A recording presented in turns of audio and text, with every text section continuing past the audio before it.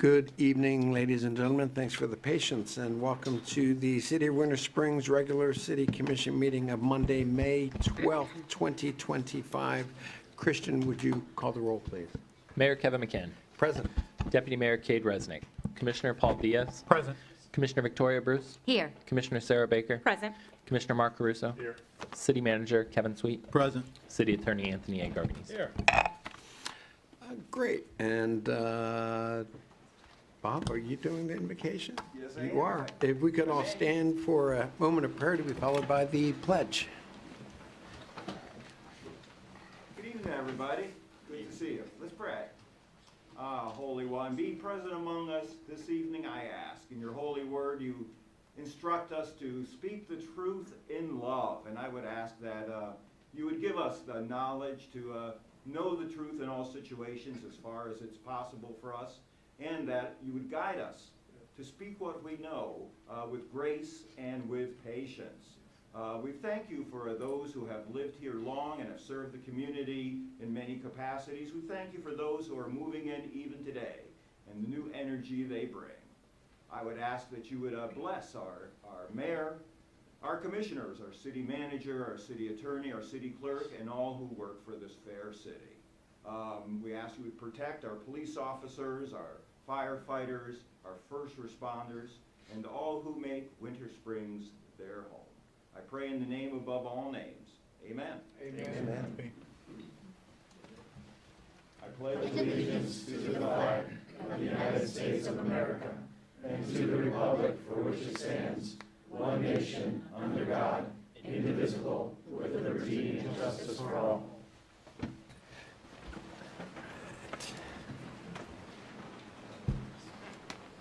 All right. And are there any agenda changes? No? Seeing none? Okay, we will accept the agenda as written. And that brings us right to presentations. Good evening, Mayor and Commissioners. Good evening. Can you turn that down just a little bit?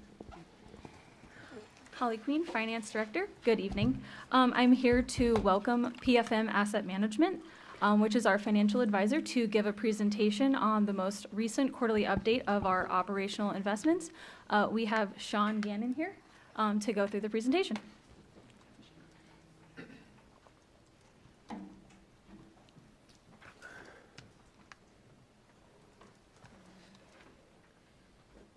While he's pulling that up, as Holly mentioned, my name is Sean Gannon. I'm with PFM Asset Management. I'm also here with my colleague in the back there, Danilza Metz. We act as the investment advisor for your operating funds, which make up short-term fixed income, as well as funds close to cash, mainly for operational purposes. So I'll be giving an update on that. Starting with a brief market update. Again, this is a report as of March 31st. We are a little ways away from March 31st, so I'm going to try my best to keep you abreast of what's happening since then, of which there has been a lot. So I'll jump in here. I'm going to talk about all the bullet points here on this slide, but ultimately it kind of lays the groundwork for the update and just kind of hits the high points. So to sum up, the big, see the smirk already. I think you saw that word right there a couple times. The big news of the day, of the quarter, since January 20th has been tariffs.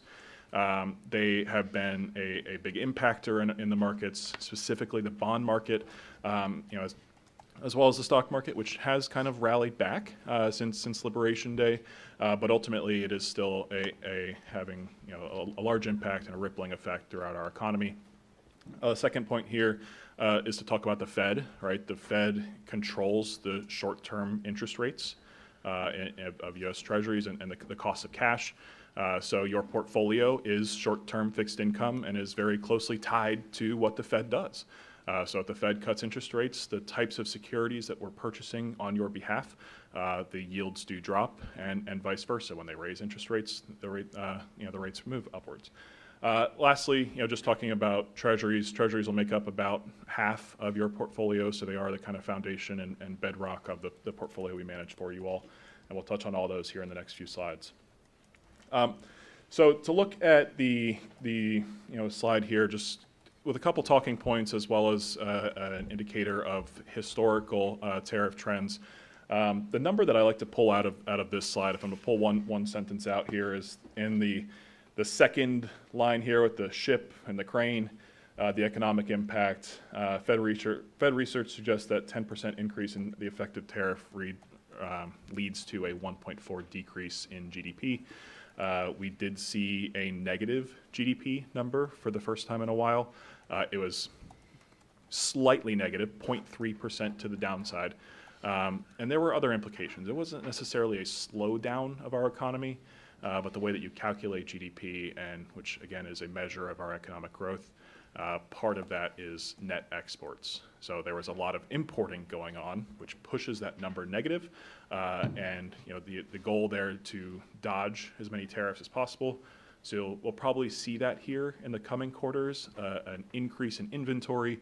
And what that does is kind of delay the price movements in relation to CPI. So I know I kind of touched on a whole lot of different economic principles there, but I'm going to move on again to look at CPI and look at unemployment, again, kind of bringing it back to the Fed. The Fed, which controls short-term interest rates, they have a dual mandate, and that is stable prices and full employment.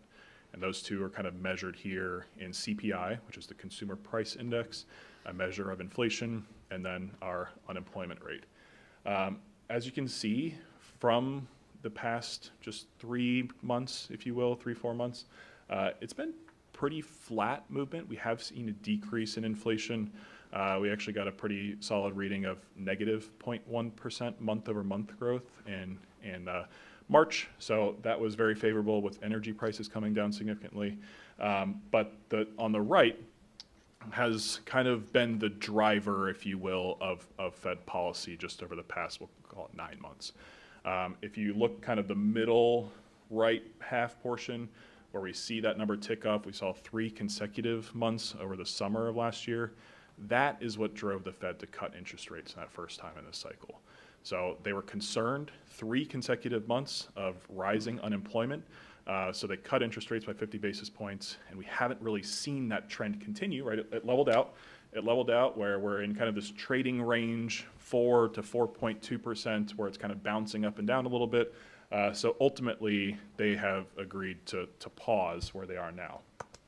Now, not as topical today, but very topical, a couple months ago, looking at federal employment numbers.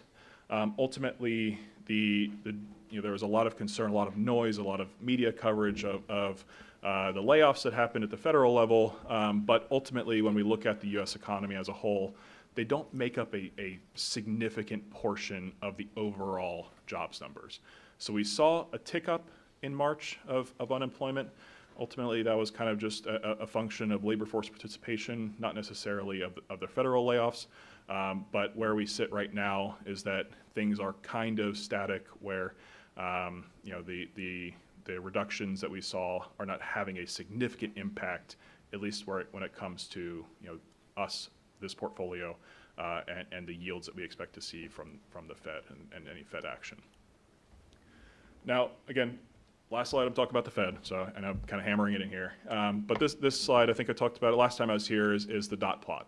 The dot plot represents where each voting member of the Federal Open Market Committee, the body that decides where interest rates go, they're each a dot on there. And the median line is that dark blue, where they expect interest rates to be at the end of each of these years. Now, I know that the legend says that there's 2 lines. There are 2 lines. They are just right on top of each other. So they did not make any material movements to interest rate projections from their December to their March meetings. So as we can see, the projection for 2025 is 2 rate cuts. They have done 0 so far. And the Fed just met last week, the Tuesday, Wednesday, the 6th and 7th, I believe. And they said that we're kind of just going to pause for now. We're going to wait and see. We are a data-driven Fed. And if you remember back here, things are kind of stagnant. They're not telling them to cut. They're not telling them to raise. They're saying, okay, let's pause, take a break, and wait till things kind of hash out a little bit. But ultimately, right now, we're not expecting here anytime soon unless there's some dramatic movement one way or another in the data. What we'll see when we look at your portfolio is a pretty strong performance number. And the reason for that strong performance is because we had a pretty sharp decline in interest rates. Rates get pushed downward when there is a lot of demand for treasuries. There's an inverse relationship between market value and yield. So when there is concern, volatility, uncertainty in the markets, people pull money from riskier positions like equities, stocks, real estate, stuff like that, and they put it into safe haven assets like treasuries. So as a holder of treasuries yourselves, they perform very well when we have times like these. They're a great market hedge, right? It's a diversified portfolio we'll touch on in a minute, but ultimately performance was strong for this quarter, for this past year, and that was mainly driven by the movement in interest rates. So I'm going to pause there and see if you guys have any questions about the markets or anything I covered so far before I jump into the portfolios. No? Good? All right. I'll be pretty brief on this slide. This is a picture of your investment policy approved by you all or predecessors to see where funds can go, compliant with Florida statutes.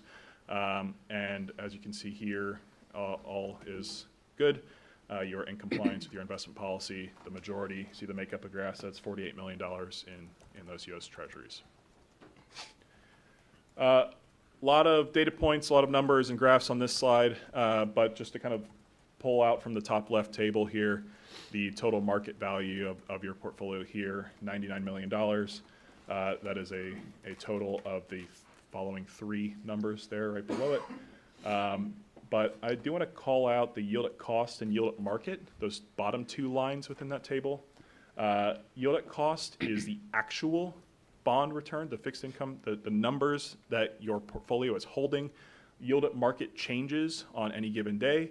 It shifts up and down as market factors impact. So that changes every day. Yield at cost only changes when there is a maturity, a reinvestment, a purchase, or a sale.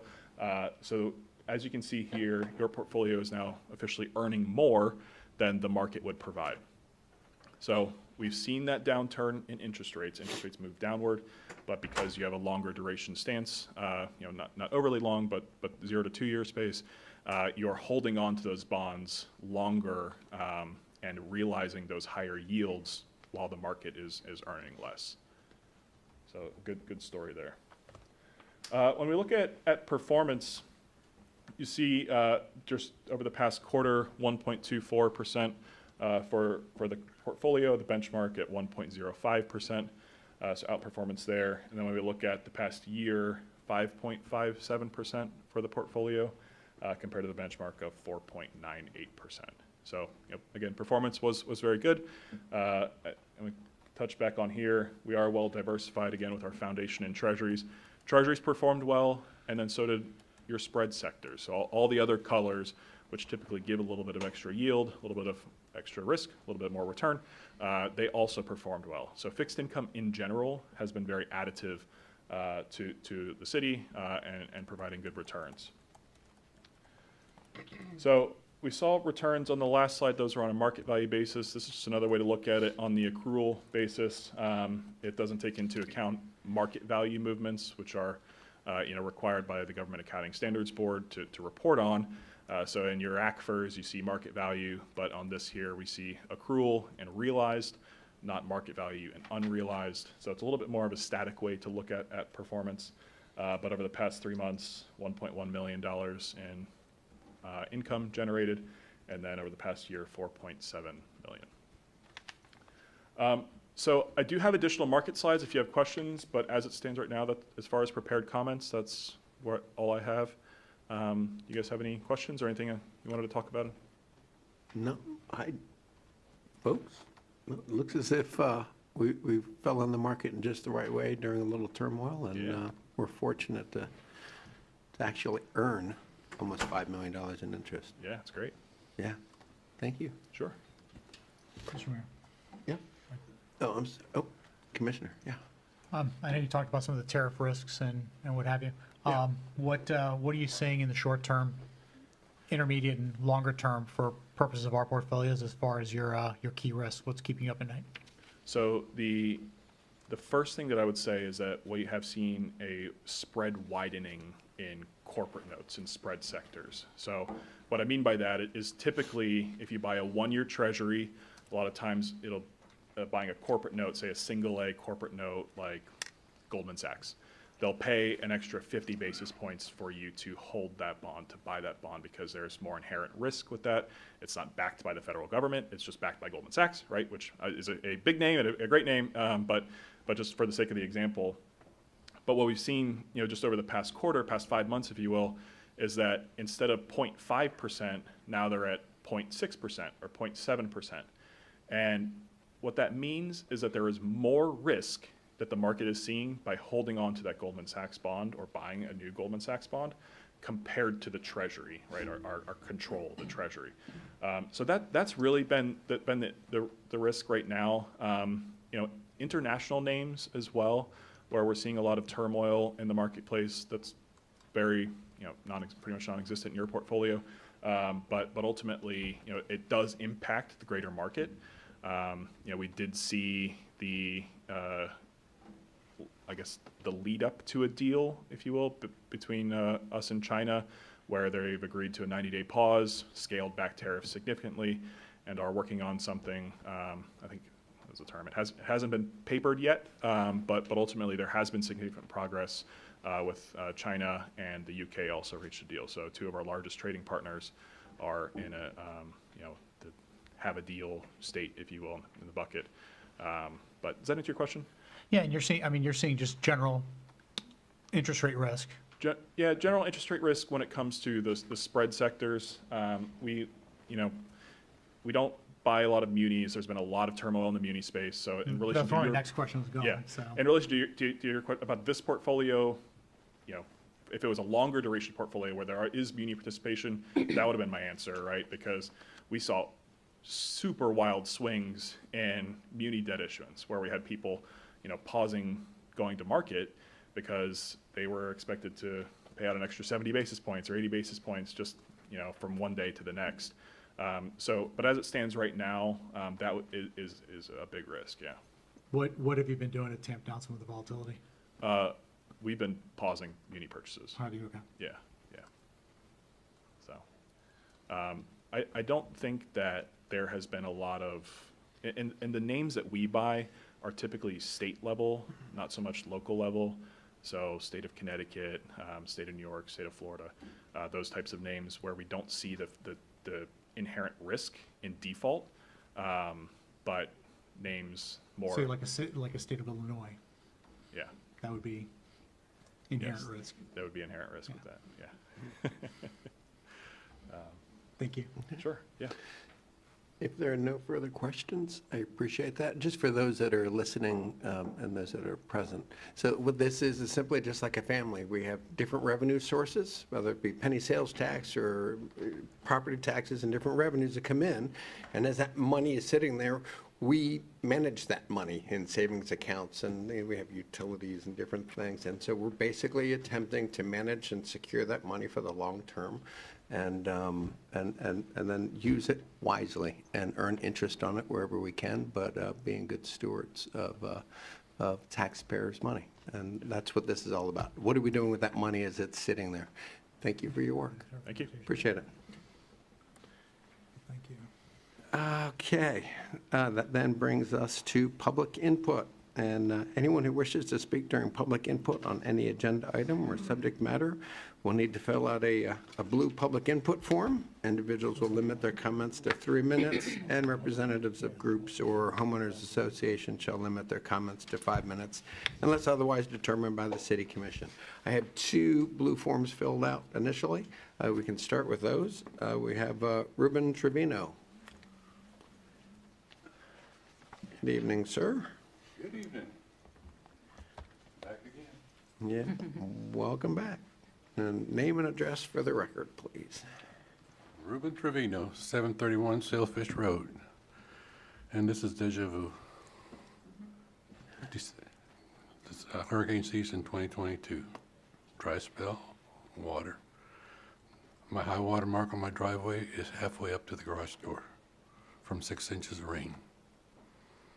Something that got to be done.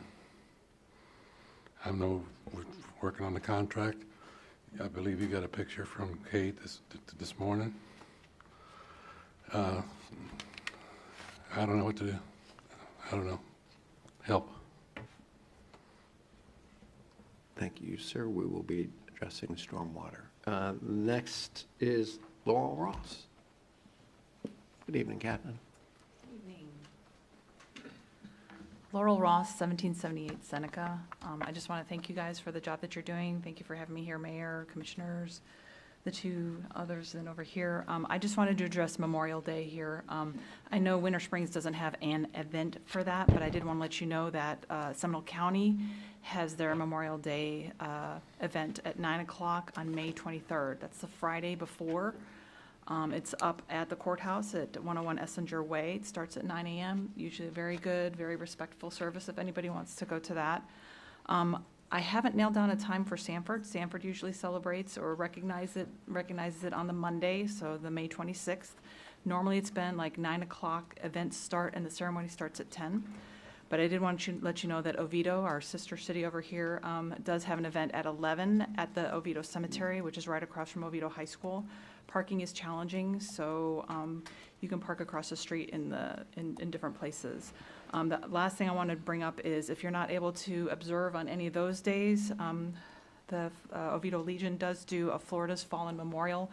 And for those that don't know what that is, so the week before Memorial Day to the week after Memorial Day, we erect crosses for all of the Floridians that gave their lives while in uniform since 9/11. There's over 400 crosses there. Each of them has a picture of the service member, has their name, their date that they were born, the date they perished, so how old they are, and it is appropriate for all ages. We have 3-year-olds come, and I think it helps them understand. The biggest ones I like seeing are the teenagers come, and they see, wow, this guy is 19 years old. What did he do? He's already given his life for his country. So it's a very interactive kind of memorial for that. Again, it's on from the 18th to the 30th, so it's up for 2 weeks, and it's manned from 8 in the morning till 8 at night.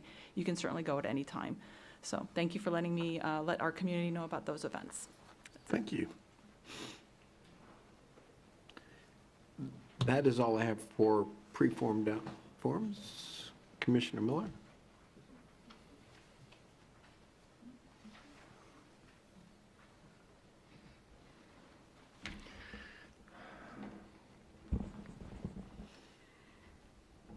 Robert Miller, 679 Silver Creek Drive. I'm hoping I won't have to give you my address after July, since all of you will be protected, all your children, everyone's going to be behind secret documents now in government in Florida, according to today's newspaper. But anyway. Let me see if I can get this off here. In the last two elections, Winter Springs Community Association endorsed the 5 commissioners here today. And the outcome?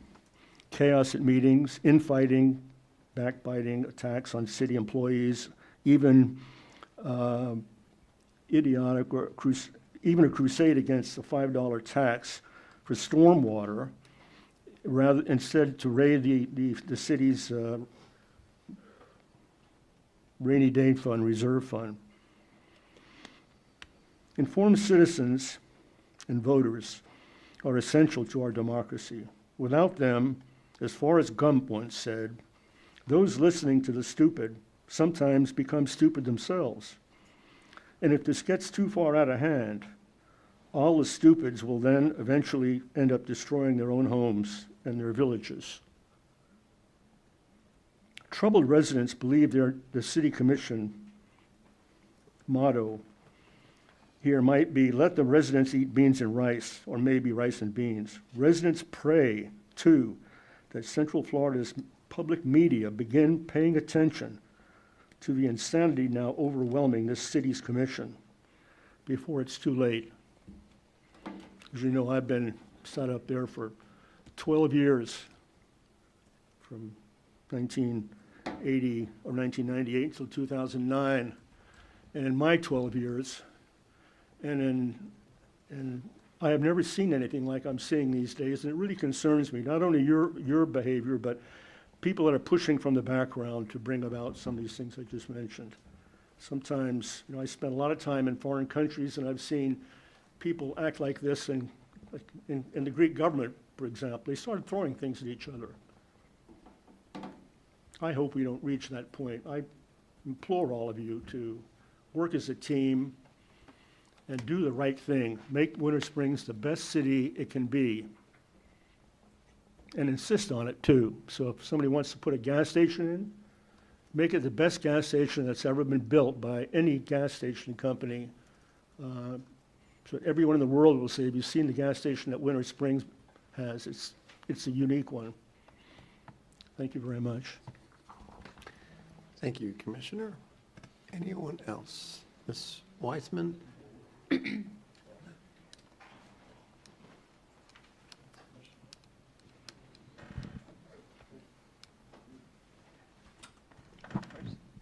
Leah Weissman, 113 Brookshire Court. I didn't go along the creeks except for the 434 culvert, so I could do today. It is already halfway up from the rain we just had, and I'm concerned. I know maybe they're just still finishing it up, but I haven't seen anyone lately. There is still a lot of loose sand that is starting to flow back in. You can see it's like little rivers, but it did flow very well compared to what it was before.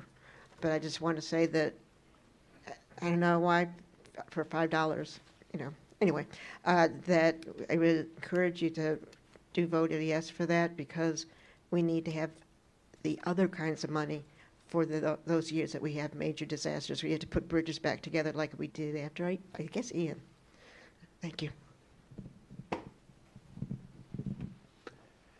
Anyone else that would like to take this opportunity to address the commission? Adam?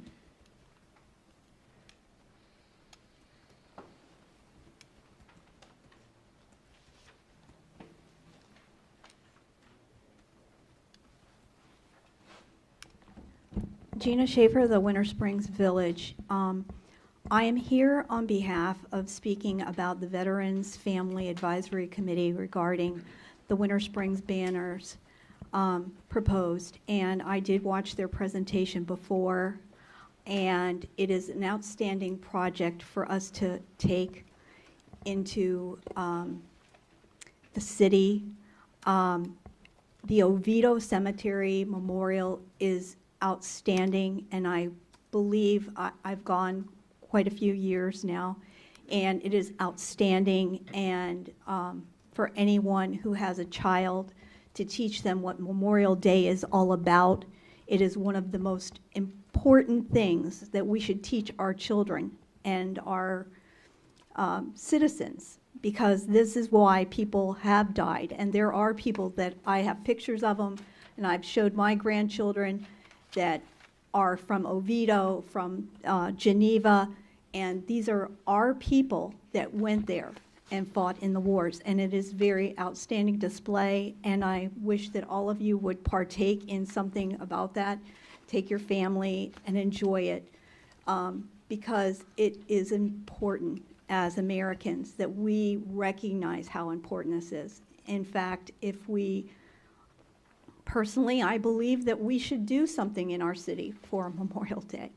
But that being said, moving forward, I don't know what next year will propose for the Parks and Recreation. I also think that I watched the commission last week after I left, and I've asked a lot of you before to look at yourselves on TV. Also, put your phones away, okay? Next, I'm going to be asking and requesting that I see what you're all looking at, because I took pictures of everybody on their phones. And it's crazy, because that should be no one contacting you unless you want to share with everybody what's on your phone. So just put the phones down. In Bug's Life, the grasshopper says, when the ants figure out that there are more of them than there are of us, we're in trouble. Thank you. Thank you. Anyone else that would like to take this final? Madam?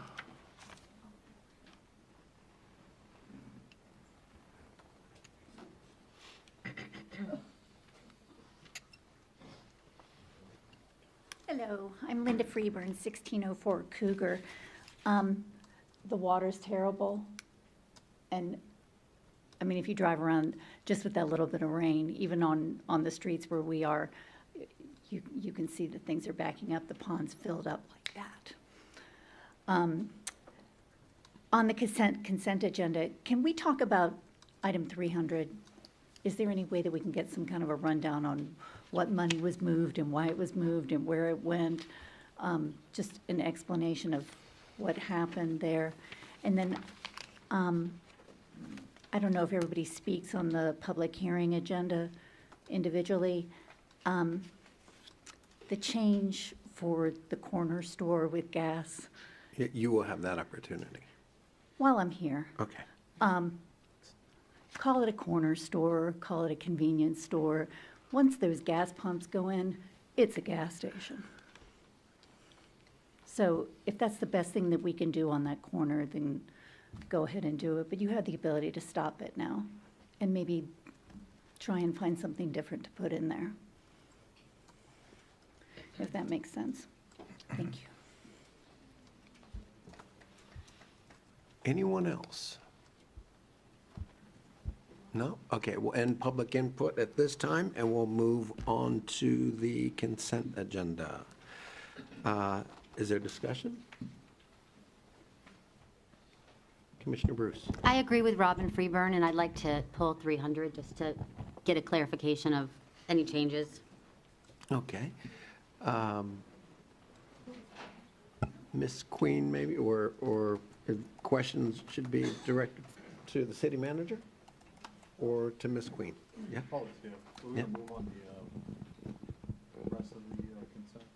Yeah. Yeah, sure, that's actually a great idea. So if we're going to pull that, we can have that discussion. How is the rest of the consent agenda? In other words, should we, I think, you noticed I was asking the city attorney just as I walked in and had a couple questions. I think the idea with the consent agenda is that we move forward past the rest of it, and then we can come back if we want to have a discussion, and then we'll vote on that one item separately. So with that being said, is there a motion to approve the rest of the consent agenda, excluding item 300? Yes, I'll make that motion to approve 301, 302, 303, and 304. Great. So the motion is made by Commissioner Bruce. Is there a second? I'll second that. Okay, and there's a second. Christian? What about 305? Oh, yeah, 305, yes. sorry. I have the old agenda, yes. Okay, so then we have to start over. Okay, so we're My going to fault. pull through. Yes, I would like to make a motion to approve 301, 302, 303, 304, and 305. Without discussion. Without Wait, discussion. Wait. So we just said 305 is, we're going to pull for discussion. No, we're going to pull 300. I'd like to pull 305 too. 300 and 305. Okay, just want to make sure I understand. So the motion by Commissioner Bruce is to approve 301, 302, 303, 304. Yes. In a second? I'll second that. Great. Christian? Commissioner Bruce, Aye. Commissioner Baker, Aye. Commissioner Caruso, No. Commissioner Diaz, No. Mayor McCann. Yes. That's a split vote, so we're going to pass the consent agenda with the exception of 300 and 305. We'll get back now to 300. Were there any specific questions you had regarding the budget amendment? Don't pay attention. Just to explain if there's anything out of the ordinary, or if a lot of this is just to roll over 2024 to 2025, or if there's any other specific expenses that we should know about. Nope, so the bulk of it, as you exactly said, just like our previous ones, is there's 2 items there on the front that we're rolling over POs from fiscal year '24 to 2025. Everything else is revenue neutral or moving across divisions with no impact to the bottom line, to the general fund. Within all of the other governmental funds, specifically, one of the big ones is the 3rd gen, which is the infrastructure sales tax fund. So you'll all know that the 4th generation sales tax hadn't been approved yet when the budget was adopted for 2025. So the bulk of that is to recognize revenue in 2025 to be able to then budget the capital projects in 2026. And then same thing in the enterprise funds. We received a couple of our reimbursements from FEMA in both the stormwater fund and the water and sewer fund, so recognizing that revenue so we can then budget for it in the next fiscal year, as well as a couple of rollover POs to either relieve that or to roll those items into the correct fiscal year. Thank you. Other questions regarding item 300? If there are none, I'd ask for a motion.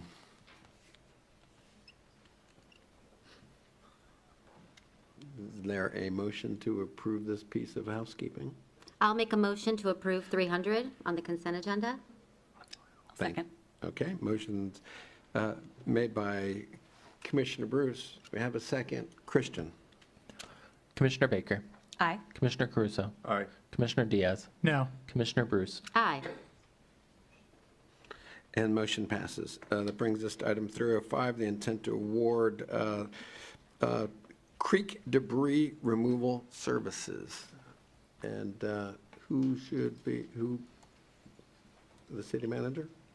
Yeah, I'm available to answer questions. I was just hoping that you could go over what their proposal was and what stood out differently from the others that made you choose them. I think they were the ones that did the cameras, right? They are the ones that basically found all of the areas that need addressed and probably the most knowledgeable, so. Yes, coincidentally, yes, that is true. They did do the camera work to be able to develop the scope.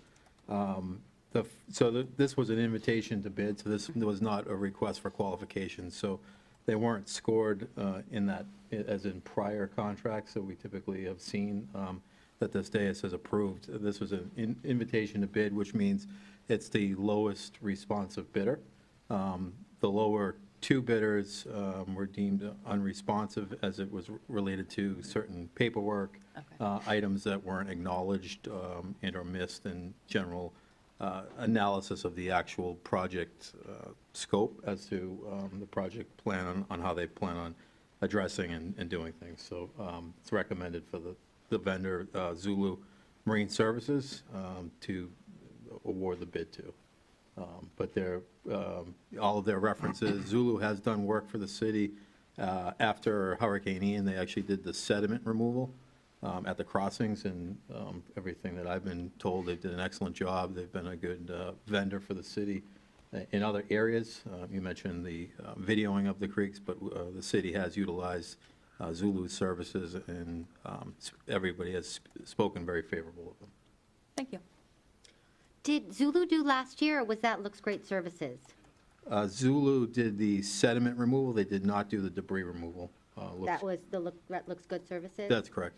Okay, thank you very much. You're And they will be awarded, is this for the creek debris removal and sediment, or just debris? This is just for the creek debris removal.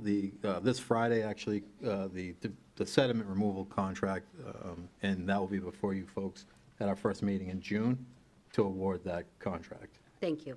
Thank you. 2 different things. Great. If there's no further discussion, I'd ask for a motion on item 305. Mr. Mayor, I press a button. Oh, so let me slide this forward. Maybe that will help, huh? Commissioner Caruso, I see your button lit. Do we have a start date? Or tentative start date? We don't. We have an estimate on number of weeks once we execute a contract and move forward. We don't have a definitive start date yet. This is to move forward with the award so that we can negotiate and essentially execute a contract. Okay. And one last question. and I guess the city attorney can handle this one. The residents would like to have some kind of guarantee that we do this every year from this moment on, because in the past, as we know, creeks haven't been getting cleaned out. Several commissions in the past, some of them done it, some of them haven't done it. You know, we've heard a lot of different stories that we can't touch the creeks, we can touch the creeks. So maybe we can get a policy put in place for us as a city with a guarantee every year that we clean the creeks, sediment and debris. And I think if we have that in place, I think residents will feel more comfortable with the increase in the stormwater fee. That's just my opinion. A lot of people reached out and said that they'd like to have that kind of guarantee if we can do that. But could, Mr. Mayor, just to add, more so for those listening, this was 100% funded through NRCS funding. We were fortunate to receive the NRCS funding award. So this bid that we're looking at awarding is just under $400,000 annually. We don't know what the sediment removal ultimately would cost, but this is post Hurricane Milton removal and NRCS funding, much like at our prior one after Hurricane Ian in '22. We received NRCS funding to do that work as well. So just to give for those listening, where the funding source that's coming to address this particular bid's coming from. And it's absolutely, my own opinion, I believe it's absolutely admirable. We must do more in our stormwater system, but as we know, we're going to have to dive into the rest of this agenda today and approve. We're going to have the money to do it. $500,000 is a lot of money. And that is just the debris removal. That's not sediment removal. That's not lining. That's not replacing culverts. That's just one item. So we need to shore up that program before we start setting something. We also might argue we're reaching the tail end of the professional outside independent study that's going to tell us what we need to be focusing on. And let's take a look at that. I think we really should make sure that we're taking a look at what the professionals say before we do something that ties our hands. Let's make sure we're doing it very methodically and going through each of their recommendations. And we may disagree with them as a body and figure that out. But let's take a look at some of the facts first, I think, from an outside agency. Any other comments? Mr. Mayor, I didn't want to interrupt you, but I appreciate your commentary there. I did have the button pressed, and I did ask for an opportunity to discuss with my colleagues. Please do. Yeah, I'm sorry, it's not seeming to come up, but that's okay. And I do want to take a moment to wholeheartedly agree with what Commissioner Caruso said, and I know it's not part of this topic here, and we'll probably have an opportunity later on to talk about that, but it does speak to the priorities of the city in budgeting, and that's exactly what I've been proposing, kind of, to have a discussion. Hopefully tonight we can, amongst us four, be able to kind of discuss it a little bit clearer, because this contract, this is what was added to the agenda, correct, Mr. City Manager? Yes, that's correct. So my only concern, and I guess if my colleagues agree, it looks like if this vendor was not selected based on substantive reasons, they were selected for procedural reasons. In other words, they were the last man standing. They checked off all the boxes in turning in paperwork, so they were very good administratively getting there, but they may not be the least expensive option. And I understand that there's going to be federal government money coming in to pay for this, and I appreciate that. We don't know how much longer that may last, so we have to take advantage of it when we can. And since we don't have a start date, is there a way that we can, amongst ourselves, and if the city attorney can maybe kind of help me word this a little bit for purposes of us as a body, where we can kind of go back and just make sure that the other vendors didn't have something for us, and they just kind of, because this is all, to me, last minute. I think I found out about it on Thursday or Friday that we were changing things. We got the agenda changes on Sunday night. And considering there wasn't anybody else in there and the contract is more expensive than what others would have been, I guess I just wanted to see if maybe we can hit the pause button for a few days, get the other information in, so that way we can make an informed decision, because now we're just accepting somebody for procedural purposes, not substantive.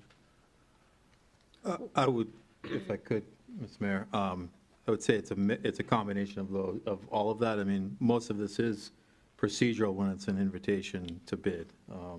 It's less about, RFQ, although the invitation to bid does require references. It does require a detailed project approach on how they're going to approach it. What I can say is the other two, the first one has missed all of the paperwork essentially without any project approach whatsoever. The second one's project approach was not what was favorable for this particular project, and that is that the debris floated out as opposed to their approach was to kind of come in and access through easements, which end up, the last time that approach was utilized, caused a significant amount of staff time because residents actually contacted the city with a number of complaints. There was debris that was left behind. So the project approach was not just about the dollar value, although it is an invitation to bid. The second one's also did not provide any dollar value as it relates to MOT, as it relates to mobilization costs, as it relates to photo documentation. So if you factor in that they did not provide pricing for any of that, they're actually higher than Zulu, being the third. So I think it's a little bit more substantive than that. I would just caution, the reason that you got this late is, as I discussed in an email communication to the commission, the bids were due at 2 p.m. on Friday. We received 8 bids. Those bids needed to be assessed for 10 or 12 specific paperwork items that they need to acknowledge. This is standard procurement requirements under procurement laws and our own procurement policy on how the practice of that is defined. We don't make that up. So being able, it's more than just a piece of paper is missing. That's a requirement of a qualified bidder. And ideally, I actually would take some session and thank you to the staff and myself that worked over the weekend to make sure that this could come before you tonight, because that normally wouldn't happen. A delay, as you know, as we saw today with the last several inches of rain that we've received, I think 5 inches over the last couple of days, we are not at liberty of delaying and waiting. So that's why the amended agenda was put forward, so that we can move on this. We still have to get a contract signed and ultimately get them out there working. We're not meeting again until June, and that decision puts us another 30 days behind schedule. And Paul, being an applicant for a lot of RFPs, when you have something missing, you don't really want to set a precedent to allow it once, because then we have problems in the future. So it's important to make sure all the documents are received. And just if I could, just to add to that, some of those documents are documents. As I stated, this is an NRCS federal funding, and the federal funding source wants to make sure that certain paperwork, and to them, a lot of it is just checking a box, it is adequate. And if it's not adequate, then we jeopardize funding, which is a significant concern. Further discussion? I would probably echo, after other folks have talked about stormwater, after we've talked about the rain that's fallen and the need for this to proceed. If anything, I would like to have seen it started a couple months ago, but going through the process and waiting for the funding. I think it's important. Hurricane season starts very soon, June 1st, right? We're going to vote on it after the hurricane season starts. Might be a mistake, I think. At any rate, motion? I will make a motion to approve 305, the debris removal for the creeks. Second. For Zulu. Sorry. Thank you. That motion's made by Commissioner Bruce, seconded by Commissioner Caruso and Christian. Commissioner Caruso. Aye. Commissioner Diaz. Yes. Commissioner Bruce. Aye. Commissioner Baker. Aye. And motion passes. Okay, that brings us to public hearings agenda and item 400, the second reading of ordinance 2025-09, the town center corner store with gas.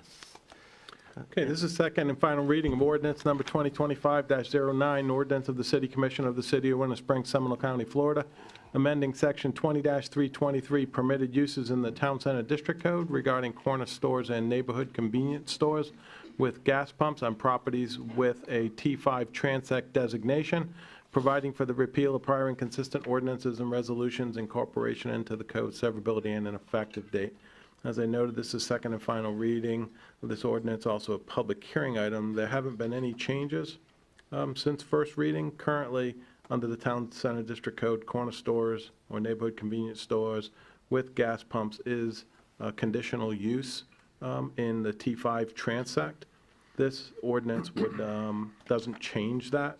What this ordinance does is provide a very limited exception to the requirement for gasoline stations under certain circumstances for corner stores or neighborhood convenience stores in the town center, with a heavy emphasis on the corner store convenience store aspect, with limited gasoline sales.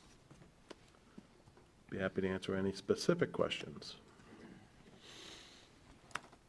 Commission, questions? If there is no, yeah? How do we quantify what limited gas is? Is it 4 pumps? Is it 20? The way the ordinance is written, it's a no more than 12 fueling positions. Thank you.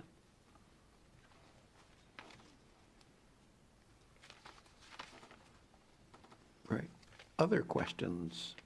If not, before we make a motion, shall we go to public input before a motion is made? Okay, then we'll open this to public input, and time for people's comments about item 400 specifically. Anyone interested?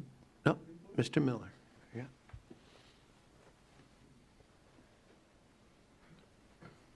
Once again, Bob Miller. We passed the 1,000-foot requirement about 15, 20 years ago, prevent the city from becoming gasoline alley. What concerns me really about this location is I was sitting up there when there was a contest going on between two of these outfits that were trying to drive each other out of the market. So they wanted to put a store in on the corner of 434 and 419, I think, the one that goes up to 5 Points. And I remember asking the man who was doing the proposal of this, I said, how are people going to get into this location? It's going to be the most impractical location that you can have. So would you kindly make it not look like a normal store, which everyone will know when it closes? That used to be a store, because I recognize what it looks like, but it obviously didn't make it. And it didn't last 1 year. And then it's become a school for children, and a whole bunch of other things. The site that you're talking about here, it won't make it. Look at the plans of what's already there in the parking lots, and there's only 2 ways in. You're assuming a lot of people are going to come in there to buy gasoline, and they won't. So the pumps will probably not be there for very long because they won't have the volume. And so they don't go for the gasoline. The store itself has to be very well thought through, or it too will become a dead store that once belonged to Wawa or whoever it was that's going to do this. So my suggestion would be, please, if you're going to make it, if you're going to approve that location with a gas station, at least make the sides of the building that face 434 and Tuscaloosa 2 stories high, like our Publix thing here, and you can put shutters out there so that it looks like it may be someplace where there's apartments or people actually live there, although they don't. But it's a perception of that fits in with the rest of what the town center should look like. I would encourage you not to allow any gas pumps if you can get away with it. I think it's going to be a horrible mistake. Look at the plans and figure out how people are going to get in there just to get gas. Anyway, it's town center. It shouldn't be there. 2 gas stations on each corner is also a sad outcome for the city's town center. Thank you, Mr. Miller. Anyone else about that specific topic? Seeing none, we'll close public input, and I'd ask for a motion. I'd like to make a motion to approve the second reading of the Town Center Corner Store with gas. Second? Second. Okay, the motion is made by Commissioner Bruce and seconded by Commissioner Crusoe. Christian? Commissioner Diaz. No. Commissioner Bruce. Aye. Commissioner Baker. No. Commissioner Caruso. Aye. Mayor McCann. Aye. So the motion passes. Okay, moving on to item 401. Second reading of ordinance 2025-10, parking regulations. Anthony? Okay, this is ordinance 2025-10, an ordinance of the City Commission of the City of Winter Springs, Florida, amending the Code of Ordinances of the City of Winter Springs, Florida, to add parking lots as a permitted use in the C1 district, subject to certain conditions, to revise requirements for surface materials used for parking lots, to establish additional regulations for off-site parking lots, providing for the repeal of prior inconsistent ordinances and resolutions, incorporation into the code, severability, and an effective date. This is second and final reading of this ordinance, also a public hearing item. There haven't been any changes since first reading. Again, this was a request that was made by the church on State Road 434 to try to facilitate additional off-site parking. Didn't quite fit under the current regulations. This ordinance would allow them to do the off-site parking subject to a lot of design and design requirements that are set forth in the ordinance. Mayor. Discussion.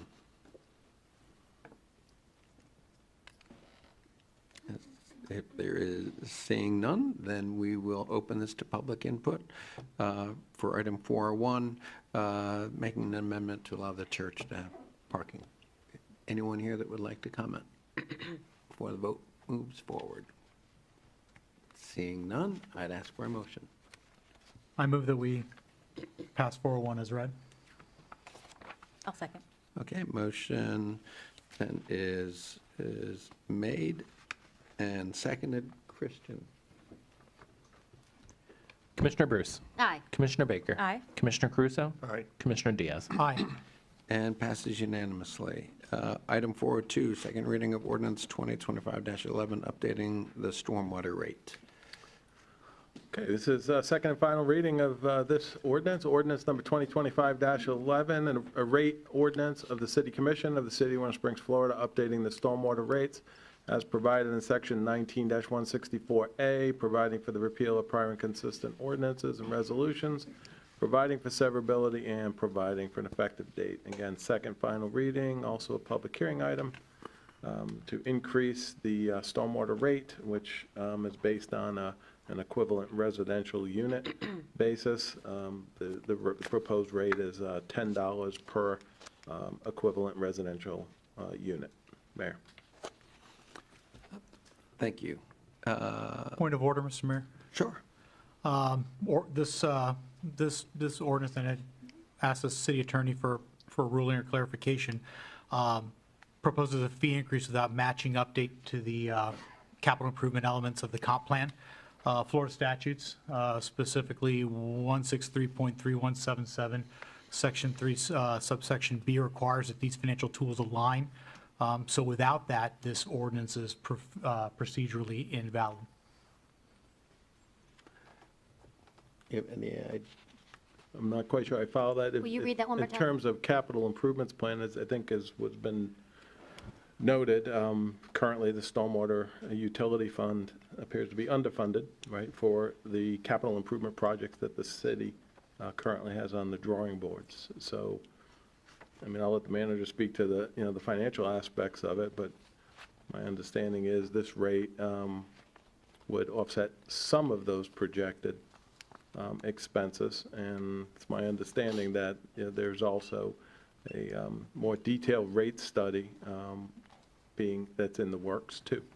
That'll be coming back to the commission. And I appreciate that. Thank you. That's where I was going to go next with it for further clarification. Objective 1.6 of the comprehensive plan demands that a financial analysis be performed before incurring new obligations. And there's been no full structural review, no internal efficiency audit, no assessment for enterprise transfers. A tax increase without that, comprehensive analysis that the comp plan requires is premature. It's out of compliance with the stated city's policy. Which element is that policy that you're referencing? 1.6 in the comp plan, and even 1.5.9. Which element, though? Of the CIE, of the capital improvements element. I mean, we'll be using funds for capital improvements.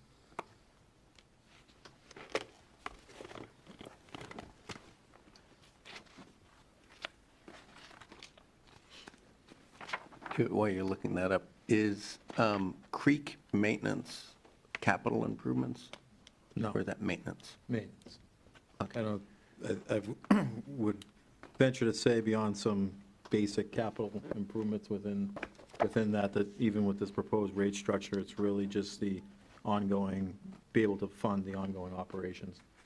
As clearly indicated, there's an ongoing deficit within that enterprise fund as far as revenue and existing expenses, so be minimal. A capital improvement meets a certain definition to include a 5-year lifespan and a number of other things that kind of constitute what a capital improvement is. Ongoing maintenance is not capital improvement. In fact, it's quite clearly defined within the use of penny sales tax on the utilization of that which you can't use for maintenance has to be for capital improvement projects. So I would argue that's a similar concept.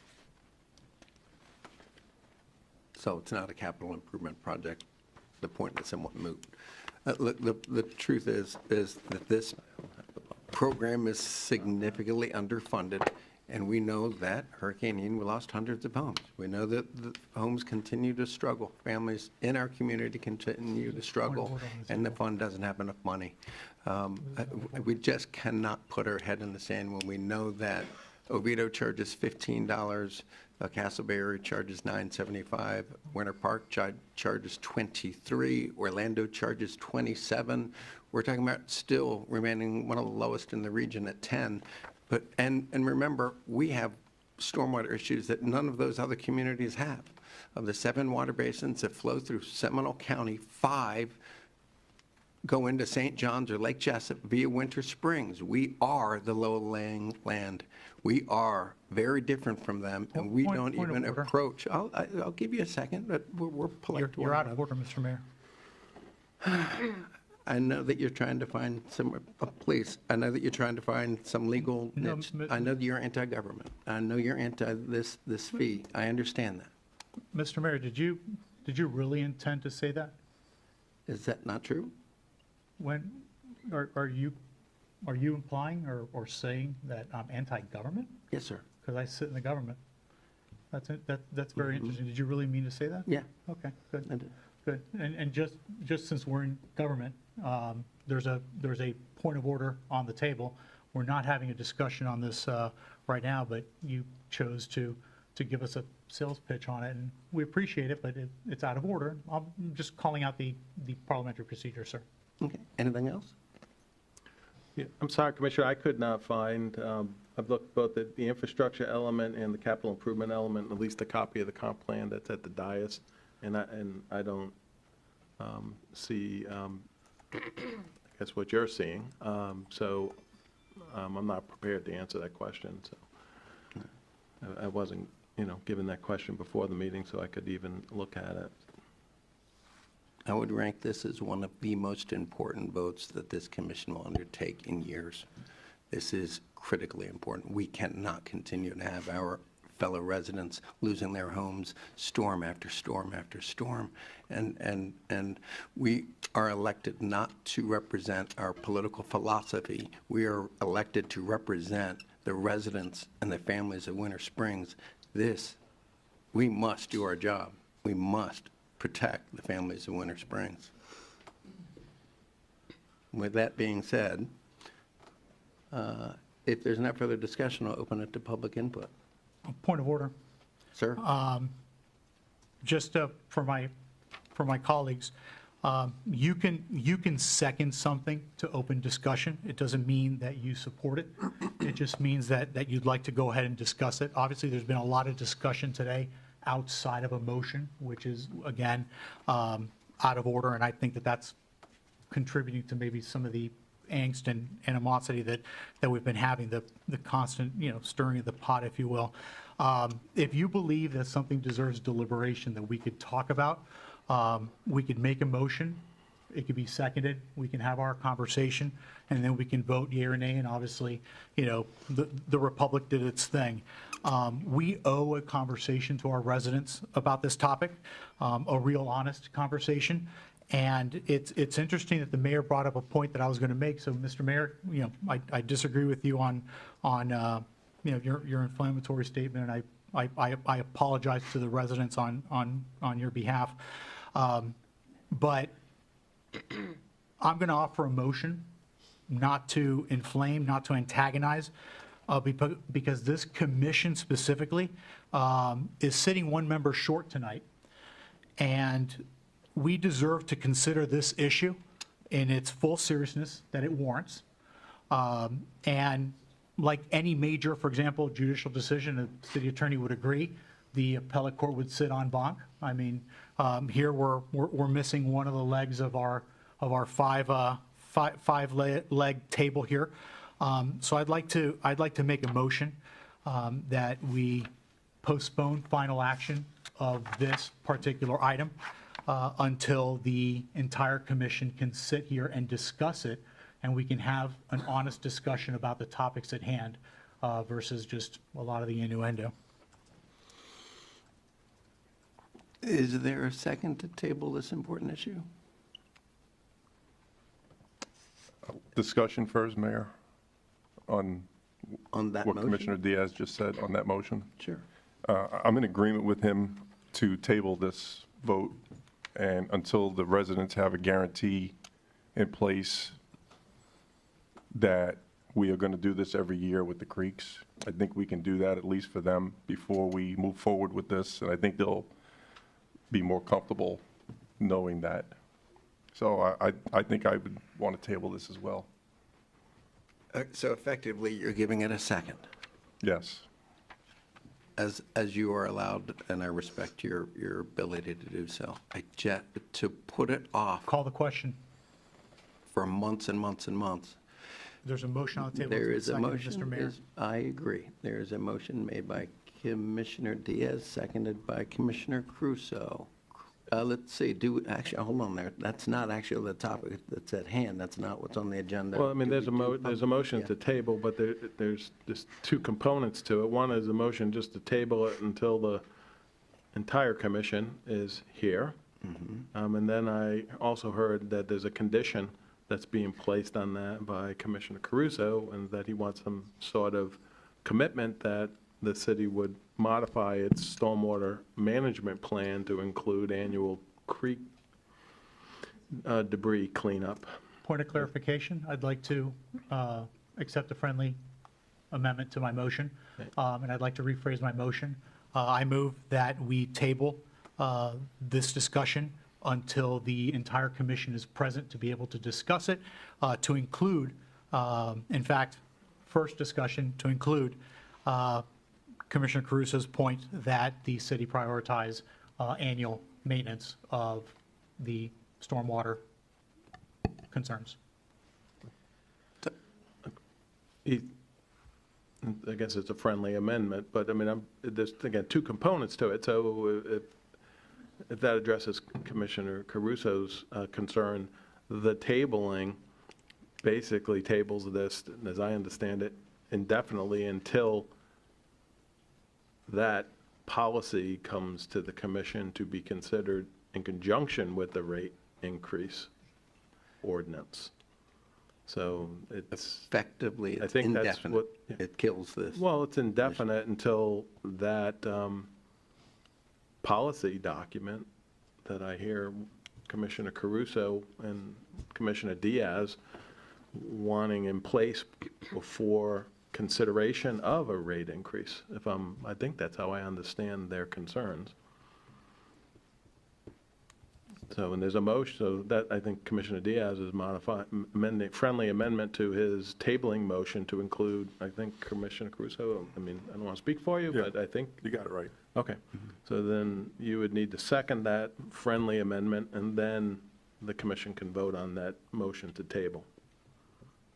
Okay, so the motion is made by Commissioner Diaz and seconded by Commissioner Crusoe. Now, because this is not exactly what was on the agenda, it's public hearings, do we still hold public input on this topic? It is part of the public hearings agenda. I mean, it's a public hearing, so I would allow comments on it, even though it would not be a final action on the rate ordinance if this motion to table passes. If It'll have to this come back to the passes, commission. Does it then have to come back and do first reading again, because it would be, it would be amended, because it would, they're saying, they're setting limits on how the money is spent, so would it have to be rewritten? It would end up, I can't answer that off the top of my head right now, because I think the rate ordinance would just stand on its own. It's the complementary piece of it, which is the city stormwater management plan, which may need to be updated to address this apparent future annual requirement. Okay. Mr. Mayor, can I just, Yeah. prior to opening up, just thought for consideration, I'm just hearing of this now, trying to think this through. We're talking about a projected deficit of $738,000 in FY '25's budget.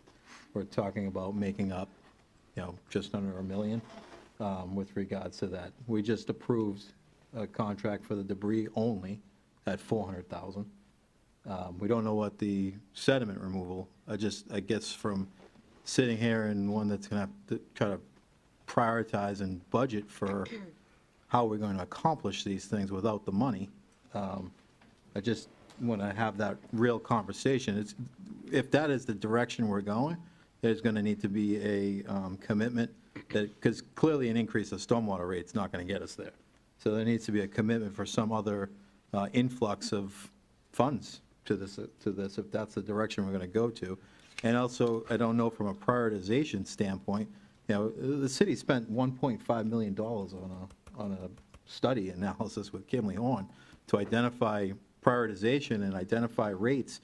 These things that, we're into a presentation and a workshop in July with an anticipated final report and presentation by Kimley Horn in August, end of August, early September. So to try to jump ahead of prioritizations of particular scopes and not identifying an additional potentially $600,000-$700,000 increase via a vote without that being factored into a full rate study, it seems premature, just as a conversation consideration. But I just want to lay out the black and white facts of the real revenue shortage that the enterprise fund for the stormwater utility faces, and it's projected at $700,000 today for FY '25 without any increase whatsoever. Point of privilege. Commissioner Diaz. Mr. Mayor, I wholeheartedly agree with the city manager's statement for different reasons. I think we're going to come at it from different angles, but I do agree that, and that is why I'm so happy to amend the tabling for Commissioner Caruso's point, because Commissioner Caruso is right on point. And I think if we look at the history of just the last 2 election cycles, which includes 100% of this commission, we're all committed to prioritizing stormwater and stormwater fixes. Since we are having a discussion My solution was immediate.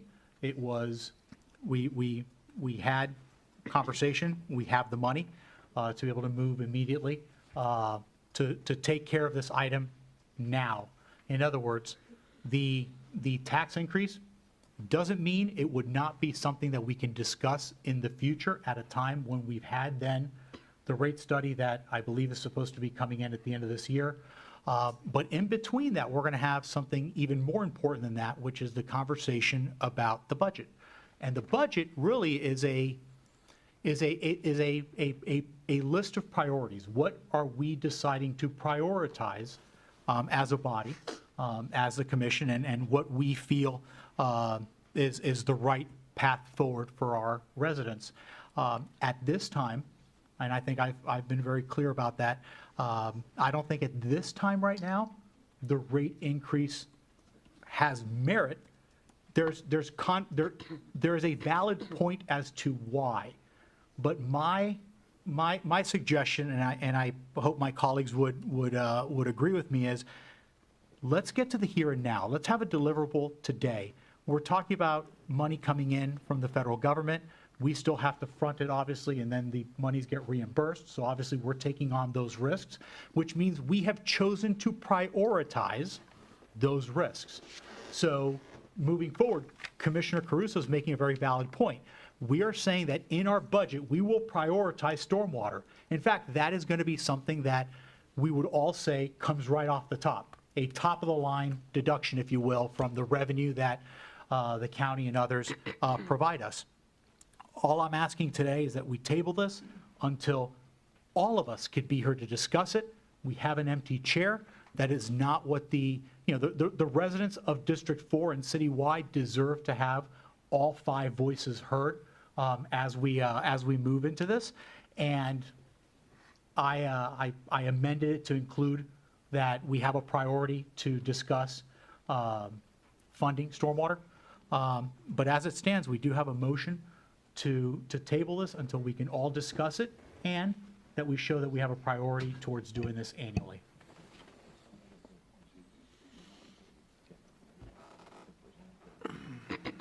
Just want to stress that this entire program must be supported.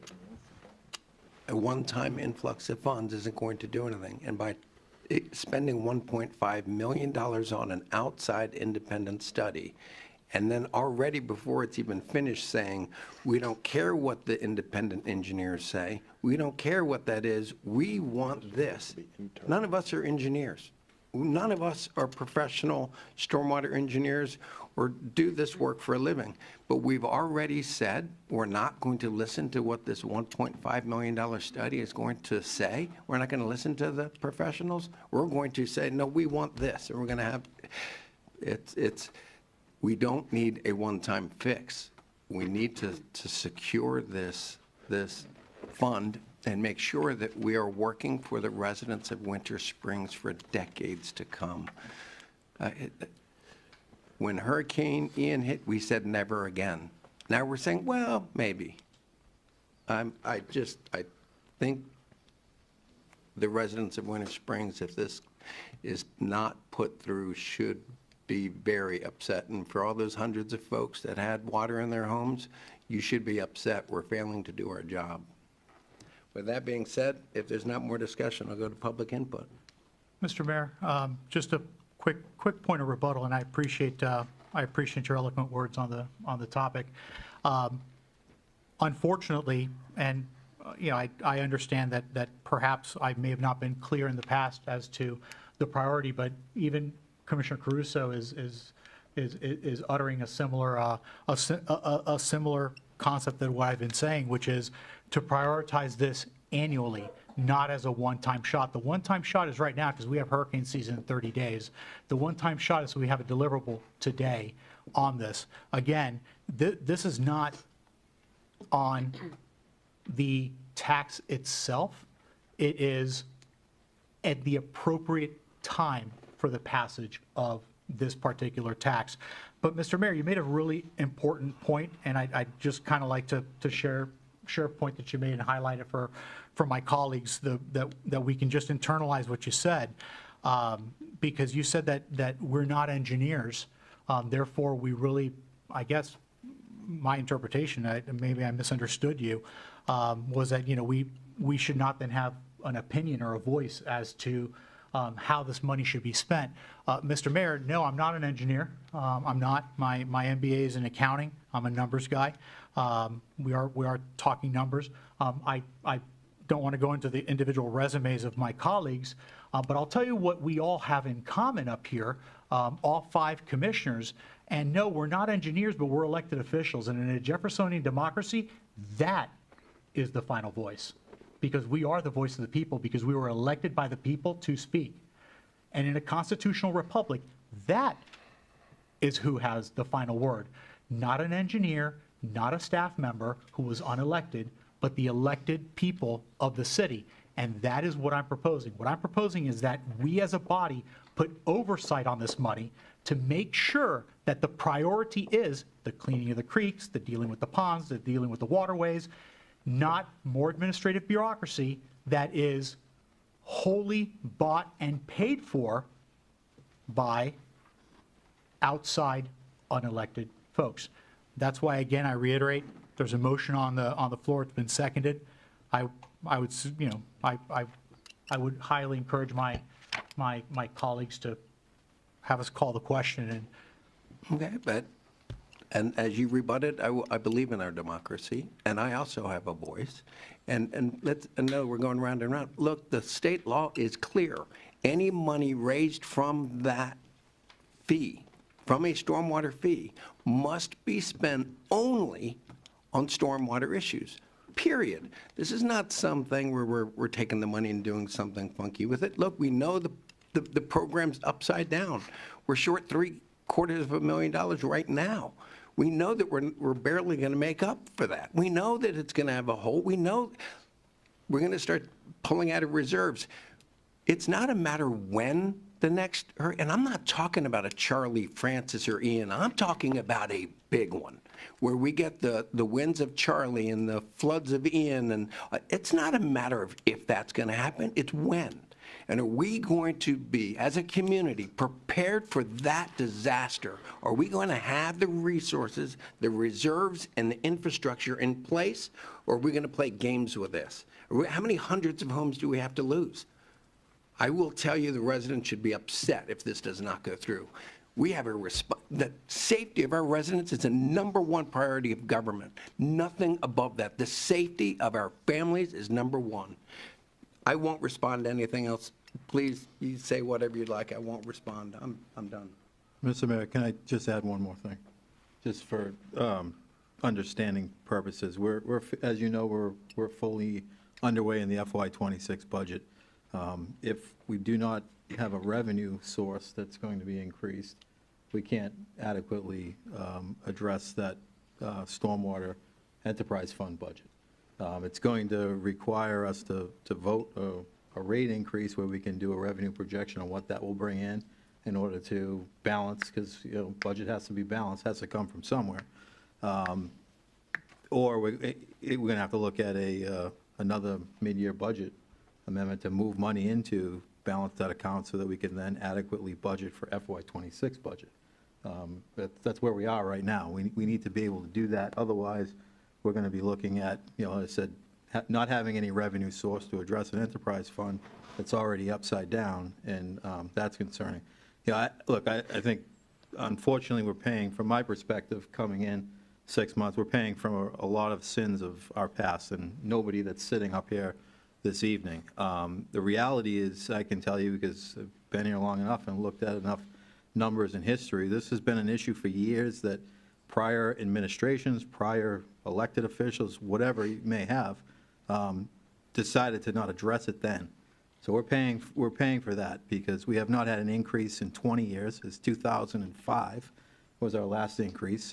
And I can tell you definitively for several years, this budget has been operating at a deficit and money has been moved into it, much like we're going to have to do now in order to be able to continue that.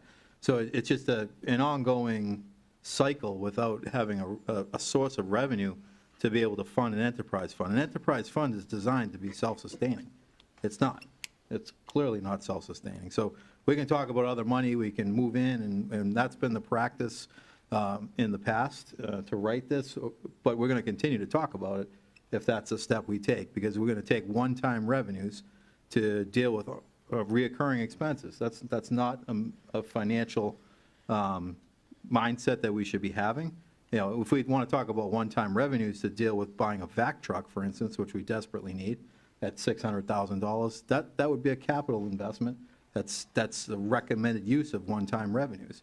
But if we're going to continue talking about ongoing operations of that enterprise fund without any revenue source coming in additional, we're just going to continue the conversation for years to come.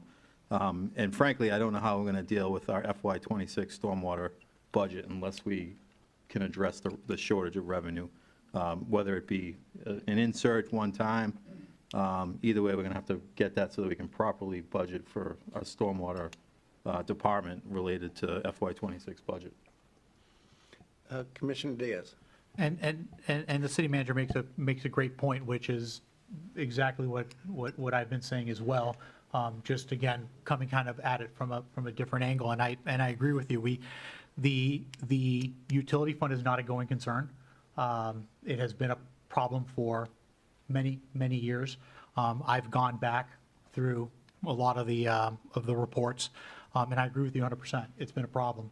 But when an entity is not a going concern, you first stabilize the entity and figure out what it is that you are doing right or wrong. There are certain parts of that entity that would be required to be done.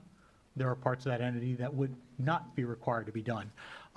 When, you know, that is why the bankruptcy courts exist in America, in the U.S. bankruptcy court. When a store, let's say a retail establishment, were to file for bankruptcy, they still stay in operations. And that's why you have the closing sales, and you know, you come in the next day and you're like, wait, I thought you guys were bankrupt. And it's, you know, there's the staff, because they now have to prioritize. We have to keep the lights on, so we got to pay the power bill. We're going to have certain staff there. We're going to have certain things that have to be in place.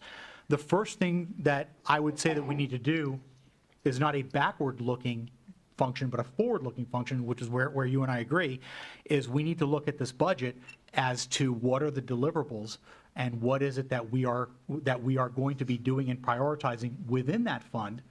And when you say revenue source, I mean, you know, I would say that we have a revenue source. It's the county's ad valorem tax. That money comes in. We have the influx of cash in November and December that comes in. We budget based on that money that comes in.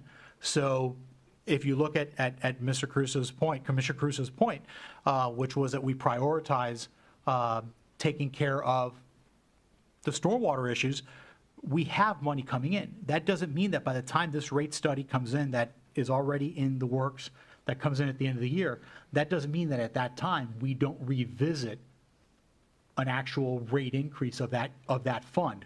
But the reality is that, you know, many of my colleagues up here have made the point that other cities have a significantly higher number. So my original point, and I apologize because my original point was kind of made out of somewhat misguided anger at the time, just because, you know, I did not think the tax increase was appropriate at the time. And I said, well, why don't you go ahead and just come up with the number that you need, and we'll pass that one. And, you know, we obviously had that moment. And again, I apologize if, you know, in the way I expressed myself on this topic in the last few commission meetings. But, you know, obviously this is important to me because I feel that this is a microcosm of a much bigger problem. You see, what happens is this. What animates everybody is to talk about the tax. Oh, we're having a $5 conversation. If you listen to the mayor's argument, it's based on fear. In other words, pass this or you'll drown. Pass this or your house is going to flood. Well, if we pass this, in August, we're going to get $80,000. I'm suggesting $1 million today. What the tax would be, more than what the tax would be over the course of 1 year. So if we're saying that the $1 million still wouldn't get us where we need to be, then we need to come back take a moment, hit the pause button when we're all here to be able to discuss it, and say, our priority is stormwater. Our priority is making sure that life and property is taken care of. And our priority is, how do we allocate the resources we have? Because unlike families out there, we can just kind of say, well, we'll just raise this, we'll just raise that. I mean, last year we had an 8% tax increase on the millage rate, which if you look at the books, we didn't need. I mean, it's sitting there. We only did it because, for whatever reason, that's whoever got convinced that the commissioners needed to vote, and it was a 3-2 vote at the time. So, this seat is not. This seat has voted against tax increases before in District 1, so, history might be repeating itself there. But again, my motion is, let's put a pause button until we can all discuss this fully. All 5 of us are here. We're all 5 elected to be able to have this conversation. Unfortunately, and look, you know what? That is fabulous that Commissioner Resnick is spending time with his family tonight. That is exactly what we want our community to be, families coming together. I mean, we are a beautiful bedroom community. But for the moment, what we do need to do is get and say, we're all going to be here to discuss it.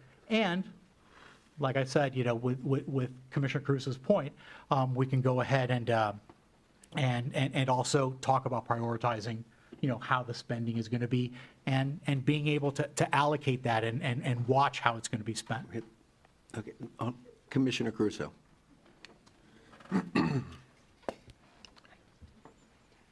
What policy can we put in place, for what I requested, and how long would it take us to get that done, Anthony?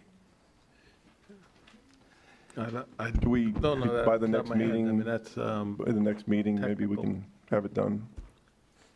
I mean, I have to get with staff, the city manager. I mean, I know this is a probably the technical priority, consultant. and I want to be clear, I'm not against this increase. It's just that the residents want to be sure, and they want to guarantee that this is going to get done every year. I understand your frustration, Ms. Wiseman, believe me, I'm with you. I want it done too. But we have to get it done every year. We can't go another 5 years, 6 years like we have, and then we go through it again. The idea is to get it done every year, and that's it. Have a guarantee. Commissioner Bruce. Yes. So just to correct you, you said 80,000 by the end of the year. I believe we're at 800,000. If we 80,000 next month in August. By Per next month, Per month. understood. Yes, ma'am. Okay, got it. Good point. And so if we were to request to make sure that the debris and the sediment were both removed every year, let's just call it 800,000, maybe $1 million. We already know it's 400,000 for the debris. We would need that money to be able to apply it to that, which is what the city manager is saying. It's like the chicken before the egg, or it's a catch-22. We need the money to be able to say that we will be able to do this every year. And so if we start now, the time value of money, the accrual of money, we'll be able to work up our piggy bank so that we actually have these funds to deliver these deliverables. And so if we wait, which we can, we will be that much far behind. And we will have to play catch-up again. And so, it's going to be one bird in the bush or 2 in the hand, or whatever they call it. And Commissioner Baker. I want to reiterate that I heard our city manager say that in the past years, they've been moving money to cover these funds, and that is going to be something that is still needed to do this year. So while we have not discussed a number up here, Mr. Diaz has thrown out a number that we should move. It sounds like that's already being looked at, and that was something that was in our meeting last week when I met with Mr. Sweet as well, was talking about where we can pull those funds from, and that it's going to have to be done. So it is being addressed. So I would like to kind of bring that up, that he said that very lightly, but he has addressed it. But also, with the rate study, and I see where Mr. Diaz is coming from with not knowing where we're going to land on what the rate study brings to us, and but ultimately, for budgeting purposes in my own household, I think I would rather see my bill go up $5, $4.50 now, and then again $15, $20 in a few months, than all of it happen at once, giving us time to budget personally, but also time for the city to start collecting funds that it very much needs. So I just wanted to point those things out. Commissioner Diaz. Yeah, Commissioner Bruce makes a really interesting point, and she and I agree, and I guess from different perspectives here, because my suggestion is to go ahead and get it taken care of today.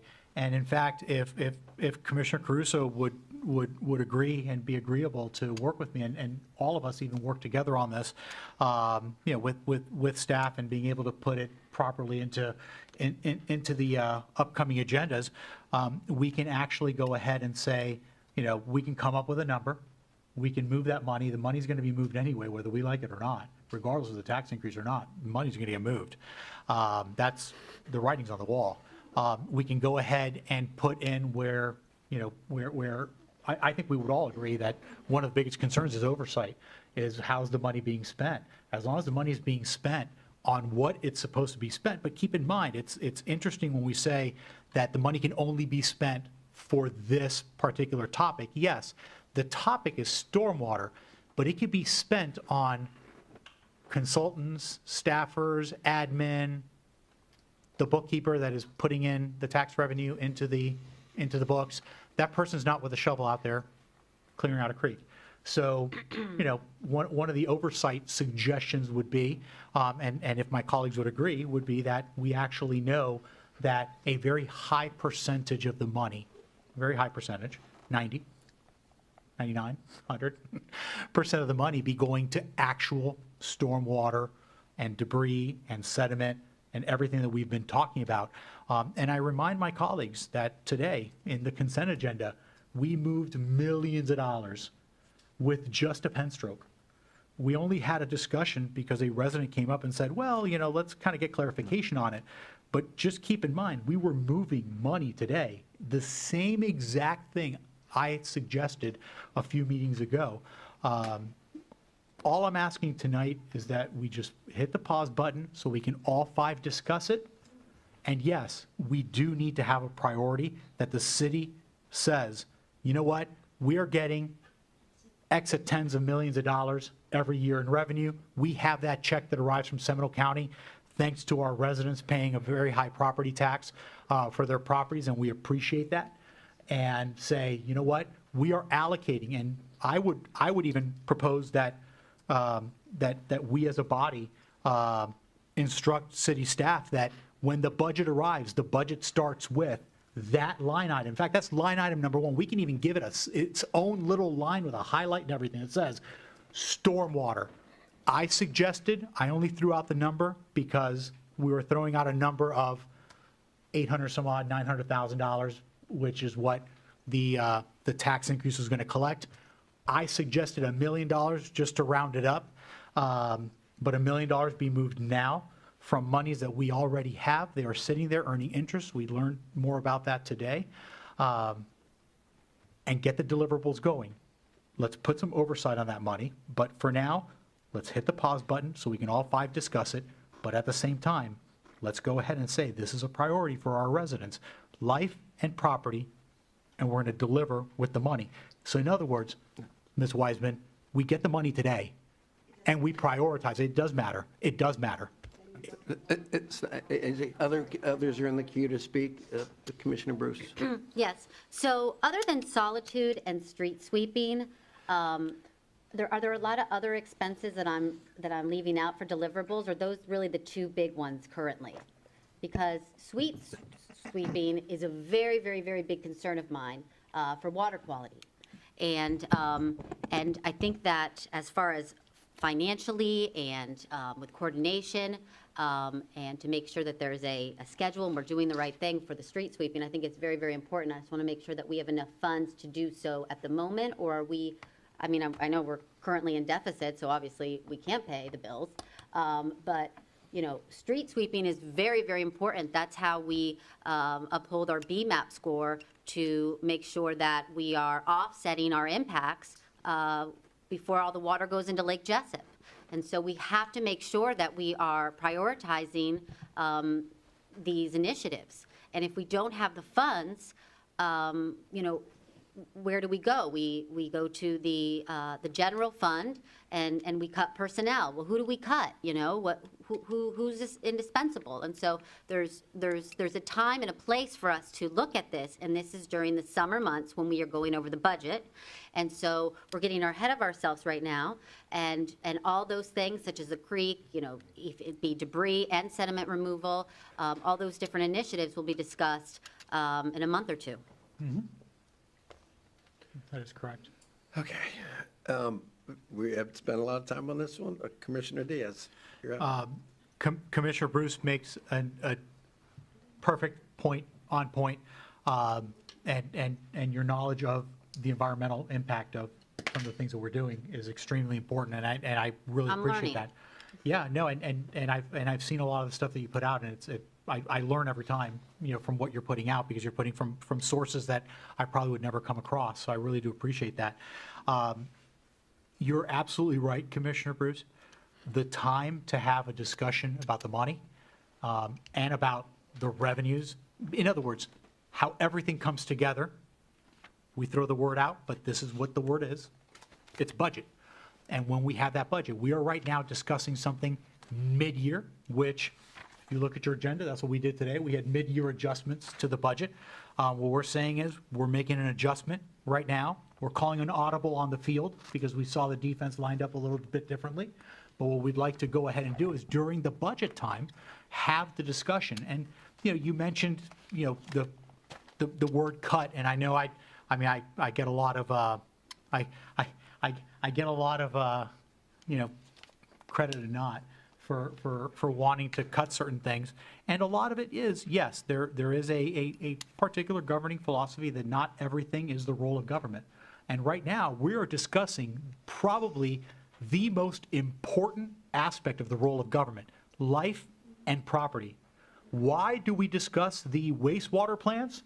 Because when people flush that are connected to our city sewer, we don't want what happens in Commissioner Baker's house pretty much every time something blows up. You know, the reason we have the city police, we also pay ad valorem taxes to the county. We have the sheriff, constitutional officer, because safety, life and property from a crime point of view is important to us. That is a role of government. Well, guess what? Stormwater, protecting life and property for our residents is a function of government. That is what the scope of the government is.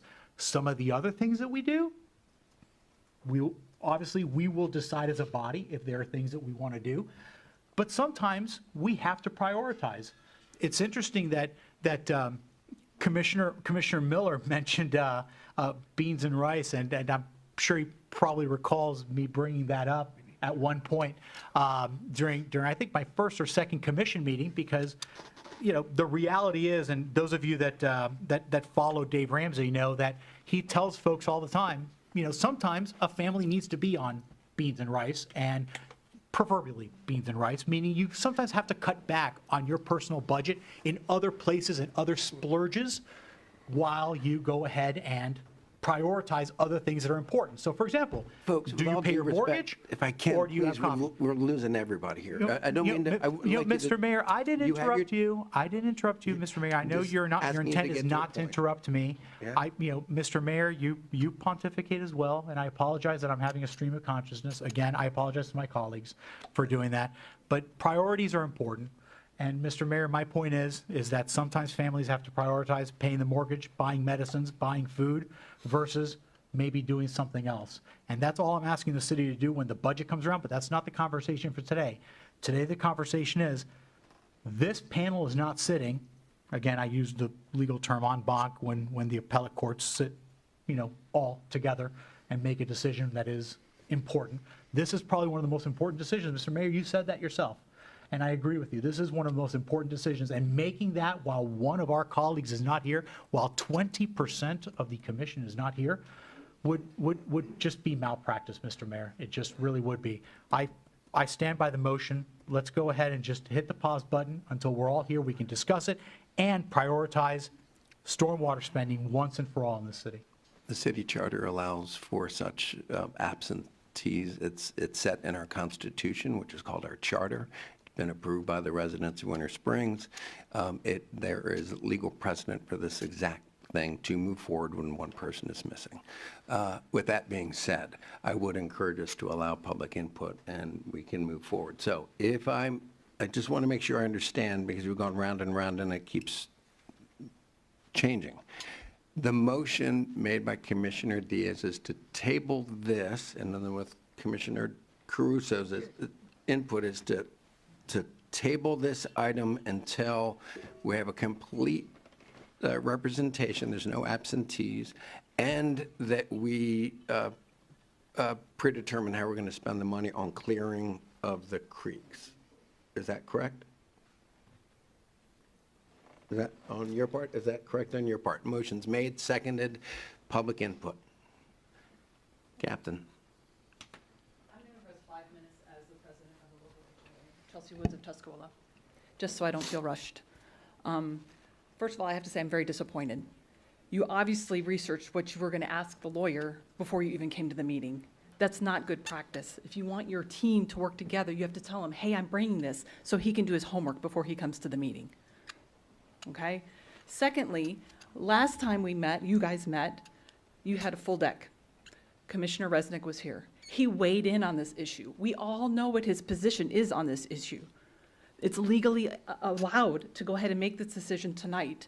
I think all of our constituents, all of your constituents, all of us out here want you to go ahead and make this decision tonight to start the process. Is it a complete fix? No. It's a Band-Aid. It's something that should have been done years ago, but it's something that needs to be done tonight. You guys need to vote on it tonight. To your point, yes, we do need to have oversight. We do need to have accountability. But for $5 for this portion of it, I think that, you guys spent months looking for a city manager with experience. He's got experience. He knows what we need to do. You need to listen to him. No, he's not elected. You guys are elected, and you hired him. He's the expert. Listen to him. Thank you for your time. And I really think on this point, we need to go ahead and make the vote tonight. Don't put it off. Don't delay. The other part of spending the $1 million, yes, you can delay on that, figure it out. But the $5, you guys need to go ahead and make the decision tonight, please. Thank you. Commissioner? I'm so glad I've had a chance to talk at public input tonight. Oh, God. I have in front of me a 4-page document, which is available on the internet. Well, actually, it may not be. It's actually from Winter Springs Community Association. And I hate to keep bringing this up, but something's going on here that I just can't put my fingers on. This is an article written by Mr. Diaz, Commissioner Diaz. It's 4 pages long. And it's on the Winter Springs Community Association's website, dated 14th of this month. Yes. Or maybe it's last month. Anyways, the title is Government by Applause, Why Fiscal Sanity Requires Political Courage. If you haven't read this, you need to read it. It's the most incredible document I've ever read. And I'll just read one paragraph from it because I don't want to bore you with 4 pages. Plus, I've only got 2 minutes. And I think you're going to know what my position is when I get done with this. So let me just read this one paragraph, which was written by Mr. Diaz. So, that's why we need a new approach, one grounded in principle and courage. Every government function should undergo regular, evidence-based evaluations rooted in 3 core questions.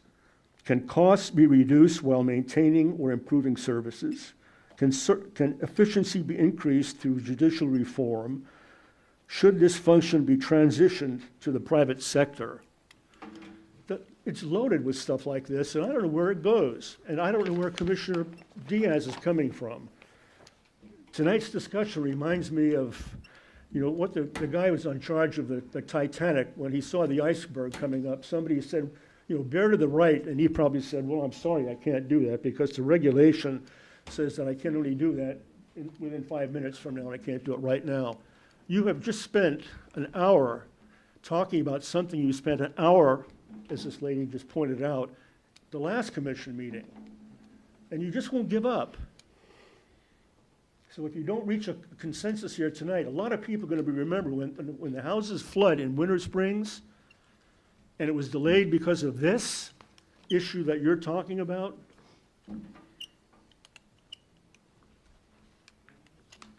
It's going to be a problem. It's going to be a problem. Pass it. I encourage all of you to vote for it right now, at least 3 of you anyway, including you. Madam, although, and then Ms. Weitzman, you can follow.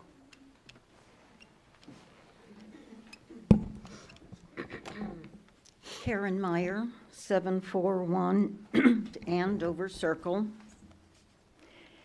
This is the second reading of this item. The commissioners have had time. Mr. Diaz's opening statement was they haven't had time. Yes, you have. You have had time, and you have had years of being aware of this problem. I expect my commissioners to come prepared and not come at the 11th hour and say, well, we need to discuss it. That's not acceptable. As far as Mr. Resnick not being here, you cannot put city business on hold because one commissioner is not here for whatever reason. We must deal with the city issues. Mr. Caruso has a suggestion, but he should not derail this item before the commission for a totally new suggestion. My understanding from Mayor McCann is that new items can be added to future agendas. I don't have an issue with your suggestion, but it should not derail this vote for something that is not germane to the vote and should be added as a new item to a future agenda. This city cannot keep chewing on items and not move forward. This rainstorm should give you all a hint. We have hired Mr. Sweet. He has credentials that are impeccable, and why are you not listening to him? He has said clearly it's totally underfunded right now, let alone moving forward. I hope that this board will do the right thing, in my opinion, and deal with the item that's on the agenda without screwing around with it and talking about things that aren't even related to this item. This is on the agenda. You've had time to investigate, to talk about it. As it was said, Mr. Resnick's opinion is known because he's the one that proposed it. Please, move forward. We need the money to do right by our citizens. These creeks need to be cleaned out. They need to be addressed. And if you want to propose in the future that we codify that they're done on a regular basis, whatever that might be, then that should be on a future agenda. Thank you. Thank you.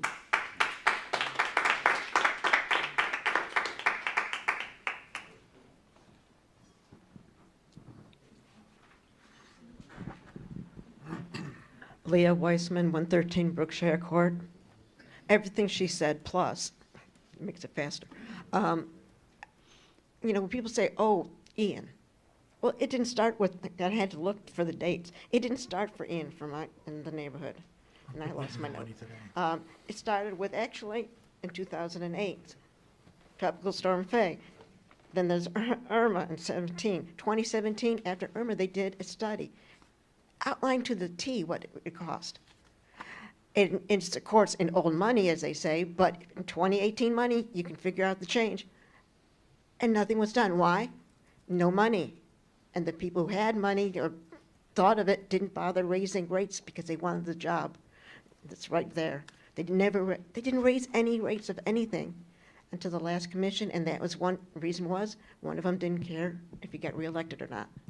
So my thing is, I'll be honest with you, when they do all these studies about how much it should cost every year, I guarantee it's going to be higher than 10. So you might as well make it 10 now, and then when you get all that other data, raise it up above that, and all the extra money that's floating around, then you can do things like build culverts and stuff like that that need to be done. The cleaning has to be, I mean, that $10 probably won't be enough in a few years anyway.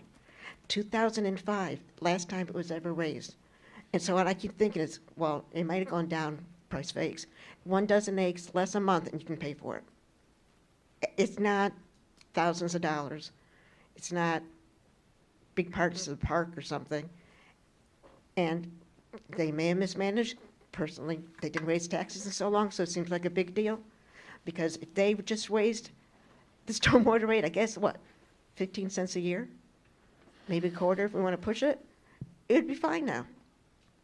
So I don't want to have to wait every hurricane season wondering, will the state give us money?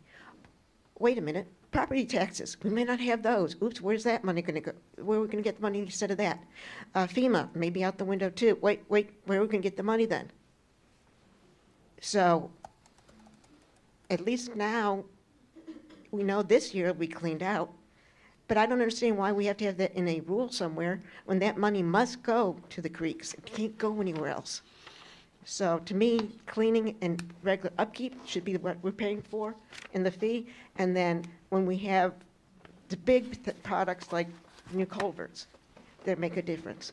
And I'm just saying, thank God that they cleaned out the one on 434 because we would have flooded this time around if it didn't. Because I went down there, it's halfway up. So, and they're not even finished with it yet, but that made that much difference. So, thank you. And Okay. if you can't say that Cade didn't know, I mean, you know what he felt about this. So it's not, that's an excuse. Thank you. Thank you. Next.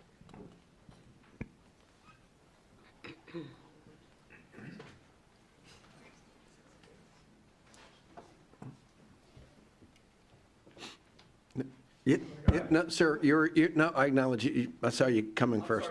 If you'll just step on up. Yeah, thanks. Robin Nealon, 1033 Northern Way. I completely understand that we need the money. We need to get the ways out, clear out the waterways. It's really clear, the last meeting was 14 million from what I understood we needed. But I'm against taxes. So I don't believe in hitting the tax. You got governor and the president trying to eliminate our property taxes. And now you're coming in with property taxes. I believe it's an impact fee. This is an impact. People coming in, causing more runoff on the water, it's an impact. Take your numbers of new construction, divide it, and you can get your numbers of what you need based on construction that you have coming into the area. You have a lot more that you can come if the construction department would be fixed.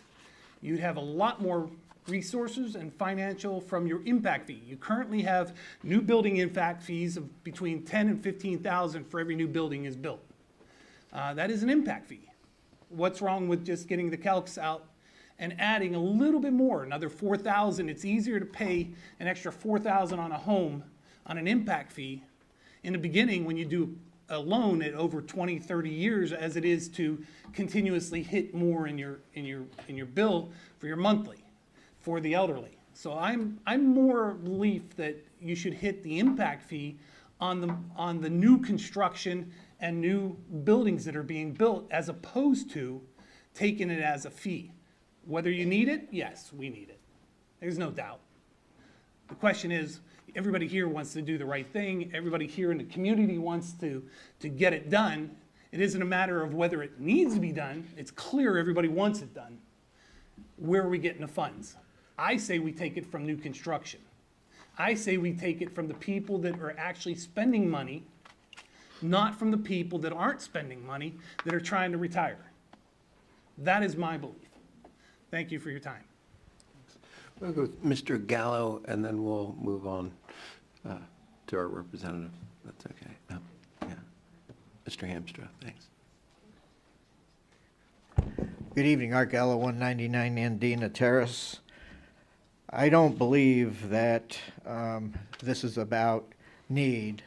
We've all heard all the residents that come up here, including this evening, that have asked for help regarding stormwater. And the people that our residents that came up here had their homes flooded. I think I can't say everyone, but most residents say, yes, do this. By the way, I don't know if I'm up here talking about the motion or talking about the actual agenda items, because we weren't clear on that. But I'm for the motion. I am for the agenda item 402. I'm totally opposed to this motion. The residents before me spoke more eloquently than I ever could concerning what we all know to be the truth about this. Work doesn't stop because one commissioner is not here. And I'll just be repeating everything that everyone has already said before me. We spent almost 2 years looking for a new city manager, and we have a really good one. He's given us advice. He's told us our stormwater count is upside down. We've been talking about this. We need to move now. We're talking about just the start of what's going to happen stormwater. All of the discussions that we have, and we've sit here and listened to, are not bad discussions, because this is democracy. I want to hear different points of view. But to me, we're talking about where's the money going to come from, not that there's a need. We're talking about really where is it going to come from, what are we going to do in the future, and what aren't we going to do in the future. That is what budget discussions are for. This agenda item was not a budget discussion, really. It was give us a $5 increase in the rate so we can start to solve our stormwater problems. That's it. I really believe that we need to do this, and that's what we should be voting on. And by the way, my HOA, I've said before, we have 5 ponds in our own stormwater system. We spend over $100,000 easy to keep maintaining our HOA's system.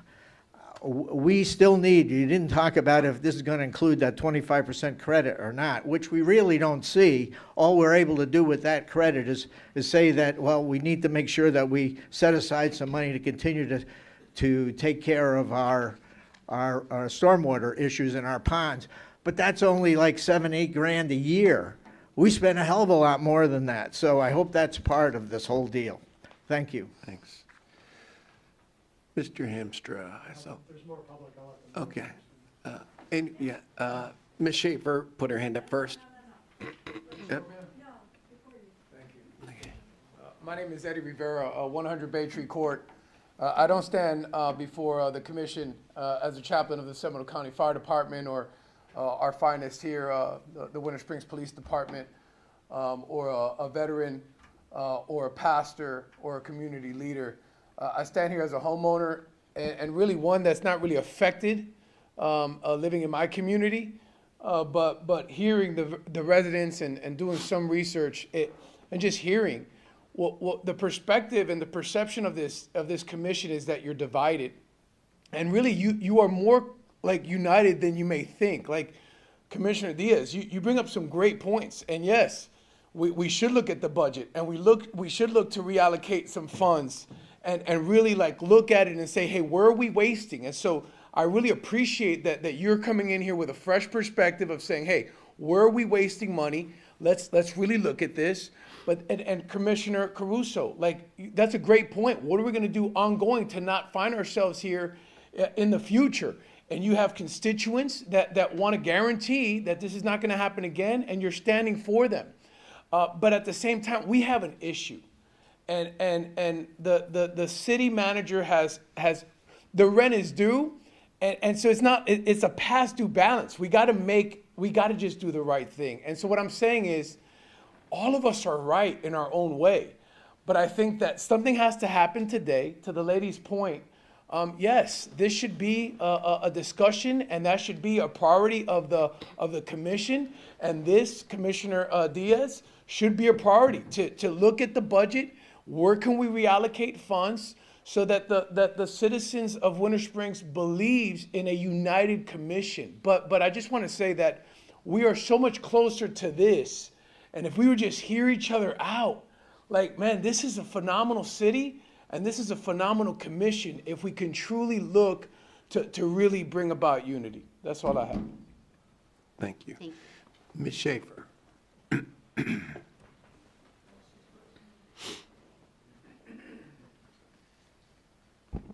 Gina Schaefer, the Winter Springs Village. I believe that a little increase is not terrible for people to swallow. Most HOAs work this way. I know some of you do not live in HOAs, but if you did, we have to increase due to the facts of the price increases across everything. The commissioners need to listen to our city manager. He is the CEO of our city. Why not listen to the city manager? He's the one that has the credentials and knows what it takes to get things done. Do not kick the can down the road like everybody else has done. If people did not want a rate increase, why are they not standing in back of me waiting to speak? Please do the right thing. One commissioner already stated his opinion about the increase. Please take that into account. Many people, I was here at the meetings when their homes were flooded. It was horrifying. And people were actually moving out of the city. Please take that into consideration. Thank you. I know that Mr. Hamster asked to go last. Anyone else that would like? Sir.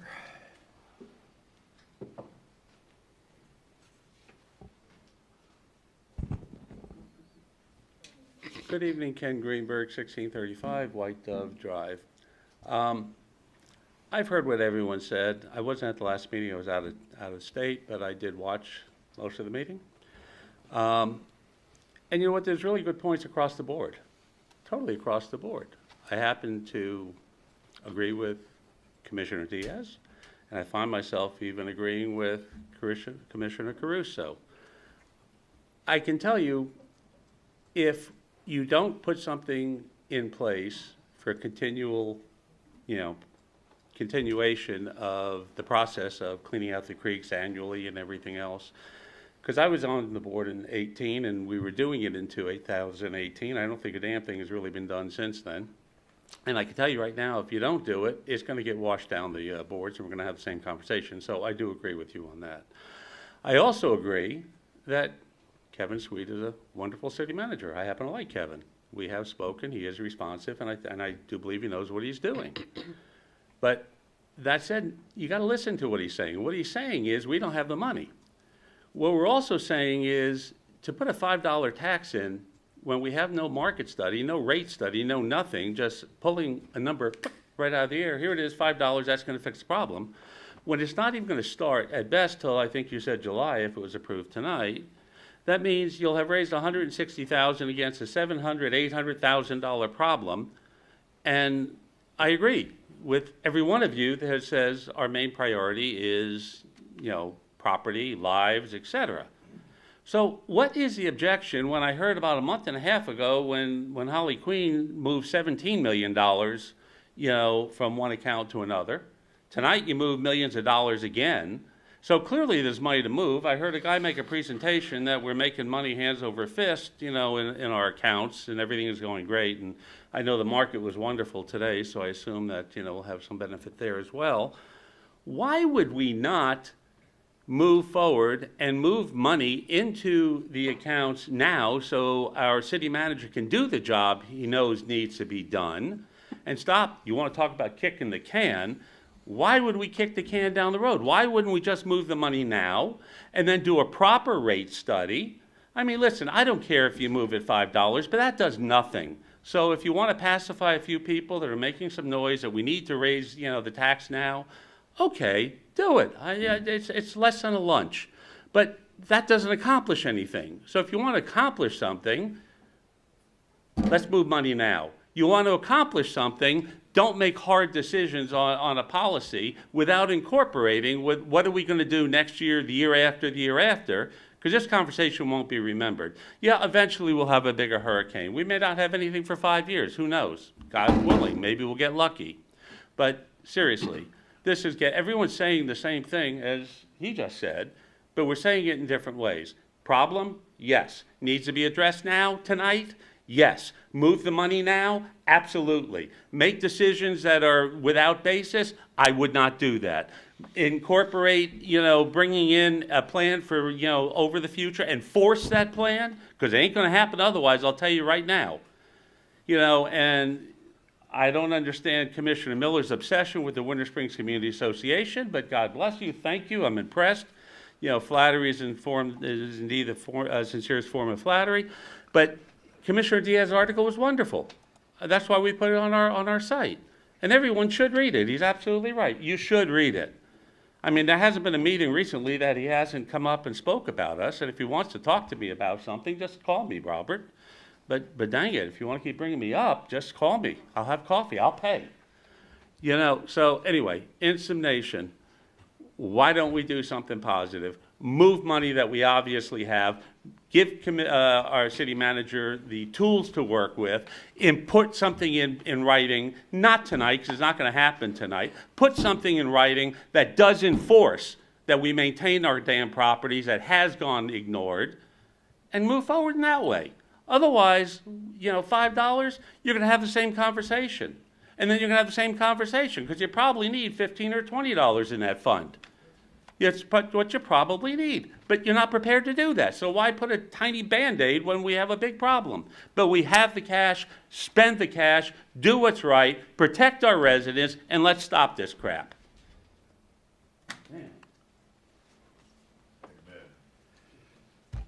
Anyone else like to take this opportunity? Then we'll pull up Mr. Hamster from Pegasus Engineering, who is our principal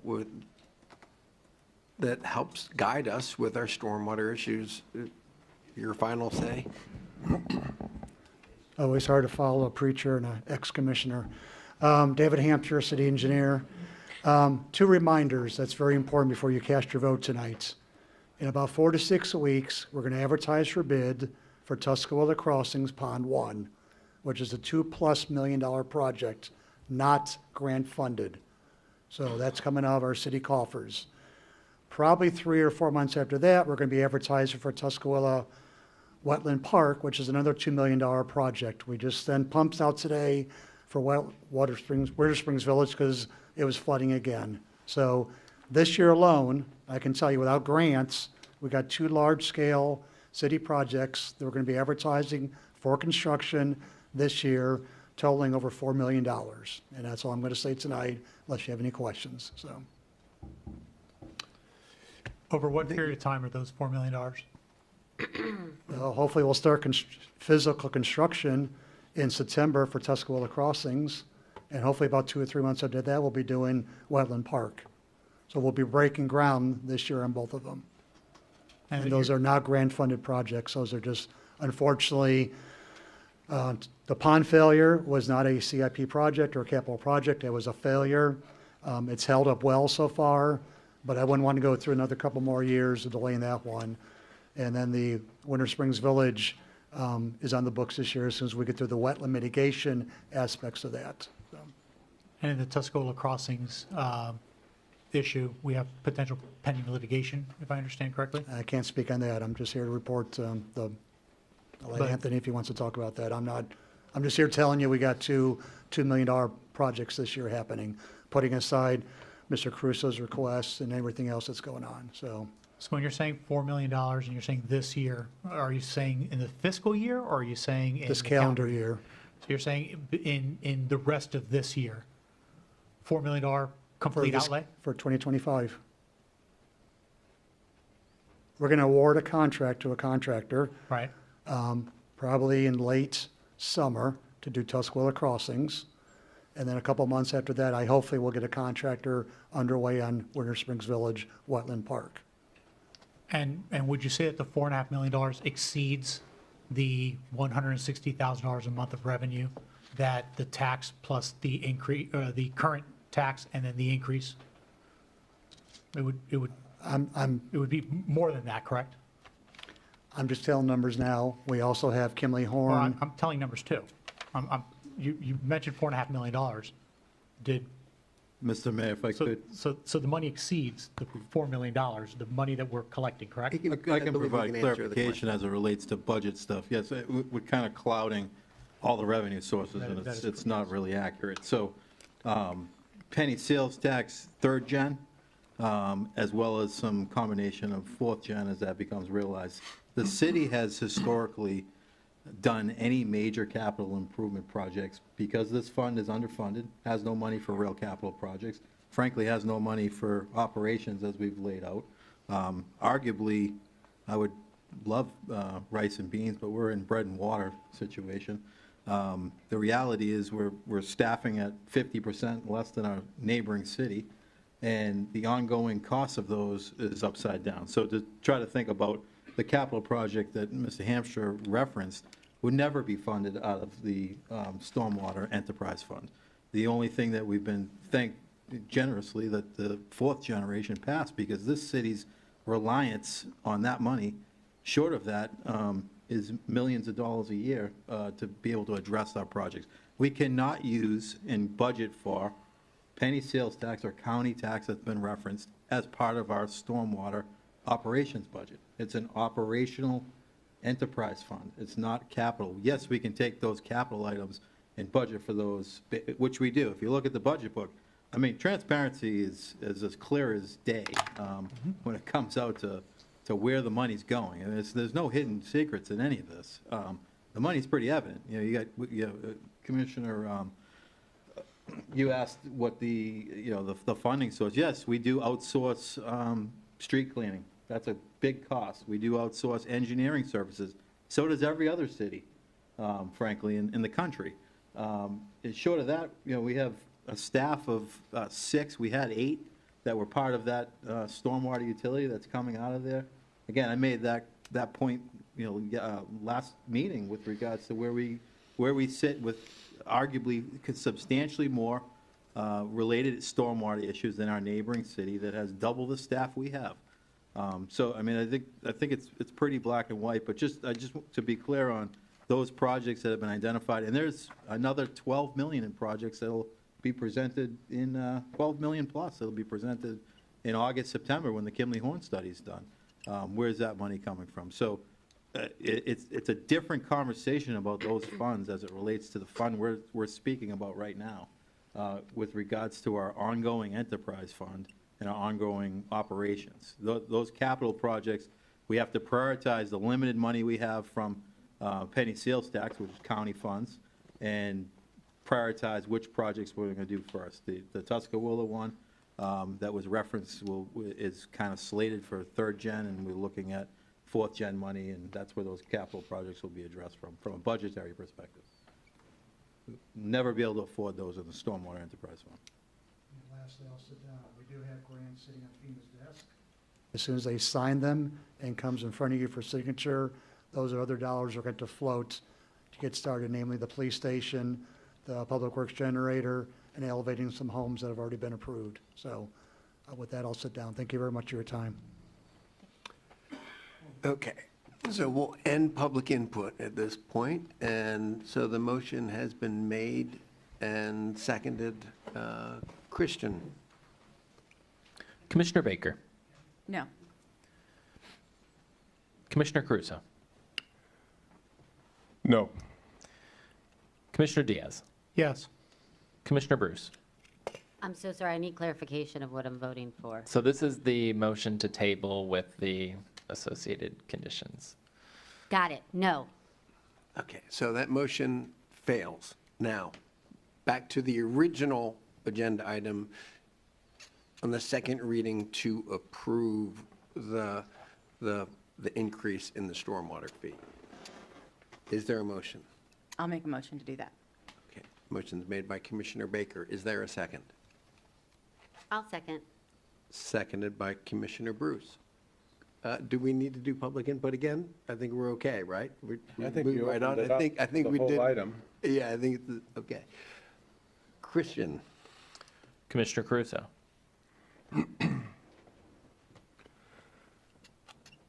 Yes. Commissioner Diaz, No. Commissioner Bruce, Yes. Commissioner Baker. Aye. And the motion passes after a very lively and lengthy debate. Okay, Mayor, if I may, please. I want to be clear that my position was not because Commissioner Resnick was not here. I understand his position. I know his position. We all know it. We all also know that we could hold a vote while he's not here. I do want a guarantee for the residents in policy, if we can do that. And my vote tonight was meant to be that way because I know that we can get that policy in place. I look forward to that policy. I won't let it go. I won't want to see us go past another year or even 5 years, 10 years down the road. We need to make sure we do these creeks every year. We own these creeks. We inherited them. Unfortunately, that a lot of them run through our city. So we have to do this every year. That's my pledge, is to make sure we have this policy. Thank you. Commissioner Diaz? Oh, thanks. Okay.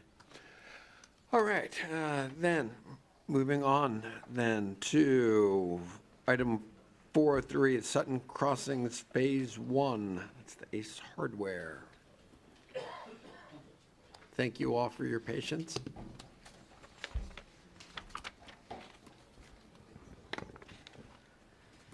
Good evening, Mr. Mayor, Commissioner, City Manager, City Attorney, City Clerk. For the record, Tara Lynn Roll, Director of Community Development.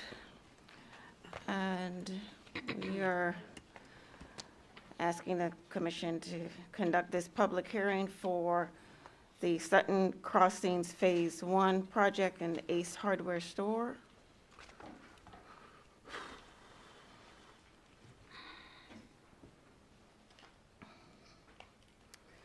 So the application packet for this and the following agenda items, very big, so I'm going to just give you a quick PowerPoint overview, go through some of the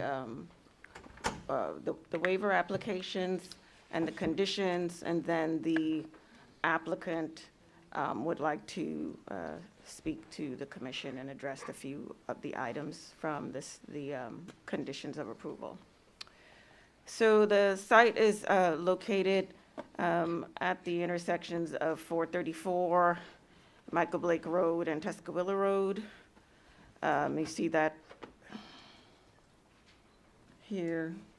This is 434 Tuscaloosa. This is the mobile gas station. That's just the general overview of the parcel ID. It's located in the urban center and the town center, T5 district. The applicant is EPB Engineering and Construction, and they, in this consideration to commission, have an application for approval of the final engineering site plans, the related development agreement, and waiver applications. a couple of years ago at the end of 2023. They've been working on this project a while with the city. The aesthetic review for the project was approved by commission, so I'll show you that in the slide. So this is just an overall site plan. I'll get back to that when I'm addressing the waivers and the conditions of approval and their related landscape plan. These are the couple of the elevations of what the city commission approved at the end of 2023, so we're good with that. And then just a note on this project as well as the following item, which is the Chick-fil-A project.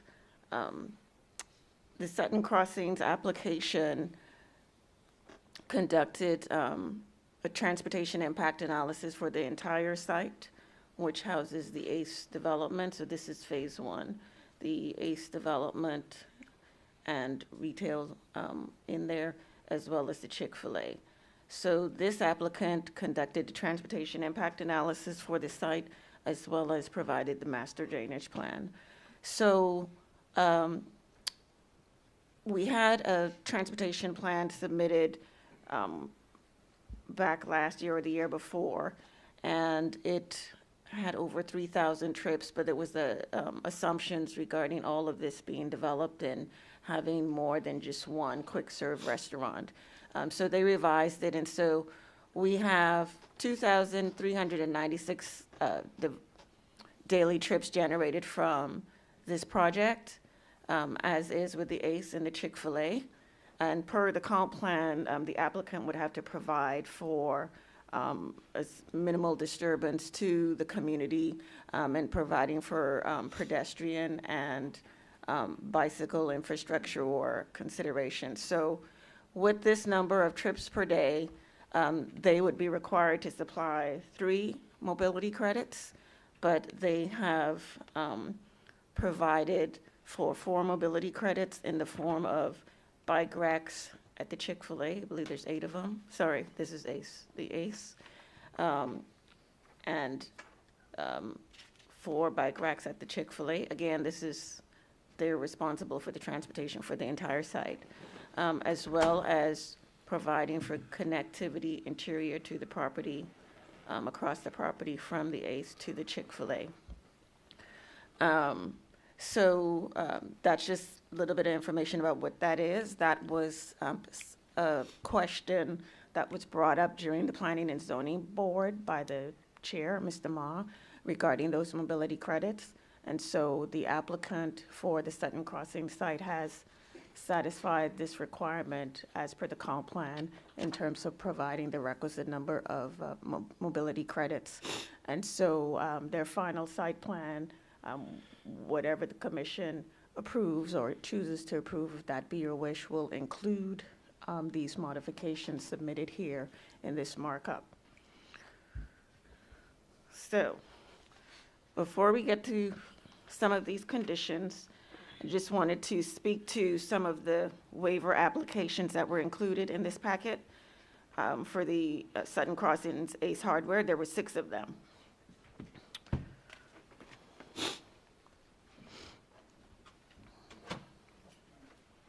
So the first waiver application that was submitted was for a drive-through on the west side of the ACE Hardware building. Whoops. And this is your landscape plan. Their plan had a drive-through to service this one retail unit. And so their waiver application was for that. But in the staff report and subsequently at the Planning and Zoning Board, that is the one waiver that they submitted, the application that was not recommended for approval.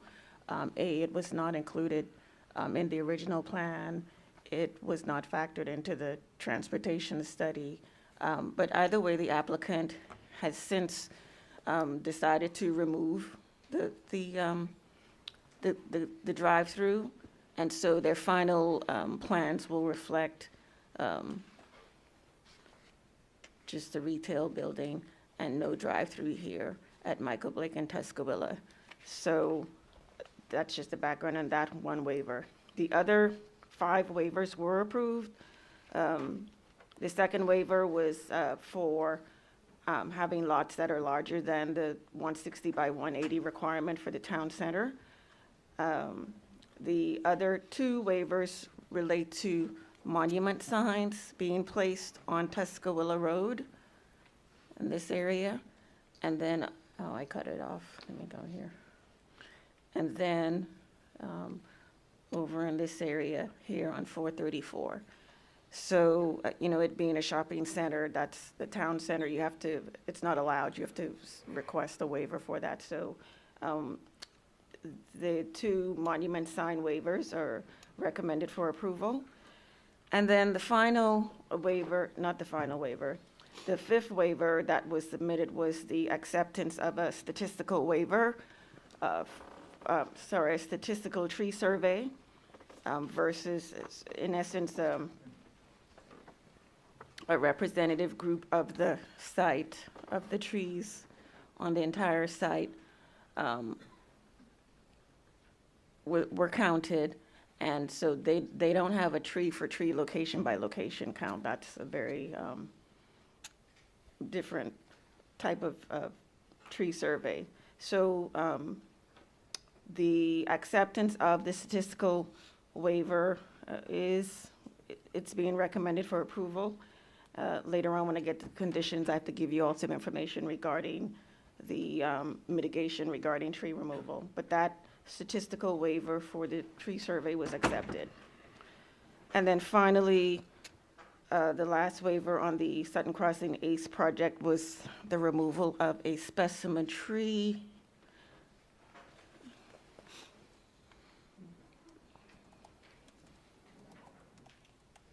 I don't have it on here.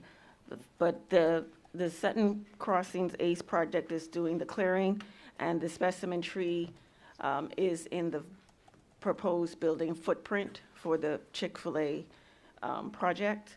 And so it would cause an undue burden and hardship on that project. And so that waiver was also approved or recommended for approval.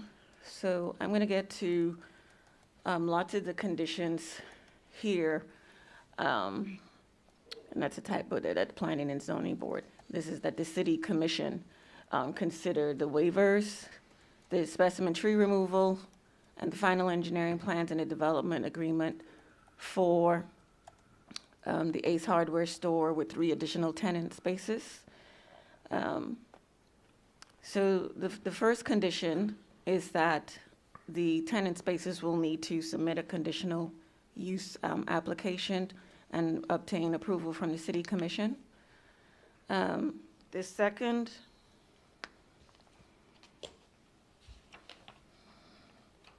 just one moment here. All right.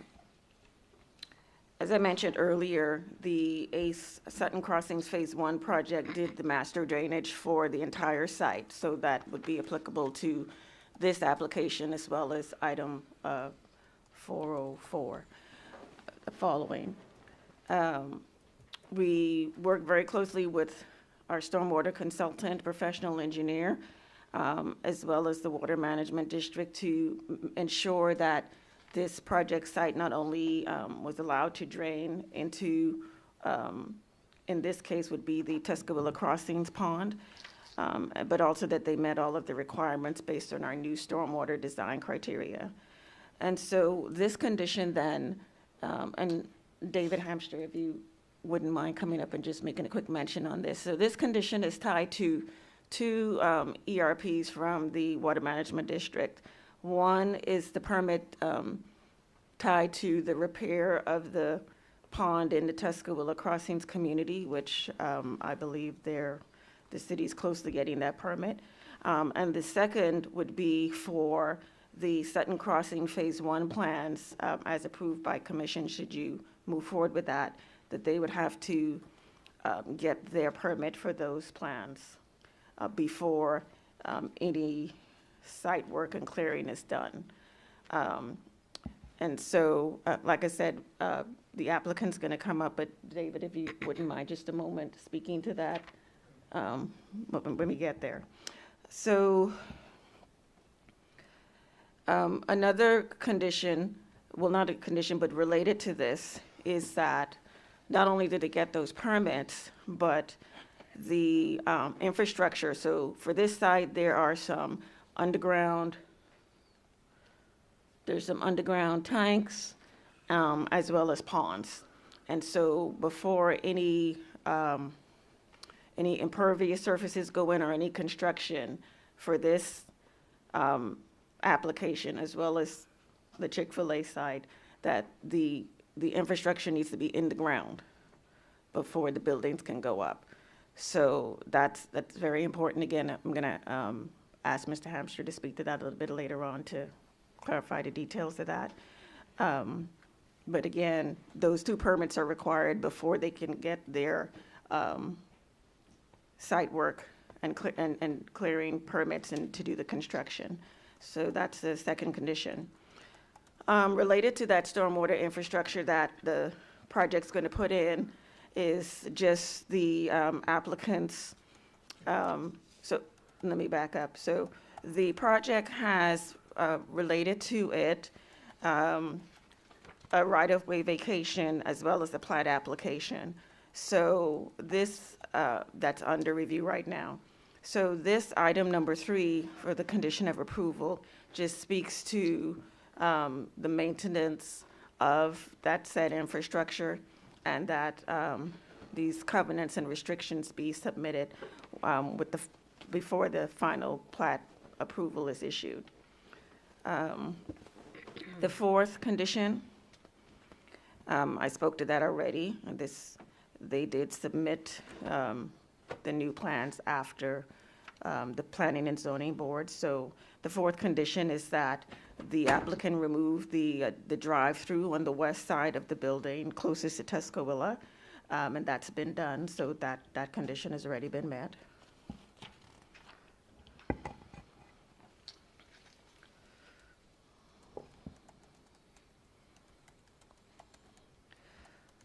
All right. Condition number 5, the recommendation of, for the City Commission to approve the right-of-way vacation. That must take place before they can do the site work, but I've conferred with the city attorney's office. They're going to have a preliminary plat put in place before final platting, and we are working with the city attorney's office to have the right-of-way vacation on the next city commission agenda. So just in terms of timing for the applicant, that shouldn't delay anything on this in terms of on the city side for them to be able to apply for their site work permits and clearing. It's really contingent upon them getting their clearances from the Water Management District. That's gonna factor into the timing. But that's the condition number 5. So condition number 6, this is one that is expressed in the draft development agreement. And so going back to that statistical tree survey that the city, staff agreed to accept, the statistical, and I'm reading from the arborist memo, the statistical tree survey identified a total of 706 trees on the property, with 400 having a diameter of 4-inch to 9-inch DBH, and 306 trees ranging from 10 inches to 30 inches in diameter. And in essence, it says that the survey did not include the necessary species identification, which is required for development. The second bullet regarding that is, I propose that instead of identifying species of 706 trees, it would be acceptable to conduct a statistical survey for 400 trees with diameters between 4 inch and 9, and provide an individual assessment of the trees 306 trees with diameters between 10 inches and 30 inches. So this arbor review on this project was conducted a couple years ago. And as mentioned here, or referenced in the memo, the arborist reviewer did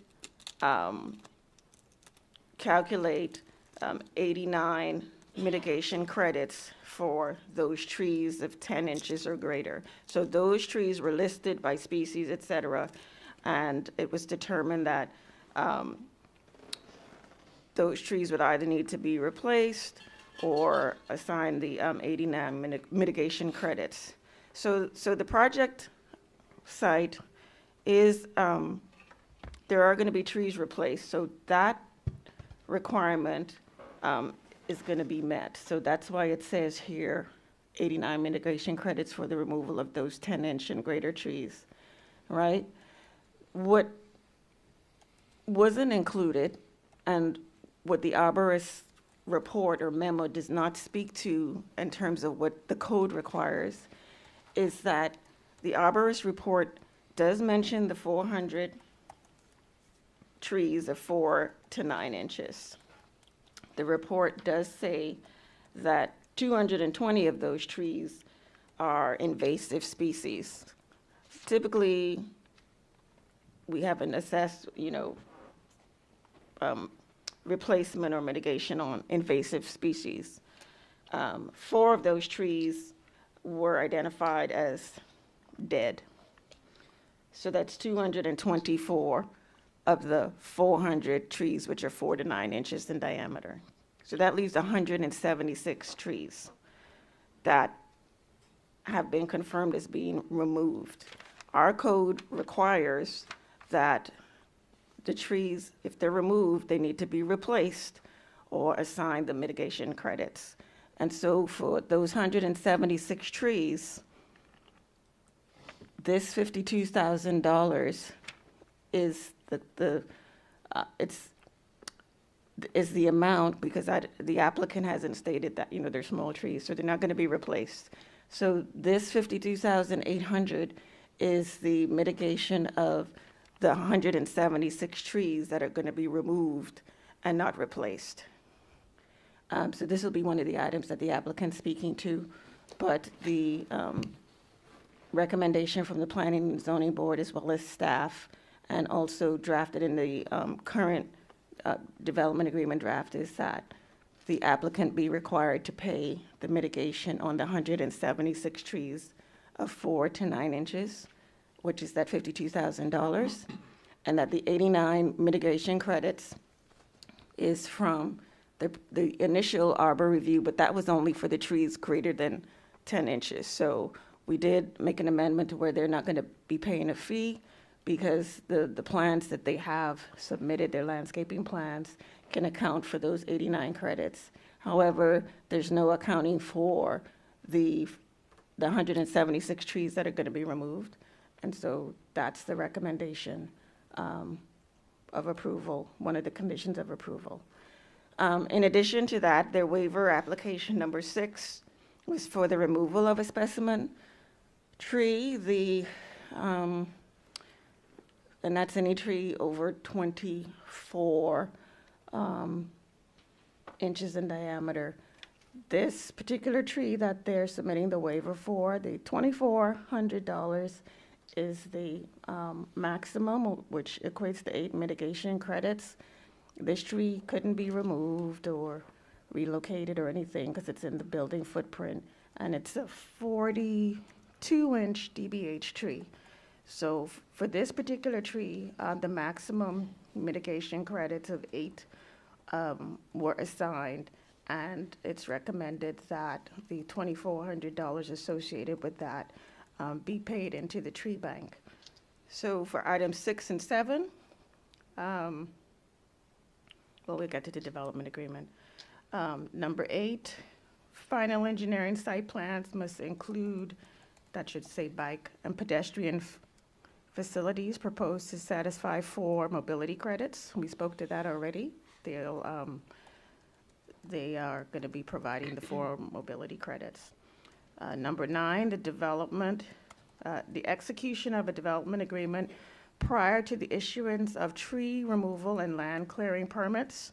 And in that, that would be also payment into the tree fund for those trees that are being removed that are not going to be replaced. And just a note,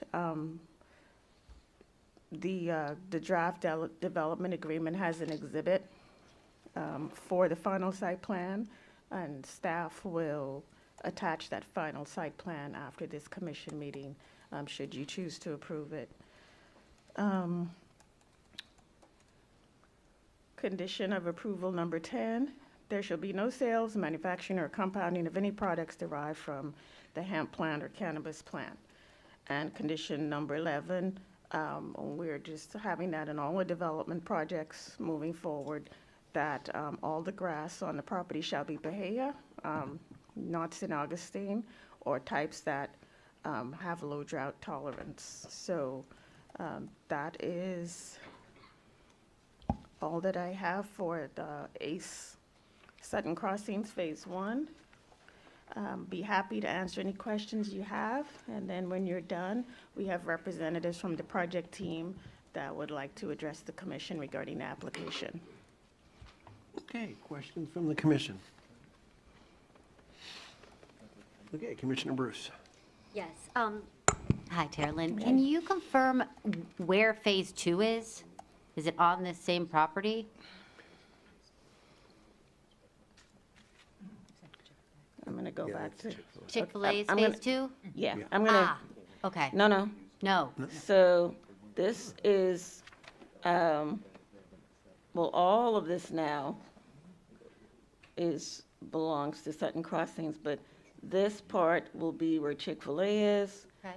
So this part is, from here to about here would be, Phase 1 would be about 3/4 of the way down, and the Chick-fil-A, and then Phase 2 is the northern part of here.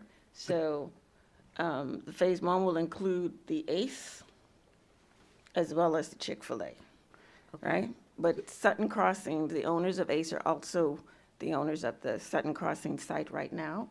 When we get to the end, it'll be replatted and all of that. So is the Early Learning Center in Phase 1 or Phase 2? That would be in Phase 2. Got it. Okay, I understand. Good. And then can you go back to that other map and just confirm, I'm assuming that this is 434 and this is Tuscaloosa, is that correct? Tuscaloosa. Oh, that's Tuscaloosa. Yeah. And then where's 434? Over there. And Michael Blake Okay. is across the bottom. This is Michael Blake. Okay, wonderful, good. Tree mitigation. I still haven't wrapped my head around this. So you can either A, pay if it's a. If it's not you can replace. If the DBH is lower than X, you can pay for it. Or if it's higher, you have to replace it, which is a tree mitigation credit? No, if you remove trees, so not the invasives, not dead. Right, the just native. severely- Right. So if you remove them, they have to be replaced, and the code references what that looks like or what they can be replaced with, et cetera. And depending on the type of tree that you use to replace, you get X number of credits. So you can meet the requirement for removing the trees by replacing the trees, right? That adds up to whatever your credit number is. Or you can pay the dollar amount associated with that credit into the tree fund. So for this project, they have 89 credits from the arbor review that was done on the trees greater than 10 inches, right? But the code says trees have to be replaced starting at 4 inches. So there are 400 trees from this tree survey that are 4 to 9 inches that are not being replaced. Okay. 220 are invasive, subtract that, and 4 dead trees, in essence, subtract that. That leaves 176 trees that are being removed that need to be replaced or paid into the tree fund. they are not replacing those 4 to 9 inch trees. So this $52,800 is the pay into the bank amount associated with removing of those 176 trees per their statistical survey. Okay. So the language describing the condition of those trees does not align with the code. The code is very clear on what types of trees, dead, severely diseased, et cetera. There's a criteria. And so those references or description of these 176 trees don't meet that requirement per the code to where they don't have to be replaced. So I don't know if that makes sense for you, but you can replace if you can, and then if you can't or don't want to, you can pay. Okay, so in this instance, 176 trees will be removed. Of those trees, they will not be replaced. Approximately $300 a tree would be the $59,200. Now, I don't understand the 89 mitigation credits. Well, that was 300 and that was 306 additional trees that was previously calculated, right? Based on the statistical survey, 306 trees were identified as 10 inches or more. Okay. So the 89 credits are associated with that. They're going to be putting trees on the site, et cetera. So we're not assessing them a fee for those credits that were assessed for the 10-inch and above. Okay. There wasn't any replacement or anything for the trees 9 inches or less in their arbor survey. Okay. So, we need to account for those trees. Okay, so are you saying that 300 trees equal the 89 credits? 300 trees, 306 trees had the diameter of 10 to 30 inches, and so the arborist determined that the 89 credits were assigned to those trees. Got it. That 89 credits does not account for the 224 trees that are Right. 4 to 9 inches. The code says they have to be replaced too, Okay, if removed, or you have to pay into the tree fund. okay. Sorry, I'm just gonna ask a couple more questions because I really need to wrap my head around this. So, so 89 credits, 306 trees, that means how many will be replanted? I don't have the details of their landscape plan, but that was the survey specifically, that part of the survey actually called out all trees that were greater than 10 inches. Not the issue, but our code says that you have to count for all trees 4 inches and above. Okay. So the arborist memo, using a sampling area of sorts for these 400, which identifies these 400 trees. Like I said, 220 of them are invasive, so we remove that number. 4 were dead or severely diseased. So that leaves 176. These 176 trees weren't initially accounted for in the arbor review. So that $52,000 is reflective of that $300 per tree for the 176. And they're not going to be replaced, so there's, that has to be accounted for. There's Okay. no exemption from that in the code. You have to replace or pay into the fund. So a mitigation credit means that you replace it? Well, yeah, you can get credit, right, so you can get the credits and you can go in the code and it tells you what kinds of trees, right, we didn't calculate, a credit or replacement for those 4 to 9 inch trees because, Right, I'm only talking about the 10 to 30 inch DBH. yeah. And I'm not the arborist reviewer, so I didn't conduct that, but that was previously agreed upon. Okay, Yeah, so that's not the area of concern. The area of concern is accounting for the 4 to 9 inch trees that are being removed and not replaced. okay. Thank you. Commissioner Baker. I almost forgot what I was going to ask. They removed the drive-through. Is the Tropical smoothie? tropical smoothie maybe? place still coming, or is that just a a decision to remove it because they couldn't get a traffic study updated before this meeting. You can ask them about that, but I believe they're still going to have them, but they can speak to that when they come up. But like I said, outside of the drive not being factored into the original plan, it really was, there were a lot of questions concerning, let me go to this one. So this was the original proposed driveway. This is Michael Blake. This is Tuscaloosa. Well, the driveway is right here. So there were concerns from staff and the Planning and Zoning Board about this exit. It's a quick pickup. It's not your traditional drive-through. Right. But either way, coming out and making what might be an unsafe left turn, or just the fact that I don't think they'd be able to make a left turn at all, isn't it? Well, that's the Gregory? point. Like, staff had no information to support the feasibility of this. And anyway, they opted to remove it. But you can ask them as to their ultimate reason for removing it. Okay, thank you. No, I've got a couple questions here. So just for the record, that land has been zoned part of the town center and is zoned commercial for any guesstimate? Anybody have a guesstimate? It's town center, it's not commercial. Correct, but as part of the town center, it allows this type of usage. Yes, it's town center urban. Right. T5. Okay. When it's allowable use, this is what I'm getting at, and there's a private landowner, and it's and it meets effective layer zoning, unlike the monstrosity storage unit that did not meet air zoning, right?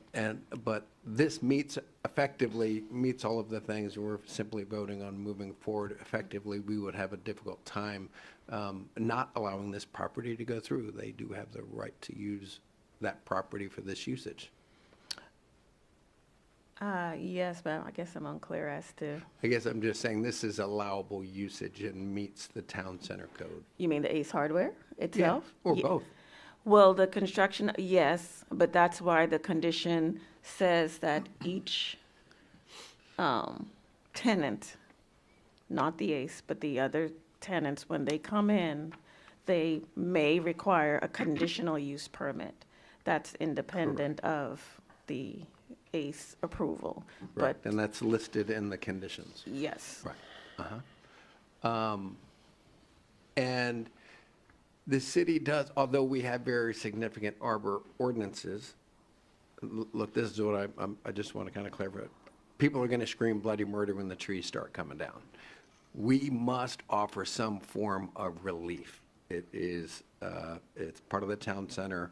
The property owner has the right to develop that property. We can make it difficult. They're going to be paying $55,000, whatever that number, the specific number is. But we must offer some form of relief. We cannot just simply ban them from cutting down the trees. Is that right? They're not, no, they're not banned. That's what I'm saying. We Yeah. cannot stop them. We must offer some form of relief. When those trees start coming down, they have the right. Now, we can make it painful. We can ask them to keep the old growth. If they can't, then they pay an extra fee that goes into our tree giveaway, our tree mitigation bank, our own funds that we then disperse and provide free trees for. We do other things. Effectively, what I'm getting at is that they must have some form of relief when, or some form of, when they cut those trees down, they can cut them down. We cannot just say, no, you can't do any of those trees. No, and that's why the tree protection and preservation section of the code is there. They're allowed to do that, but they are required to pay or replace, not to be exempt from either or. And one of the two parts of this tree mitigation, the applicant may have some questions for you. However, the Planning and Zoning Board and staff is recommending that the suggested mitigation for all size trees be addressed.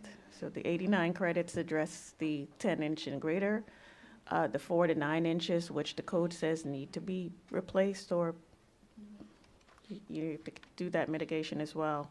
So that's what they have to do. They can take them down, but it has to look a certain way, and there's no exemption from Okay. that. So just the last point to be clear on, city staff is recommending, and the Planning and Zoning Board is recommending that they study all trees. No, so they put in for a waiver, right, for a statistical tree survey, which doesn't count every single tree, right? So we accepted that approach. However, that approach did not account for trees 4 to 9 inches, which the code says you have to address removing those as well. And that is where the question comes in regarding the applicant. They can speak to that. However, the code speaks to that, and so the recommended mitigation for those trees of the 52,800. And then the one specimen tree, you know, that was in the Chick-fil-A building footprint, so typically when that happens, they just That's fair. pay the mitigation on the specimen tree. As much as we'd love to save that tree, it would make this project No. unreasonable. Right. Other questions? Do we want to hear from the owners and the development projects, or do we have enough information here? No, you need to hear from them. Yeah, Yeah, okay, sounds good. Yeah, so we have representatives from the Sutton Crossing ACE project. They can come up and speak. Do you want that PDF pulled up just to reference, or no? I think this is fine with the site plan for now. It shows the Chick-fil-A and the Ace. Yeah, Okay. that'll work. All right. Cool. Welcome, name and address for the record. Yes, sir. Wes McMillan, P.O. Box 1013, Oakland, Florida, 34760. So we're a small business owner-operator of 4 Ace Hardwares in Central Florida, and hoping to have the 5th location here in Winter Springs. We've been working with the city now, going on about 3 years for this project. Appreciate staff. I know there's been a lot of things during that time period, hurricanes and a lot of unusual activity. So I appreciate staff and everybody sticking with us and kind of working through some of the questions and issues that have arose up throughout the project. Pegasus Engineering, David Hampshire has worked with us on stormwater design. It's been very helpful, and Tara Lynn, appreciate all that she's done to help us move this project along. With that, I did want to, some of the terms of the development agreement, I wanted to clarify a little bit more, one being the tree mitigation credit. So in 2022, when we were first looking at the site, we started looking at the site in 2021 to purchase. We were doing our due diligence, met with the city appointed arborist at the time, to look at the tree mitigation, because that was a big piece of this project. There were a lot of trees. I'm not a tree expert. I am an engineer, but we ended up hiring a tree arborist, Mary Edwards arborist, who was a city-approved arborist. She worked with the city landscape manager at the time, Kevin Maddox, on basically the steps that we needed to take to properly assess the health of the trees on the site and count the trees and survey the trees in place. So we did in 2022. We hired a arborist. They met with the city landscape manager, Kevin Maddox. They aligned that, hey, this tree or this property is very densely populated. A lot of small scrub, as I would refer to them, like scrub trees, along with some larger trees, and a statistical tree survey was recommended by our arborist at the time in 2022, and aligned on by the city landscape manager and the then, I guess, city director is what it's referred to in the email correspondence. that we have from the city on, that the statistical tree survey was an acceptable approach. And so essentially, the arborist that we hired and the city landscape manager in 2022 decided that it would be acceptable for trees 4 to 9 inches to do a statistical tree survey. And we do have Mary Edwards here tonight. After I speak, she can explain how that's I guess, acceptable practice in the landscape arborist division, and then agreed that all trees 10 inches and larger in size would have individual tree health assessments. So they would be surveyed, exact location, size of the tree, and then if there's any structural defects or disease, dead trees, invasive species. So all of that was done. We had not yet purchased the property in 2022. We were performing all of our due diligence. And under good faith, we worked with the city. The city came back and told us that the entire site required 89 mitigation credits. That includes from the statistical tree survey and the individual health assessment on the larger 10-inch and larger diameter trees. So when about a month ago, we're finalizing the development agreement, we get kind of hit with some new information that now we've got an additional $52,800 that we have to pay that hasn't been part of the agreement and understanding with the city for the past 2.5 years.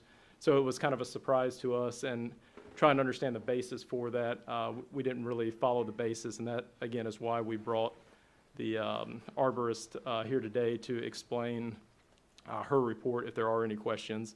We did have her put together a memo as requested by the city staff. So she is here tonight, and she can come up and explain any questions on the survey. But we did purchase the property under good faith that the 89 credits had been agreed on by the city landscape manager and the city director. And in the packet that I sent, you will see those email correspondence back and forth. So I guess I'll pause there. If there's anything on the tree mitigation questions you guys have. I have one. I now understand, so you're looking for relief from paying the $55,000 in tree fees? Yes, sir. The original agreement from the city was 89 tree credits for the entire site. That included all tree sizes, because we did take the time, we did the statistical survey, and we did the individual health assessment. We only found out about this additional fee pretty much before P&Z meeting. So for the last 2.5 years, and when we purchased the property, it was under the agreement that it was 89 credits. It was not under the agreement, it was 89 credits plus an additional potentially 176 credits. Okay. Commission? Yeah. Do you have the original agreement? Yes, sir. And it states different than what Terrell said tonight? That is correct. If you, and I included it in the package. It is, I believe, page 31 and 32 of in the city commission. Okay. So, I'm sorry, and as we're looking at it, and I can pull it up here, where exactly is that? What's it labeled as? There's an application for waiver of specimen tree removal? Which one, or a statistical tree survey? Which one are you talking about? Is it the very last thing, the memo? Let me see. So we're not arguing the specimen tree. We're aligned with the city. Just want to be able to look at exactly what you're talking about. Oh, the tree survey arborist memo, which is like fourth from the bottom. Yeah. I will tell you, it being Tree City USA and all of those other things, it's shocking that folks are not aware that taking down trees in Winter Springs, we're not fans of it, but we have to offer relief, allow you some way to resolve it and move your project forward. But every project pays those fees. And so the fees were calculated. Yeah, there's a tree right there. Huh? Right. Yeah. Yes, sir. The fees were calculated based off of, I think, section 5.9 of the code. And again, I don't want to speak as an arborist. I'm not an arborist, but. Oh, yeah, I saw this. But this, again, isn't from us. This is a memo from Ms. Edwards. Can you pull up, Tara Lynn, what I emailed you this morning and turn His it to? emails from the land, from. Yeah, I'm just trying to Yeah. see if I can read it, where that is. I don't see. Mobility credit. Should be em- around Oh, there page it is. 31, Mobility credit 33. email, maybe? Yeah. I have a question for the city manager. Just point of clarification, because the mayor made an interesting statement. It's just now, I mean, I've been thinking about it now since he said it. So when we have a mitigation credit for trees, we use it to fund the tree giveaway? That's where the tree giveaway, the annual tree giveaway, that the city provides a tree to the residents that sign up for it, it comes out of that fund. That's correct. So that's not a sponsorship from the advertising companies. That is an actual expense of the city. The purchase of the tree itself, that's correct. We do have some other services that are sponsors and volunteers and working with budgetary and city staff and some of that, but the actual purchase is budgeted for. Excuse me, it's in the annual budget, much like in FY '25's budget. There's always a slight, like 10% contingency or so, but it is budgeted for in the budget, and the revenue side of that comes out of the Arbor Fund. And that money could conceivably be used elsewhere in the city. It doesn't necessarily have to go towards a tree giveaway. I think with. Other arbor-related, yes, for other arbor-related initiatives, sure. Gotcha, okay. So the idea is if you come to Winter Springs, or even in your own yard, and you cut down a tree, you can replace the tree.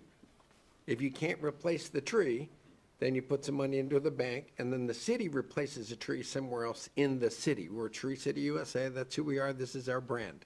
You can agree with it or disagree with it, but the idea and the way the ordinances are written, we offer some relief. You don't you can cut down that tree, we can make it painful, but you can cut the tree down, but you're then going to put some money, and we're gonna replace those trees somewhere else in the city. So we're gonna maintain the, that's the overall idea, and then it's earmarked specifically for arbor issues. That's the idea. Tree for tree. Tree for tree is the idea. Just a note regarding Mr. McMillan's statement. He is correct that there was an arbor review conducted a couple of years ago, and regarding the 89 credits. So it in theory was an agreement with the city, but in essence now we're trying to push this project forward. Not city staff, not the director, not the arborist, but the code dictates which trees, dictates the mitigation. And so the 89 credits that were assigned in the initial review a couple of years ago, and you can read the memo. So we are not questioning the methodology of the statistical survey. We are not questioning the mitigation tied, the 89 credits. It says in the memo, and the email exchanges, Mr. McMillan said it's for the site, but the initial memo only factored in 10-inch and greater for the site in terms of mitigation. That's why it was agreed upon. Upon moving forward now, when we're conducting our staff review with the city attorney's office, the code clearly states that trees greater than 4 inches must be accounted for if removed. So the method is accepted, the 89 credits is accepted, but that only accounts for 10 inches and greater. The language used to describe the health condition description of the 4-inch to 9-inch trees in the memo does not align with the code, and it doesn't speak to the fact that the code requires mitigation for removal and non-replacement of those trees. So Mr. McMillan is correct as to what was initially assessed. Unfortunately, I can't speak to what was agreed upon, but that arbor review did not include the 4 to 9 inch trees, and the code says 4 to 9 inch trees need to be accounted for. So that's why today, yes, 2 years later almost, there's additional information brought to the applicant that was not previously discussed per the code requirements, not staff agreements. So it's required. Other questions from the applicant? Or- oh, Sorry. Yeah, so to be clear, Mr. McMillan was not told about the code at the time? Or were you, sir, told about the code at the time? So we were very clear on the code at the time, and that's why we worked with a city-approved arborist, Mary Edwards, to work with the city landscape manager at the time, who further got approval from, I guess, like I said, it was referred to as, I think, a community director. But we did, and I respectfully disagree a little bit with what Tara Lynn's saying, that the 4 to 9 inch trees were not included. So all of this happened at the same time between 2022 and 2023. The statistical survey was done. The individual health assessment on trees 10 inch and greater were done. All of the information was supplied to the city arborist at the time, and we requested the tree mitigation credit from the city of Winter Springs. We didn't produce that number. We asked the city basically to give us a number so that we could make a decision whether or not we wanted to proceed forward with the purchase of the property or not, because it was such an impactful piece. And I would welcome further Mary Edwards, if you guys have questions about her individual assessment and survey, to the fact that Tara Lynn said there were 176 trees that were the 4 to 9 inch size that were basically good trees. I do respectfully disagree with that statement, that those trees, 176 trees, probably are not viable trees, but again, I'll let the arborist speak to that. They had structural defects, they have different things that would not make them suitable canopy trees. But again, she can speak further to that, and that is in her original tree reports done back in 2022, and then also in the follow-up memo that she produced, I think about 2 months ago, in response to a question from city staff. Upon hiring the arborist, you had them only look at the above 10 inch? No, ma'am. Okay. So we hired them basically to meet the city expectations. And the city Okay. arborist, before she conducted her survey, met with, I'll refrain from using names, but the city landscape manager at the time, and he approved the methodology that the city, or our arborist had presented. So it was an alignment between the two arborists, professionals, yeah. First, the term city-approved arborist was used. Is there, can somebody define that? Do we have a city-approved arborist? Do we approve or endorse arborists? My understanding, the person that he's talking about is not here tonight. No, I think she is. His arborist. Yeah, his arborist. But the communications with the city staff person that he keeps referring to is not here to explain his, position. I mean, the issue is whether or not they're in compliance with the city's tree code under chapter 5, right? It's a simple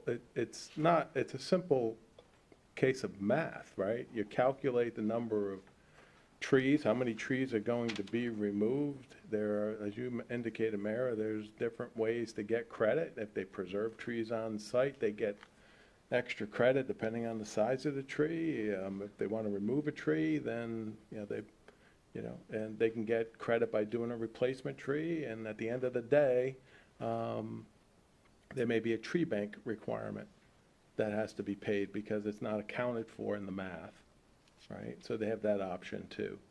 So I think what you're hearing tonight is he had a so-called quote agreement with a city staff person who didn't have authority to actually enter into an agreement. The city staff person has an obligation to comply with chapter 5 of the code.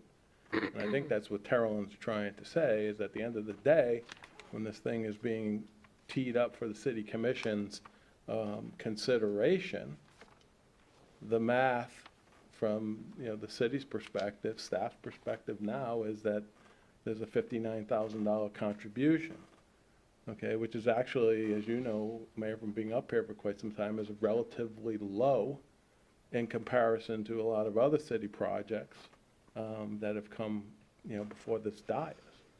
So he's pleading his case that, he wants to go back to 2022, 23, in this discussion between, his group and our city arborist, who is not here, to explain himself,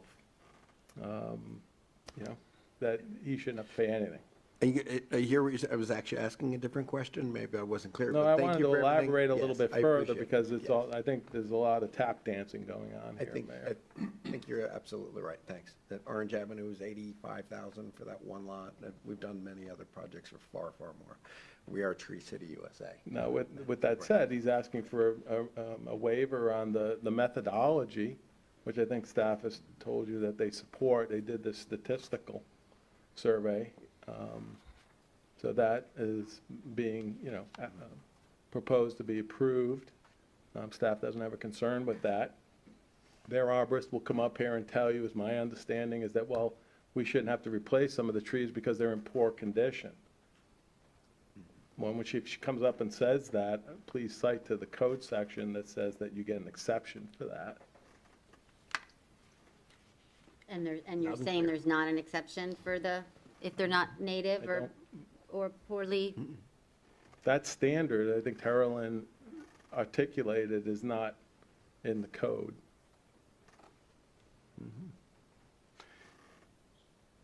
So I'll go out on a note here and just, and I don't know if I'll be voting on this one or not. Look, I support your project, but the Yes, sir. trees are, man, this is Winter Springs, and everybody should know, coming into Winter Springs, they should know where trees are. Man, that is like the first thing that comes up in almost every meeting when people are talking about developments or their yards and things.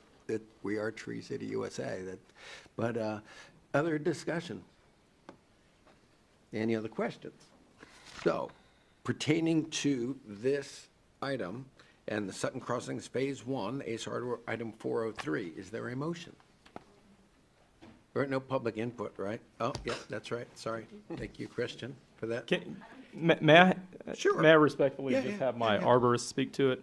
I do believe section 5.9, and again, I'm not an attorney, not a, arborist, but if my arborist could speak to the condition of the 176 trees, I feel like there is a clause under section 5.9 of the municipal code that allows for basically if the tree is dead, diseased, structural defect, that it does not have a mitigation credit requirement.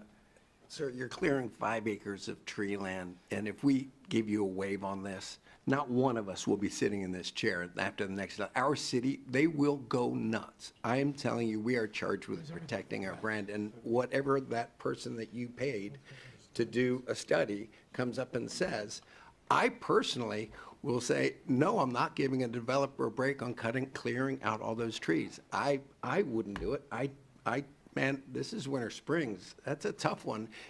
If you'd like, Yes, sir. if the commission would like to hear from the person, but. If he wants to present her, Okay. certainly, Yeah. that's. Okay. I just have entitled another to do question. that. So the Yeah. $52,000 for the 4 to 9 inch trees was already reduced from the original amount of trees, right? To take out a bunch, is that correct, Terry Lynn? Can you tell me that math one more time?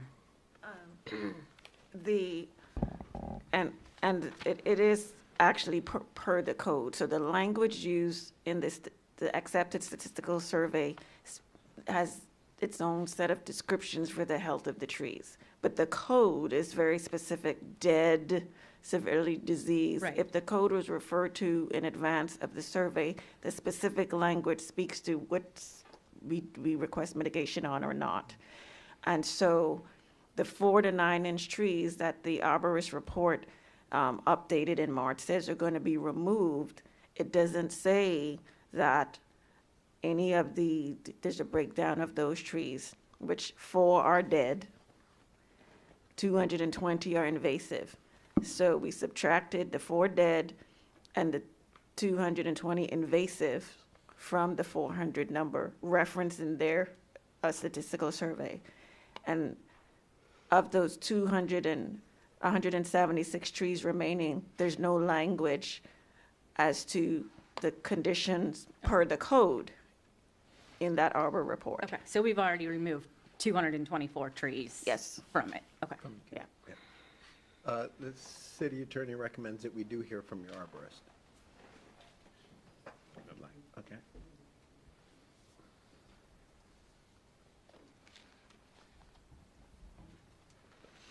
And if you'd state your name and address for the record, I appreciate it. Thank you. Let me pull this down a little bit.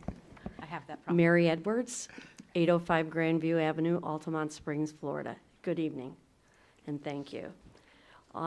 Just to clarify, the parcel itself, the one parcel that we're discussing, was heavily vined, and there was a lot of storm damage. And the reason we proposed a statistical survey was that all of the smaller trees were so engulfed with vines and so damaged that you really couldn't make out one from the other. However, the larger trees protruded up, and the reason we do this statistical is to take the larger trees, do a condition rating, do a species identification, then we extrapolate that information and we apply it to the small trees. So if there were 80% live oak in large trees, there were 80% live oak in small trees. And condition also. So if the large trees were poor, dead, dying, or diseased, and 95% of those large trees were in that condition, we took that condition rating and gave it to the small trees. And that's why it was proposed. It wasn't proposed for any other reason. And it certainly wouldn't have been done if it wasn't approved.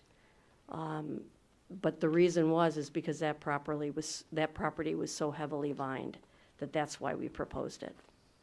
Thanks. And city staff and others, although I was concerned, is that an accurate number, just doing it differently than any other development project in Winter Springs that I've ever been aware of? Although different, staff believes that it's accurate, and I trust that judgment. That's not the question that I have. It's simply, are we going to waive the impact fee on cutting down those trees?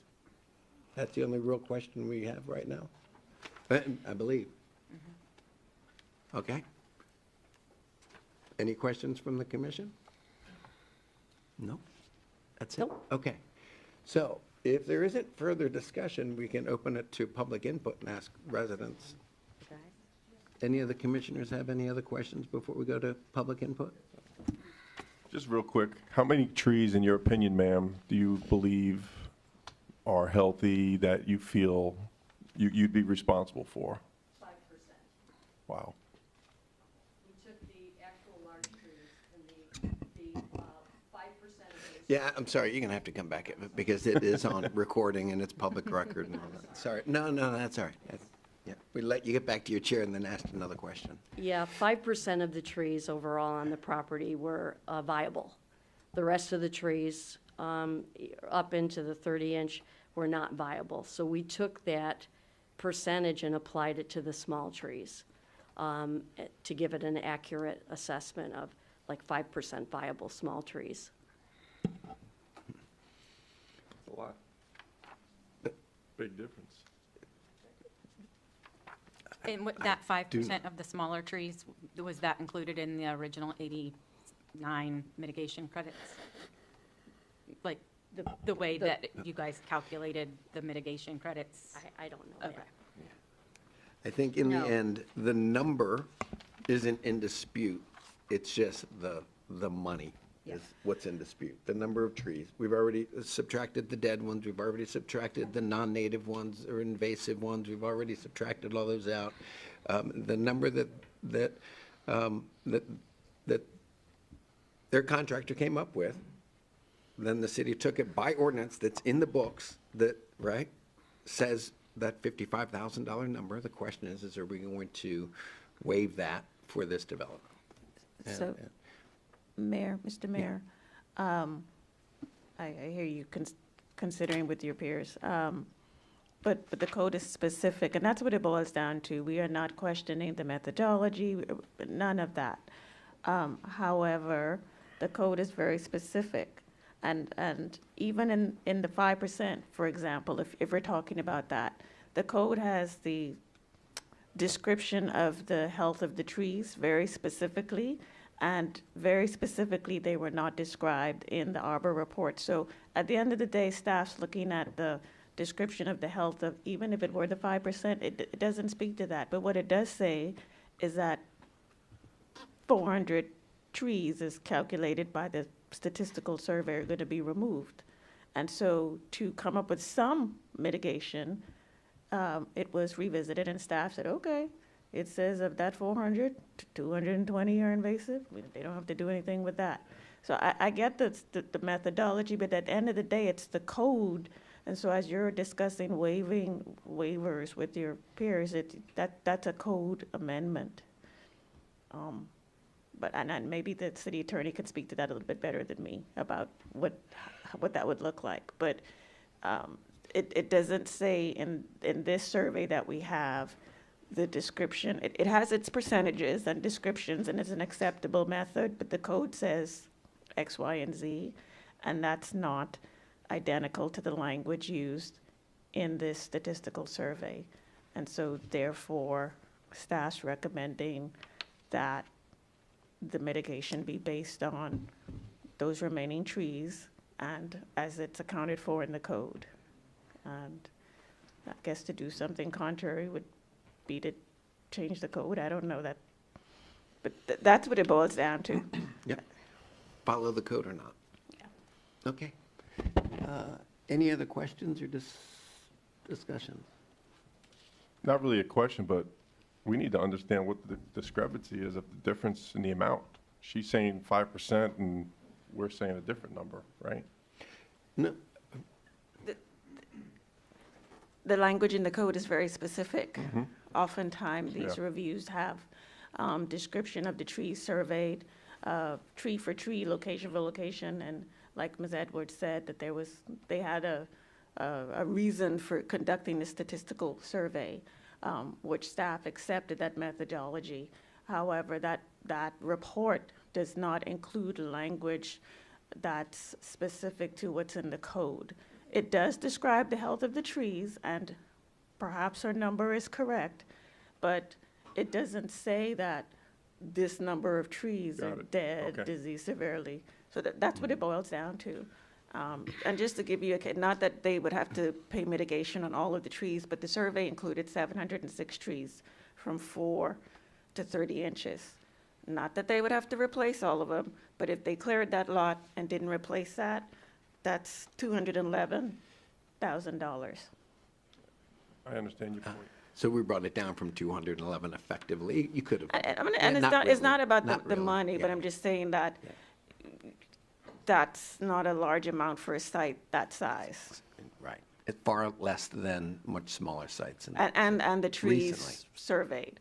Yeah. So it just boils down to the description of the tree health. Okay. Commissioner Bruce. I got two questions. So just to confirm, are you saying if a tree is dead or diseased, it does not or it does require mitigation? Dead or severely diseased, like there's. Yes, things if like- it's dead or diseased, does it need to be replaced or mitigated? I don't believe it needs to be replaced, and that's why we. Good, took I out just want to those- make sure we're on the same Mhm. page. Okay, number one, good. Number two, this statistical survey, what's the other option? If you didn't, Tree for tree, it's, tree for tree needs to be inspected. yeah. Okay, And like she said, this site had a lot of binds and things, and so the statistical approach is acceptable. So we, staff, accepted it. But based on that, there would be very little mitigation on a lot of trees. okay, thank you so much for the clarity. Yeah. I'm almost there. So it's simply, the motion after public input would be to approve with staff recommendations and following the ordinances that would keep the $55,000 or $59,000 in tree mitigation fees there, or we approve, waive the tree mitigation fees. I guess, and the third is turn down the whole project. So those will be the three choices. That will be one of those three would be the motion that we'd be looking for. Okay, so should we go to public input, or is there anything else that? Mr. Mayor, Yeah. excuse me, I believe Mr. McMillan had a couple of other items he wanted to present. Okay. Yes, sir. Just to speak to a couple other items, as Tara Lynn had mentioned with the end cap drive-through on the Ace Hardware building for the Tropical Cafe, we are going to discard that. We would like the chance, if possible, having time to do a queue study and traffic analysis, maybe bring that back to P&Z at a later date, just as an individual waiver.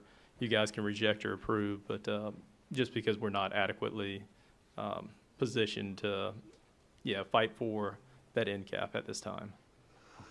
I know it might sound like I'm pushing back on this project. I'm not. And Oh, no, I do know, want- I I know. want to see you succeed. I know that we need development, we need restaurants, we need you, but I'm looking forward to you being there.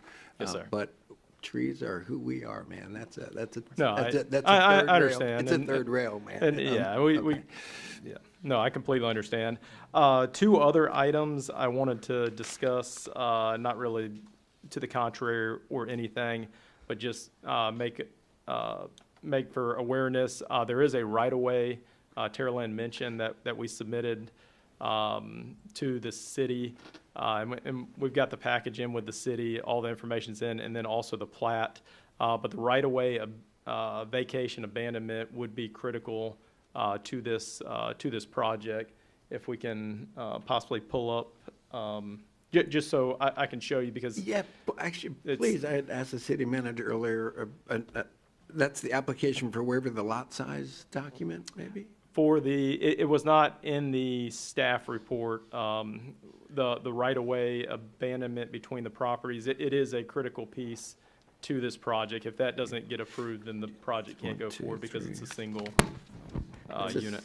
Sixth document on the agenda, guys, if you can pull that up. It's labeled, if it's the same one I'm thinking of, application for waiver, lot size.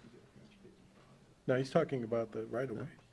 Yeah, vacation of a right. Yeah, that has to be, I think the reason why that's not before you, because it hasn't been advertised.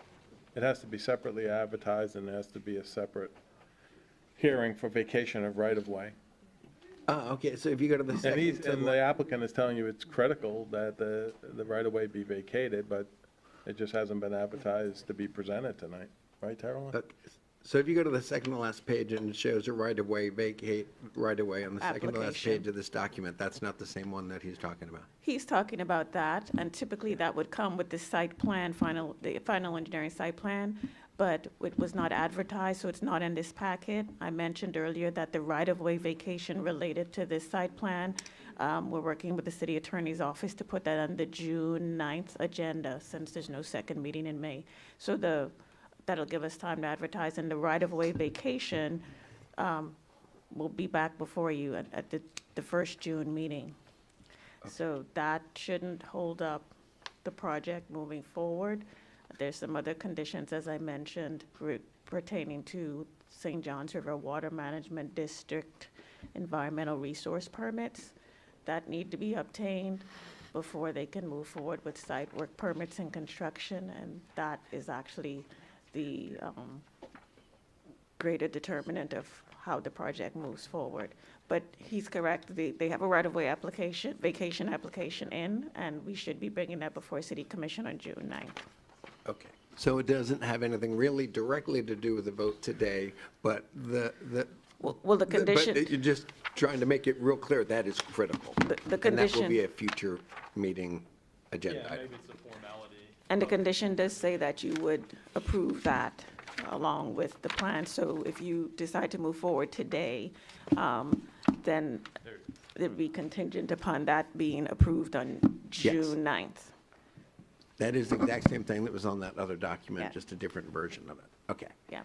And can someone just explain what that is? Yeah. I asked the city manager about it earlier. I believe it's just, it's an old platted paper right-of-way that needs to be vacated. So when you say right-of-way, does that mean that the city was going to have a street there? There's a right-of-way that if it was developed, that there was initially planned to have a street there? Is that, and what they're saying is now we're going to vacate that? I can't remember the plat, but many years ago. Do Yeah. you recall the plat's name where this, it's a paper right away? Yes, so. Yeah, it was for the purpose, I think, exactly. As you're saying, it was for, if they were developed separately, you had a right-of-way in between it. And I just want that for awareness. If it's a formality, it gets approved June 9th, that's fine, but it is, it goes hand in hand with the project, or the project doesn't work. No Okay. problem.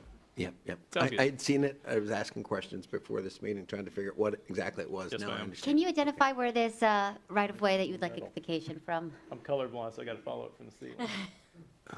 Or I'll lose it. There it is. It's right here. So Okay, that's, and tell me where I am. Where's Tuscaloosa and where's 434? So here's 434. Okay, Here's Tuscaloosa, Michael Blake, Chick-fil-A's going here, okay, Ace Hardware's going here. okay.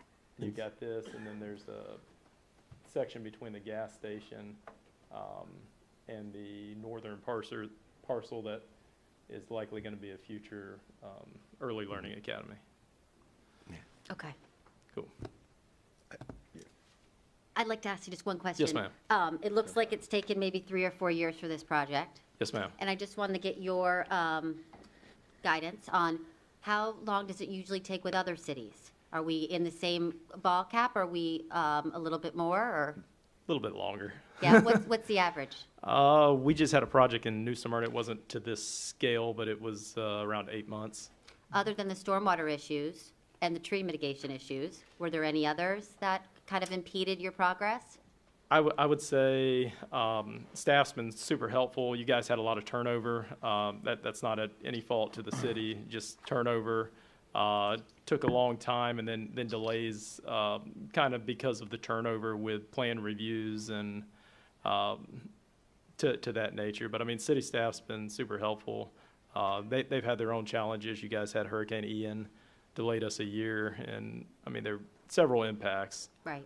So. And regarding the tree mitigation, do you see other cities charging the same or less or more or any? I wouldn't say I have great insight on that, other than some of the other areas that we're working. And again, we're a small business. Yes. We're owning and operating Ace Hardwares. We're not typically doing a larger scale development like this. Okay.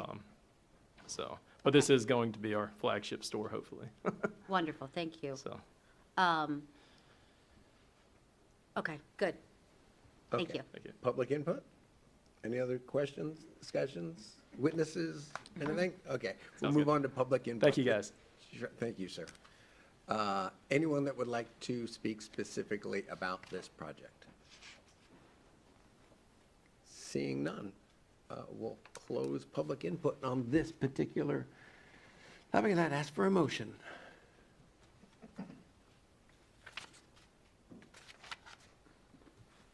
So we have 3, to approve the project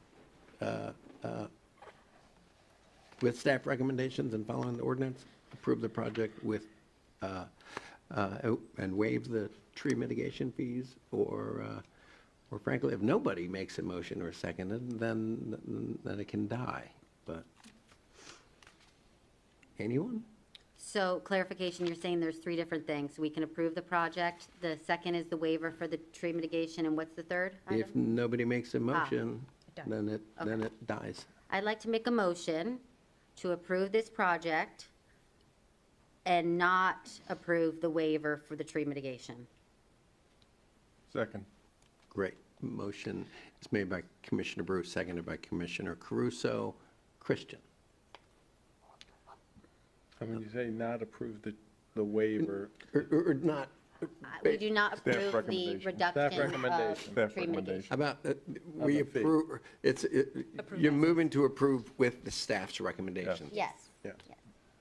And that was, right, and that was There is a approved, waiver or for the made by statistics. Commissioner Bruce, seconded by Commissioner Caruso. Thanks. Commissioner Diaz, No. Commissioner Bruce, Aye. Commissioner Baker, Aye. Commissioner Caruso. Aye. And the motion passes. Okay, that moves us on then. Oh, Gentlemen, congratulations. There's a hurdle. Your success is our success. Thank you for following our zoning and following those usage. And thanks. Okay, that then brings us to item 404. Chick-fil-A. Good evening, everyone. Again, for the record, Terrell Roll, Director of Community Development. This is an application for Chick-fil-A at Winter Springs. The applicant is Ferber Construction Management Group. This Chick-fil-A project is included in the Sutton Crossings Phase 1 development, which is here. So we just approved the ACE, and this is the Chick-fil-A location. It's in the T5 transect of the town center, and they are looking to develop a quick serve drive-through restaurant. We'll go through, this is their overall site plan. I'll come back to that. Whoops. This is State Road 434, Michael Blake. The Savoy will be over here, and then ACE is over there. Just a quick glance at their landscape plan, not all the way clear, but they are pretty much in compliance with the SR 434 streetscape landscape buffer, with the exception of one requirement. They put in a waiver for that, so I'll get to that here shortly. So this application packet includes requests for approval of final engineering site plans, the development agreement, the aesthetic review, as well as the waivers. So the waivers associated with this project, these are the elevations that were just resubmitted. This is the, let me go here. So this view here would be, this will be SR 434, and that will be Michael Blake going around in the parking lot. This is the drive-through that goes around, and then this is the front of the store that would be interior to the parking lot in the development.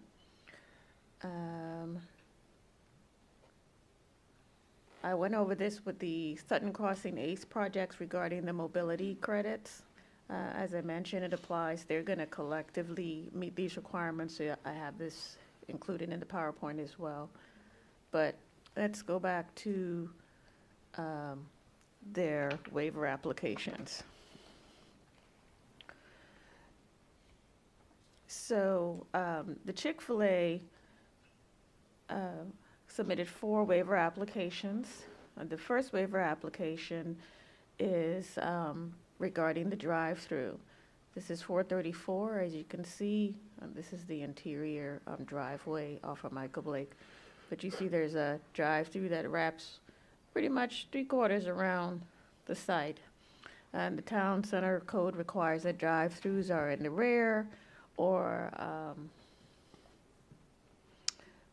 in the rear or side, in the rear of the side.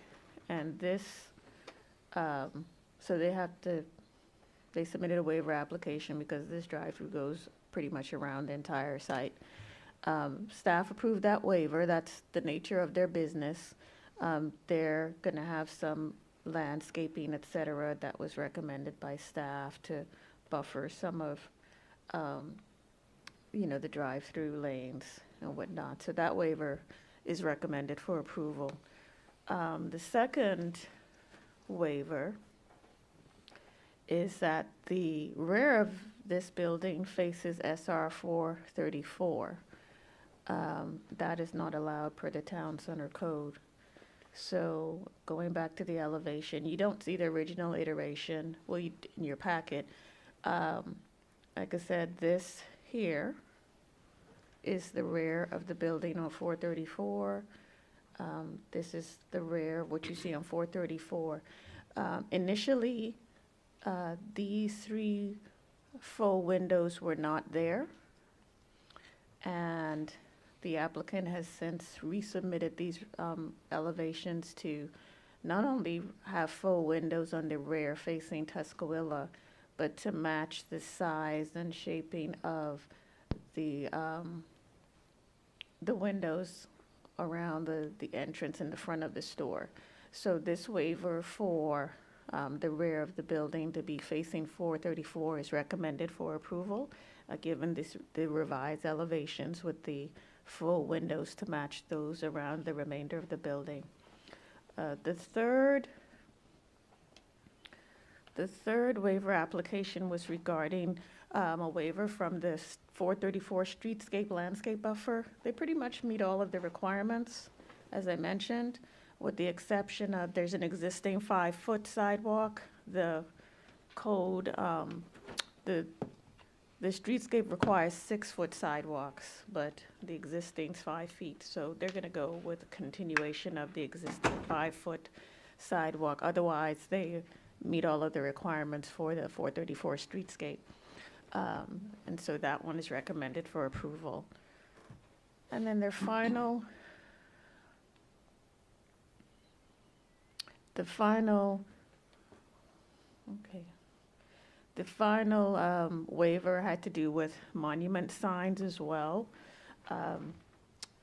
You have to submit a waiver application for those in the town center.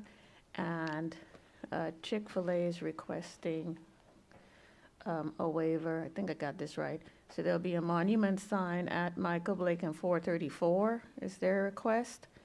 And then they wanted to have a second sign here off the Michael Blake entrance to the site. So those waivers were recommended for approval as well. So just a side note, the entrance into the Sutton Crossing site off of 434 is actually going to be installed and constructed as a part of the Chick-fil-A project. So that's an overview on the waivers. This project was pretty straightforward. And just for the commission's information, I didn't mention it on the Sutton Crossing ACE, but there were many issues regarding stormwater and stormwater design to be addressed and making sure that they had their drainage right. So it took a little while to work through that.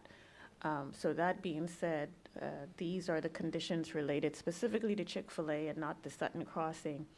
But the first condition is the modification to the development agreement because the Sutton Crossing site is the current owner. We have that development agreement that you just approved. And so this Chick-fil-A project and related development agreement will be a first modification to that ACE Sutton Crossing development agreement. The second condition of approval is, of course, that the Sutton Crossing's final engineering and utilities, stormwater drainage, everything else was approved. So their approval is contingent upon the final engineering for Sutton Crossing. The third condition of approval, there is a small wetland on the Chick-fil-A side of the property. And as previously mentioned, this project and the previous project, they have to get the ERP, the Environmental Resource Permit, from the St. Johns River Water Management District prior to obtaining the building permit. Fourth condition, a Florida Department of Transportation approved access connection permit shall be provided prior to the issuance of a building permit. I'm pretty certain the applicant's working very closely with FDOT, if not close to, almost here to getting their permit. Condition number 5, final engineering plans must include, that should be bike and pedestrian facilities to satisfy the mobility credits. Again, after this meeting, should the commission approve the project, they intend to submit the final plans, and that overall site plan will be attached to the development agreement. We have some hydrant flow tests that are required. That'll take place related to the building permit. And then finally, relating to the drought-tolerant grass, all of the grass in the property shall be Bahia. And then it says any conditions from city reviewing departments or the development agreement shall be enforceable. So that's an overview of the staff report for the Chick-fil-A at Winter Springs Restaurant. Before I call the applicant up, they have a PowerPoint. I'm happy to answer any questions that you might have regarding this application. Yes. Commissioner? Yes, couple questions. So there's a traffic study in here, and it's for Manatee Avenue. Oh. Is that just to compare so we can kind of understand? So, staff required a queuing analysis specific to Chick-fil-A. As I mentioned, the Sutton Crossing ACE project did the overall traffic impact analysis. However, you know, restaurant or businesses such as Chick-fil-A will generate some additional count. So we asked them to provide their queuing analysis. And so they submitted a queuing analysis for a comparable store in that community. And the P&Z accepted that. You know, our P&Z chair is a transportation professional, and they were satisfied with this sample of queuing analysis for another Chick-fil-A store being provided for this project. Okay, great. In addition, you say something that there's a small wetland. I'm looking at the environmental report, and it says it's all uplands. How do you know that there's a wetland? Just from? Oops. What I do? That was from our engineer's review of the site. Who is Mr. Hamstra? Not our professional engineer as well. Our professional engineer? Oh, the one that's on Our site? staff engineer. Okay. And So he identified a wetland? Mm-hmm. Okay. Okay, because it says there are none, but okay. The canopy, what side, what, can you show me visual side where the canopy will? The canopy? Yeah, the canopy The for drive-through Chick-fil-A. canopy. I'd like to understand. Okay. Where do you see that? Oops. It won't let me move it. Oop, I just had it open. Okay. Elevation. Yeah, there you go. If you could just explain where we're at for the top left. Top. I understand that one. Top left. Where am Okay. I? This top left is, so back there.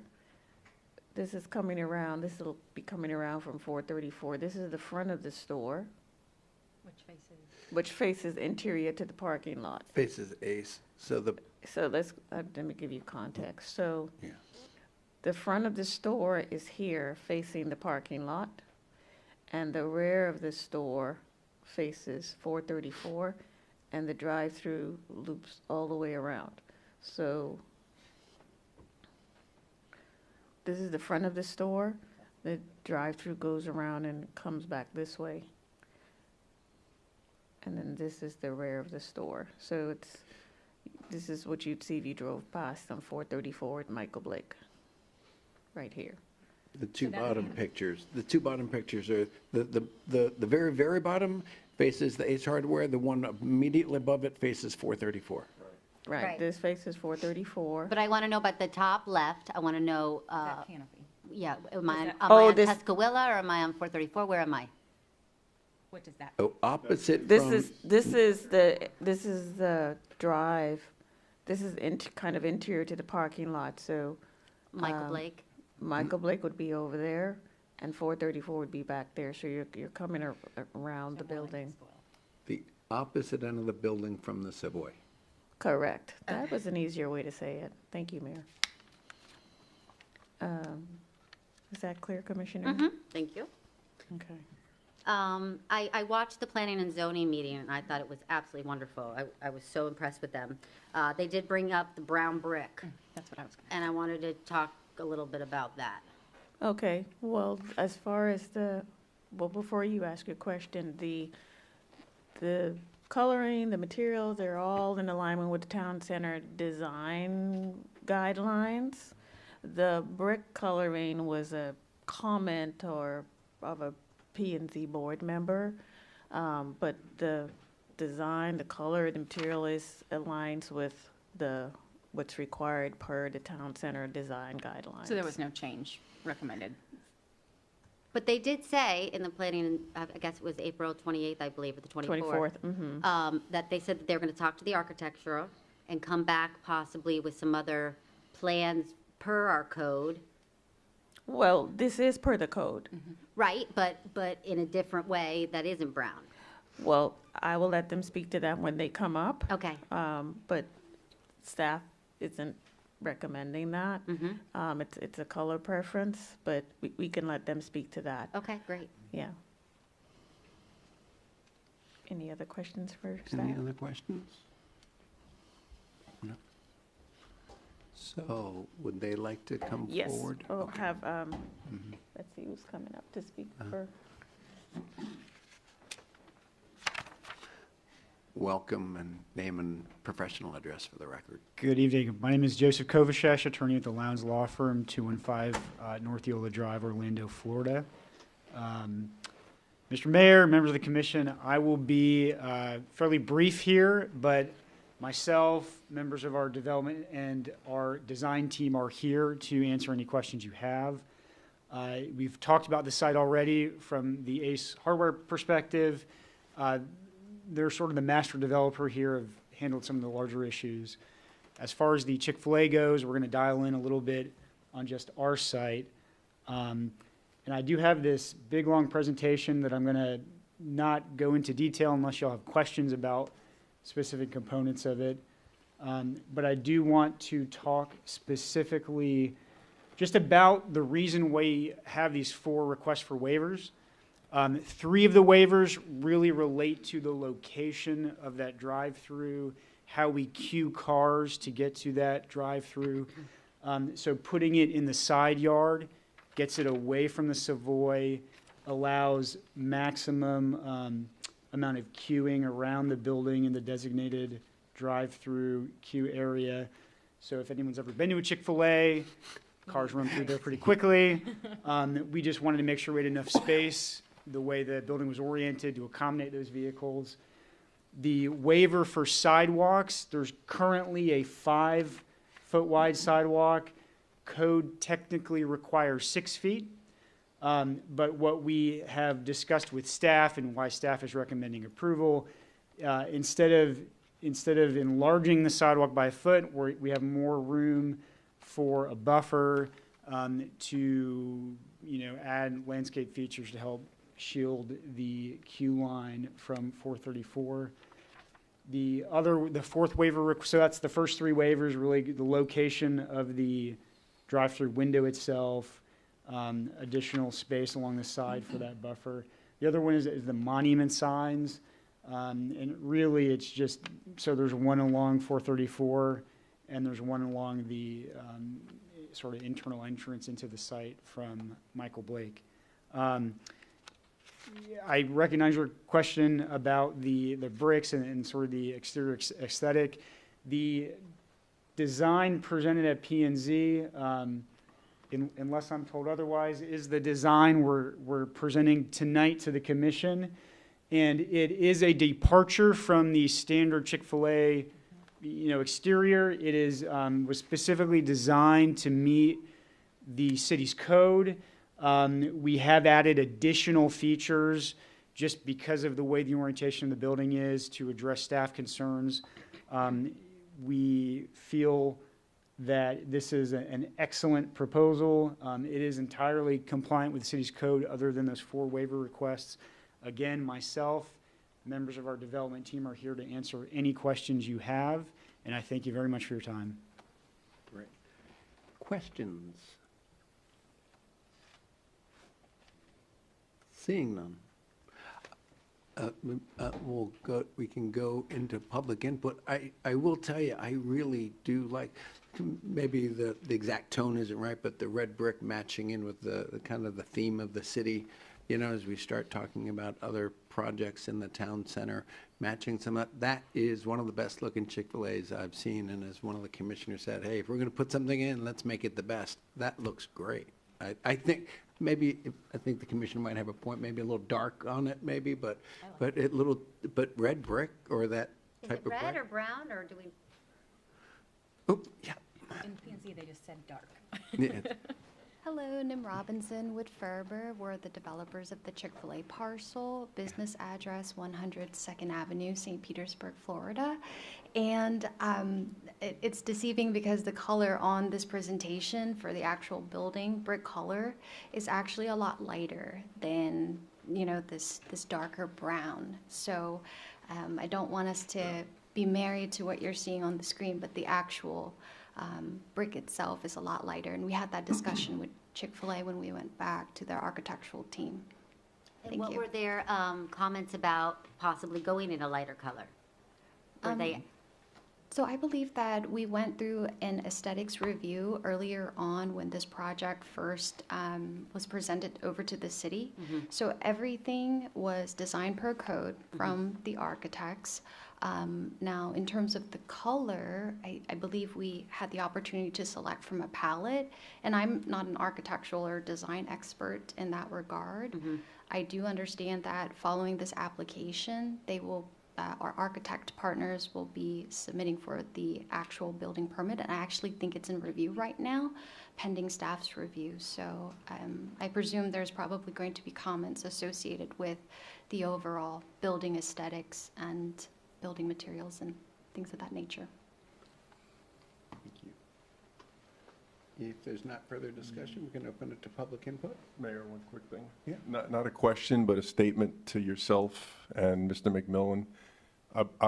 I appreciate both of you bringing a business here to Winter Springs and the jobs that'll come along with it. You both have good businesses. I appreciate Ace. I always shop there, and everybody loves Ace. So thank you for looking, you know, coming to Winter Springs and bringing jobs here. That's very important for us. Thank you. Yeah, I'd love to see that corner of Tuscola with that new service station look anything like that would be remarkable. And Red brick. for Chick-fil-A, let me say this, we look forward to coffee with a cop at Chick-fil-A one day, maybe, Chief? Yeah. There you go. All right, so let's open it to public input. Anyone that's present that would like to address the commission on this specific item? Seeing none, at 10:40 in the evening, we'll close public input, and I'd ask for a motion. Oops, I'll sorry. make a motion to approve with staff recommendations. Okay, motion's made by Commissioner Baker. A second? Seconded by Commissioner Crusoe. Christian? Just ignore the screen. Commissioner Bruce. Aye. Commissioner Baker. Aye. Commissioner Caruso. Aye. Commissioner Diaz. Aye. And it passes. Congratulations. It's late, but both of your projects passed, and congratulations. Welcome to Winter Springs officially. Thank you. Okay, then, yeah. Okay, so now we'll move on to the regular agenda, and we're going to bring back item 500, proposal from Veteran and Veteran Family Advisory Committee regarding a banner program. And it's my understanding, we'll talk about this a little bit, but the goal is to then, we'll be asking for direction to give to staff, whether to move forward or come up with a plan. Correct, Mr. Mayor. Thank you very much. For the record, Brian Dunnigan, Director of Operations. The proposal you're going to see tonight from Ms. Laurel Ross, who's representing the Veterans and Veterans Family Advisory Committee. This same presentation was previously made to the Commission October 28th, 2024 as a presentation item. So there was no action at the time as far as direction the Commission could give to staff to pursue this. So this same presentation is going to be presented to you all now, given that there is a new commission under the regular agenda. You can listen to the materials that she has to present, and if the commission is inclined to give direction to staff to pursue this program, we would come back with a program model at a future meeting, most likely on a consent agenda. Thank you for having me again. Not much has changed, but I do want to address the new faces in the room. The Veteran and Veteran Family Advisory Committee was tasked with providing you guys with opportunities to recognize and thank veterans and families of veterans in our community. So we brainstormed, what can we do to give advice to you or a recommendation to you to help Winter Springs recognize those who are here and maybe become more of a veteran home where people are like, oh, hey, they do this in Winter Springs. I would rather move to Winter Springs than Oviedo that doesn't do that, or something like that, you know. So how can we set ourselves apart from our surrounding community? So the banner program, as I'm shortening it to, is one way to do this. This is not new. I didn't come up with it. I've had friends in different communities that have said this has worked really well for us.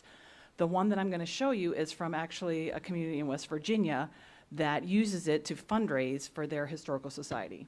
So let me find the clicker. So there's examples of what they put up from Memorial Day to Veterans Day. They're banners, much like the banners you already see in the community, but what they do is they have family members. These happen to be Major John Andrew Boggs and Merritt Emery Boggs. So the Boggs family paid X amount of dollars to have this banner made and hung in the city for 6 months or so. At the end of that time, it comes down, and this community has chosen to store them, and for an additional fee, they will put them up the next year. It all depends on what the city sees fit for if this program goes forward. So that's an example. Now here, you notice it says Hometown Heroes. We already have a Hometown Hero program. We don't want to use the term Hometown Hero because we have a program in place where we recognize 1, maybe 2 every year on Veterans Day. So we would want to call it something different. And obviously we'd want to work with the city, or the city would work with it within their constraints. I know they have different design specifications they have to adhere to, and what the colors they can use and things like that. So this may or may not look exactly like a finished product, but this is just an idea that we're presenting to you guys that maybe you could use for the city. So example would be honoring our veterans. These 2 members, Sam Savis and Sam Savis III, are actually passed. They actually died in service to their community, their nation. They are from Winter Springs, so I can say that they're friends of ours, so we know these 2 people, and these would be ones that we would, as a family, want to put up in the city. The location is another question, but the thing here is, you're like, well, there's not a whole lot of information. You want to have honoring our veterans at the top. You want to have the picture big. And one thing to consider is, I know there are some specific requirements for the city for like the number of pixels and how clear it needs to be. So there would need to be some sort of lenience there for our World War II vets where you're not going to get a clear picture. You're going to get something that's kind of fuzzy, but still represents the person and is respectful. Underneath, we have their name, and then you can include the branch notification if you want to. It's dark here. The one on the left is for the Army. The one on the right is for the Navy. You could include that, whatever color scheme, however the city decides if we go forward with this project. So an example of where would we put these? Well, I went out, and I may be off by a pole or 2. I'm sure Mr. Sweet will correct me if I am. On Blumberg Boulevard at the right side, so the east side is where the Veterans Memorial is. So obviously, I think it would tie in really well with the Veterans Memorial. Currently, there are 22 poles on Blumberg, both sides of the street. So if you have 2 people on both sides, you know, that's quite a few that you could start with to see if there's even interest in the community. You would, you know, first of all, the fee for it would be on the family who wants to do this. So there's not a fee for the city to do it. if you wanted to expand it, maybe another year or so, it could go on to Tuscaloosa. There's another 14 poles there, maybe in front of City Hall and on Bear Springs. I know the colors are not real great. Let me see if I can use the, no, I'm not good with that. So anyway, these are the areas that I identified. You know, if it explodes, maybe Winter Springs residents really want this. It might go further, but this is the initial, what our committee came up with, proposing it to you guys. So the proposed process, of course, this is just us spitballing it. You guys would come up with the process that you want it to work in is Winter Springs would design the banner, obviously, because it has to adhere to their codes and requirements, and promotes the project. We can do it in the monthly newsletter. However, it would be, you know, however you would want to do it. You maybe have it on the website, however you would want to do it. Entries submitted, we won't know what Winter Springs department, you know, we're not going to tell you how to do it. It would have to go to Winter Springs because it's Winter Springs. And then payment received, because we're just a committee. You guys handle the money. Winter Springs would review for residency. And maybe our committee could help verify the military branch and if it's really a person that has been in the military. If you wanted us to do that, that's, you know, your purview, obviously. The end date, the Winter Springs submits the approved, you know, you'd have to have an end date. Then submit them to a vendor. The vendor would create them. And then the Winter Springs would make the payment to the vendor, obviously, and then you would get the banners and promote on social media and install them. Now, there were some preliminary discussions with some of the staff. They had expressed some concern about, well, we really use banners all year long. There's not enough time, you know, Memorial Day to Veterans Day is too long, or the opposite, Veterans Day to Memorial Day is too long. So one of the things we came up with maybe after Highland Games, which is January, to whatever you put in July timeframe, whatever the next banner you guys would normally use, maybe at that time. So you're not doing it at a separate time. You're already there taking down a banner, putting one up. So you're not adding a lot of extra man hours at this point because you're already doing it at a time where banners come down or go up. These are some of the proposed requirements. The Winter Springs resident must submit it, obviously. We initially toyed with the idea it had to be family members only, but I'll go back to the Savas family. They're not my family, but they are my family. So I would like to be able to, that's why we crossed it out. The Veterans and Veteran Family Advisory Committee would like to not have a family member only in there. So U.S. military service, active reserve or guard, and then you guys obviously would come up with the cost, but $100 was what the one in Virginia was. I think that would be a reasonable amount. I asked some of my veterans friends in Winter Springs, and they're like, absolutely, I would do it for $100. And that more than covers the cost of the banner, making the banner. Winter Springs would remove. Would the individual pick them up, or would the city store them? $100 is, you know, if someone says, well, I want to do it for 2 years, could they pay for another $100 and you guys put it up the next year? Those are some of the things, the questions that we would have to figure out. That's me, if you have any questions. And that was the end. I didn't want to take up too much of your time.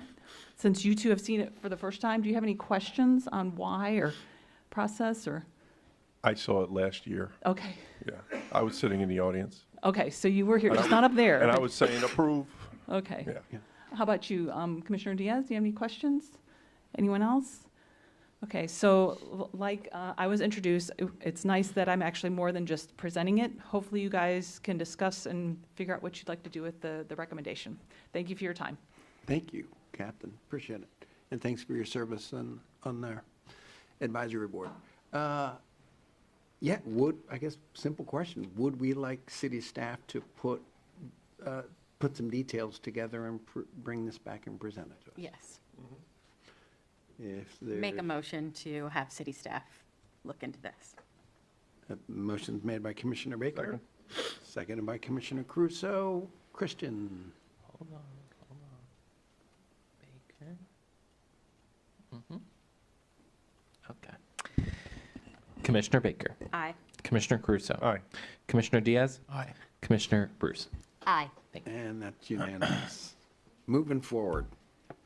Happy to see that moving. Okay, item 501, intent to award a contract operator selection for operation, maintenance, and management of water, wastewater reuse facilities. Mr. Sanye. Good evening, Cleet. Good evening. Good evening, Mayor McCann, City Commissioners. For the record, Cleet Saunier, your Utilities Director. Out of respect for the late evening and time, I will try to get through this as quickly as I can without diminishing the importance of the decision you have before you tonight.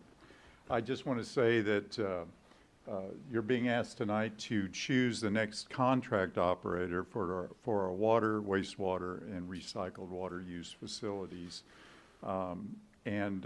I want to say that in all my years of experience in local government, this is one of the most robust public vetting processes that I've undertaken for the last 100 days. It's gone through intensive scrutiny. We had an opportunity there to attract some talent in that area. We did have a good response. And I just want to acknowledge the efforts of our finance director, Holly Queen.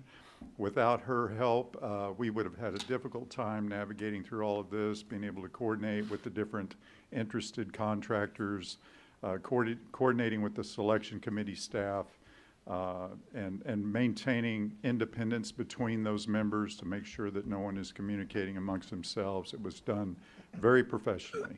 Also, our consulting engineers, Carollo Engineering, they were instrumental in putting together the scope for the RFQ and making sure that all of the items under each of those different facilities were included in that packet. Excuse me. We also had a robust inspection of the facilities later on, which I'll get to in just a second. Okay, so the selection committee, we conducted a comprehensive, as I said, review of all of the qualifications. We remain consistent with the Consultants Competitive Negotiation Act. We also were in compliance with all state laws regarding procurement, plus your own set policies for the city of Winter Springs. We did issue that RFQ on February 28th. In that request for qualifications was a mandatory meeting of the interested qualified contractors to attend a overview on May 12th here at City Hall. It was open to the public.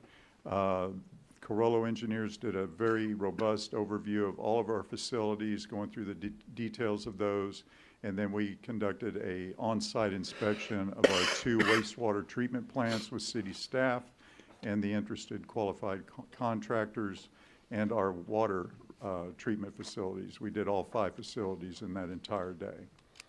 The submittal deadline was April 11th. We received 3 very qualified contractor submittals. Those qualifications were reviewed over the next several days, actually 2 weeks, until the first public meeting in which we held, in which the committee members were able to attend and discuss their pros and cons for each of those contractors. It was determined at that meeting that based on the uniqueness of each of those qualified contractors, that we wanted to hear what they had to say about 3 distinct areas that were also included in their submittal packets. One would be their operational approach, how they would address all the regulatory issues that we're currently facing with our wastewater treatment plants, also transitioning from the existing contractor to their coming on board as a new contractor on October 1st. And we also asked them to discuss in more detail their method of handling maintenance of plant operations, or MOPO, during facility construction, the new infrastructure improvements scheduled for the east and west wastewater recycle facilities. Again, the final meeting was held on May 2nd. After the presentations, the committee deliberated, discussed their rankings, and we also and we discussed those rankings. Here on this is the selection process. Each of the packets were based on a weighted percentage of how each of the committee members felt they ranked in regards to the respondent profiles, their team structure, their key personnel, project experience, project approach, and there was a pass-fail requirement on their financial qualifications, which were reviewed. That's proprietary information that only the finance director was able to review. She came to that final meeting and mentioned that they all 3 passed. So the scoring results are there before you. They're also included in your packets. Woodard and Curran was ranked number 1. U.S. Water ranked number 2, and Clearwater Solutions ranked number 3.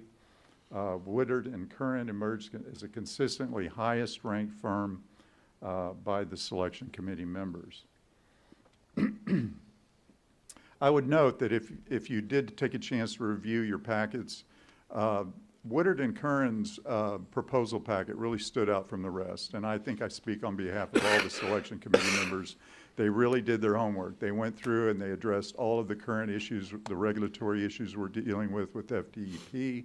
They mentioned those specifically in their packets. They also addressed transitioning with the new contract operator. They also specifically addressed much of what they would do during maintenance of plant operations during construction of the new facilities. I thought they did a very good job on that. They also have a strong record of compliance with FDEP.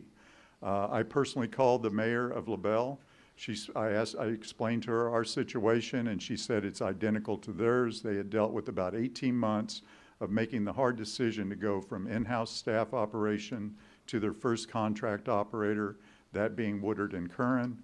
She also mentioned the fact that they have an in-house team of grant consultants on board that actually found them a lot of money to be able to build the new facilities. They're also currently engaged with ramping up maintenance of plant operations during the installation of those facilities.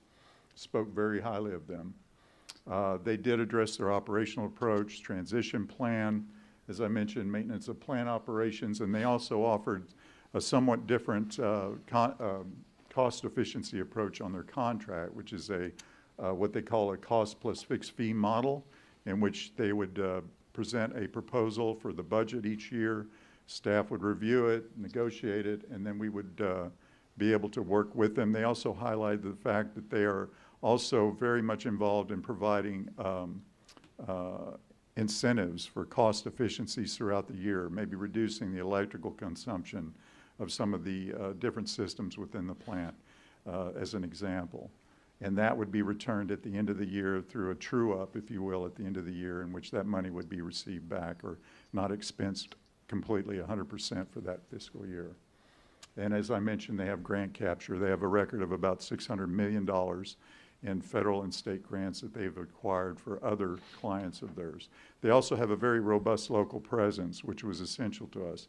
We also were impressed, I personally was impressed by their hurricane response, how they would stage staffing in preparation for, and also in post-recovery methods, and being able to address all our needs. Simply put, I think they just really put that extra touch to say they were going to be a joint partner with us, no matter what the situation is. And I just want to congratulate again the selection committee on their hard work. It's a weighty amount of responsibility to have on yourself as a volunteer, in addition to the normal duties they do. They volunteered to do this, knowing that it would be a several millions of dollars commitment over potentially 5 or more years for the city. I'm excited about it. I really am. I hope we can work out a really good contract should you select them tonight as our top candidate. And with that, our action tonight is to authorize staff to negotiate a contract with Woodard and Curran for the operation, maintenance, and management of our water, wastewater, and reuse facilities, and return to present the negotiated contract to the Commission for approval at a future meeting. And I would be happy to answer any questions you may have about the decision that's before you. Well, thank you, sir. I think that is your first, if I'm not mistaken, your first formal presentation to the commission. I believe it is. Well done, sir. That was really. Thank you. That was very tight, very professional. I'm really happy to see that. Commissioners, Question. please. You said there was a city that used in-house and then used them. What city was that again? LaBelle. LaBelle. LaBelle. They're down south. It's, Southwest Florida. it's, what's that, east of Fort Myers? That's halfway County, across. I It's halfway across the state, Right on the but canal. south. I've Yeah. taken that boat ride right through LaBelle, yeah. Hey, General Development. Did she happen to say what they spent for in-house as opposed to this company? We didn't have a chance to get into that kind of detail. I'm sure you could call her. Yeah. Her phone and everything is email her. referenced. I think they even, in their presentation, they even showed her on one of the slides in your packet. She couldn't. I actually had a lot of other things I needed to do. She just kept wanting to talk more and more about how happy they were with Woodard and Kern. That's good. I just want to say that I attended the workshop while grading them, and I was really impressed by them. I was glad to see that they were the ones that staff recommended as well.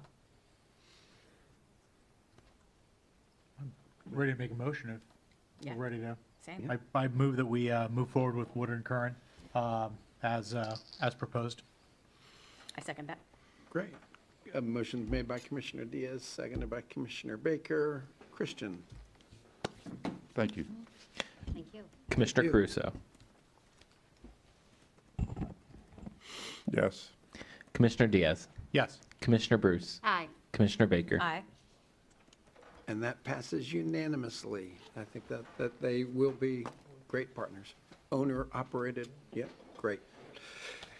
Okay, that then brings us to matters related to boards and committees.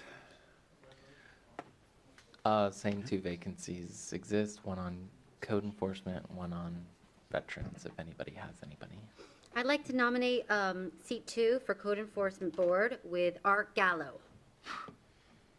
He's already on there. Is he already on there? Art is on, yeah. Are you sure? On code? Yeah, Yes. because he thought that he got, Oh, because supposedly he his, was so his taking term somebody will else's place. expire. His term will expire at the end of July. Okay, so. So, I mean, if I'd you, I like guess to- if you want I'd to like to get him back preemptively on. reappoint him. Yeah, I'd like to reappoint him That's as fine. of end of July. Okay.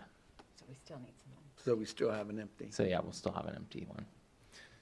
Because, so there's just one vacancy, so he's currently serving seat 1. So he'll continue to do seat 1?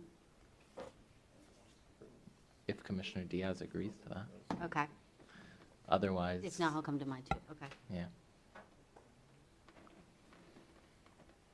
So we still have an opening. Correct. Is that vacant, because, yeah, James passed away. Mhm. Right, right, got it. But Yep. yeah, if there's no others at this time, we will we revisit start it on in June. Okay. Anyone else have an appointment? No? Is it an at-large for veterans? It is. I will, maybe a reminder from the last meeting, the veteran, because it is the Veterans and Families Advisory Board, every member of the board is currently made up of a veteran, and by their Request, they would request, like fam- they'd like it to be a family member as opposed to another veteran, but by all means, it's your appointment or anyone that comes up with one, okay? All right, then, new business. Yes. Okay. So I spoke earlier about the policy for the yearly cleanouts of the creeks, and I'd like to have that on new business to get a policy in place for that. No brainer. We'll have that added to the agenda. Anyone else? Commissioner Diaz. Just wanted to take a moment to thank the city manager for providing me trial balances from the finances. And, you know, when I was going through them, I thought, what a great opportunity for us all to be able to get information. The accounting software that we use allows for view-only logins. And we could actually all be given our own logins. We're able to get, I mean, we've obviously got computers here, access to the network. We're able to come in and pull the way we want the report to be. So that way, it's not this constant sending the city manager a request for different reports or what have you. And we can pull reports that we want. If there's something we wanted to look up, you know, when we get these reports, the budget now is coming up. I just felt it would be a good opportunity for everyone to get that. And I don't know if you want to put that as an agenda item. I don't know how we would want to do it. But I just want to share that with everybody.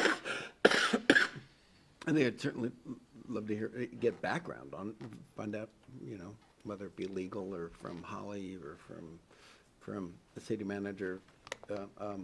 Those would be unaudited numbers, and why don't we have it added to the agenda, and we can talk about it. Is that okay? Is that what we're looking for?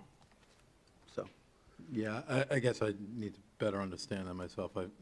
never seen a city operate where elected officials have access to the city's financial software. So I'm not sure, from a legal standpoint, from a number of issues that certainly raise some concerns, but I think, look at it.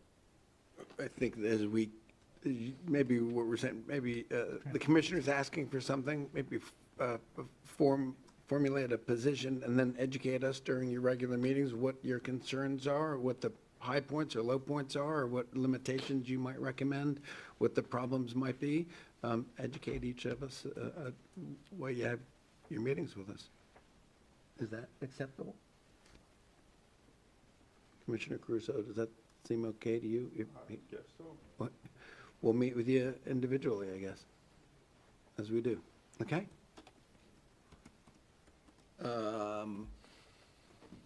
Any other new business? I have one, and this is kind of on the, and this is a little on the fly.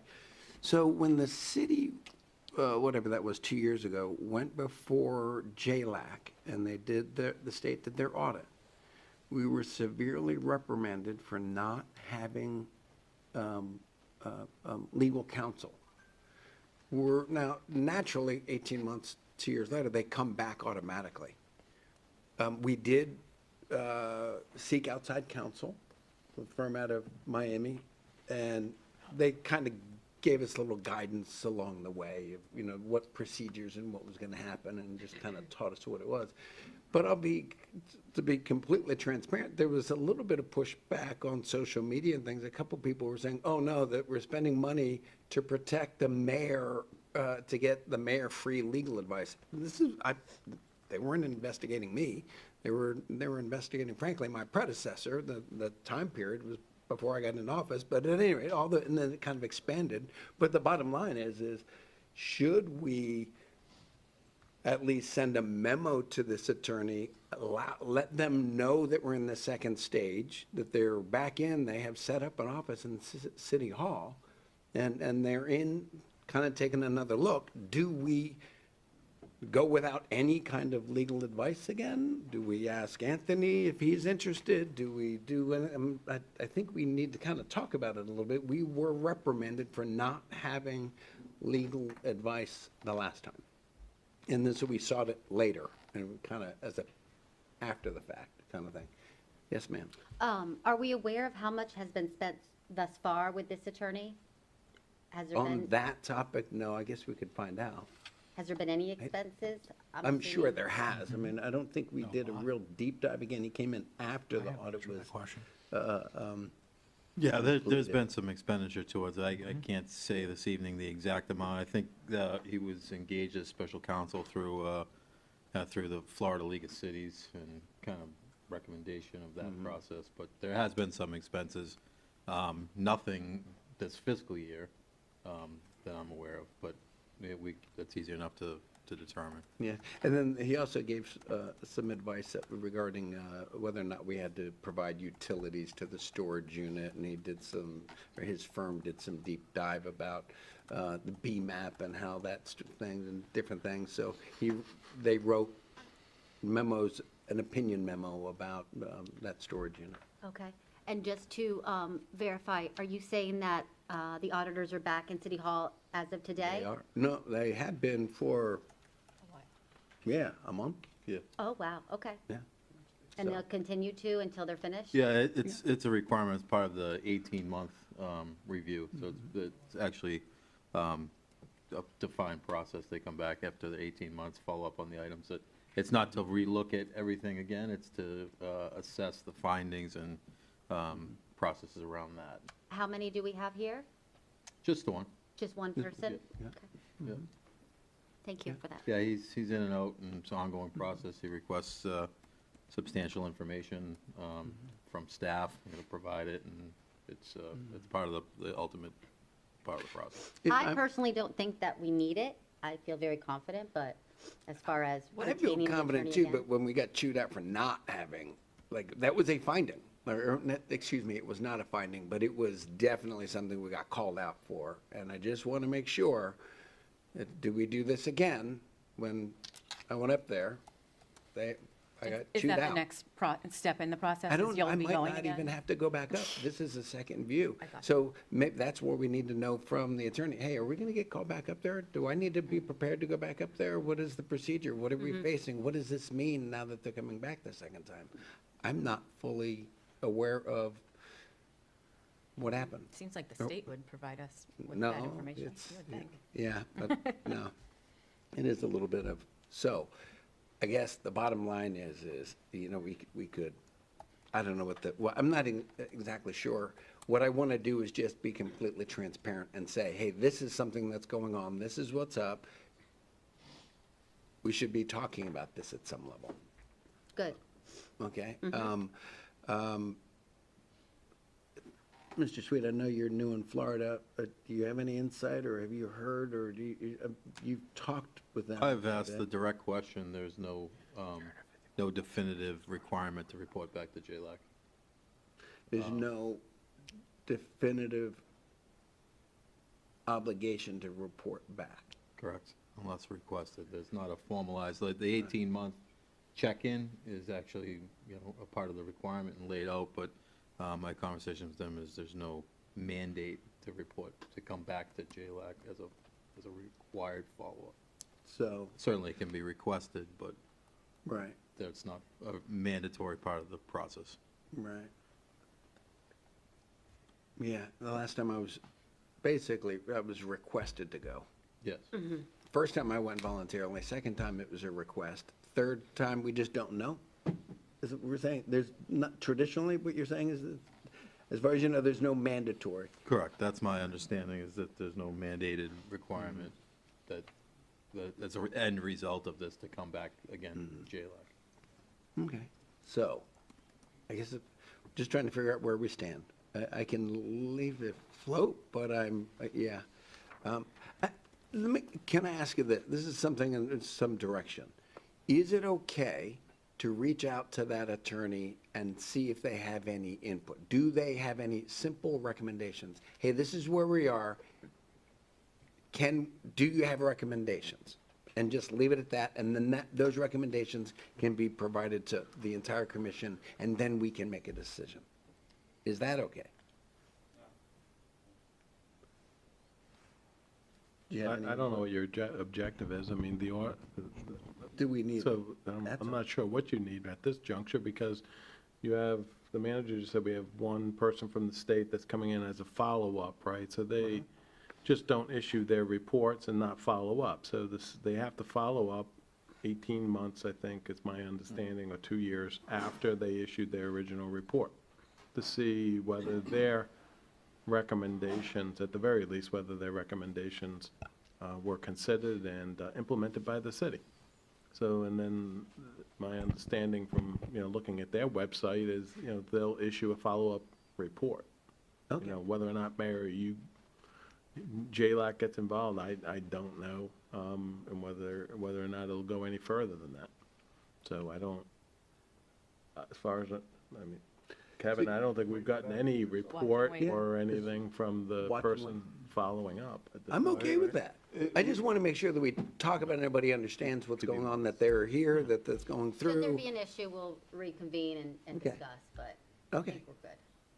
I'm okay with that. As long as we're all, just want everybody to say, hey, why didn't we get legal counsel again and come back, you know, or something like that. Just want to make sure we're all aware of what's going on. Okay.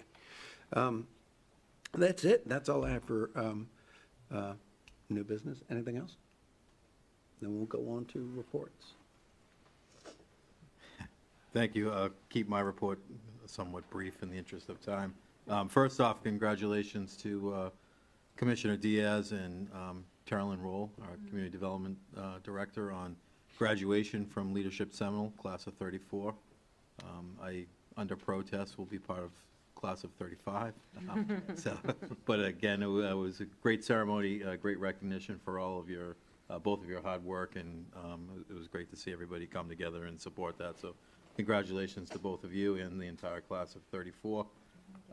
Also, other accolades, for the second straight year, the City of Winter Springs has been recognized for its professional communication efforts, receiving the Certificate of Excellence in Government Communications from the Florida Municipal Communicators Association, known as the FMCA. In addition, our newsletter also received an honorable mention, which was very nice. So congratulations to Matt Reeser, our Communications Director, and the Communications team, Dominic.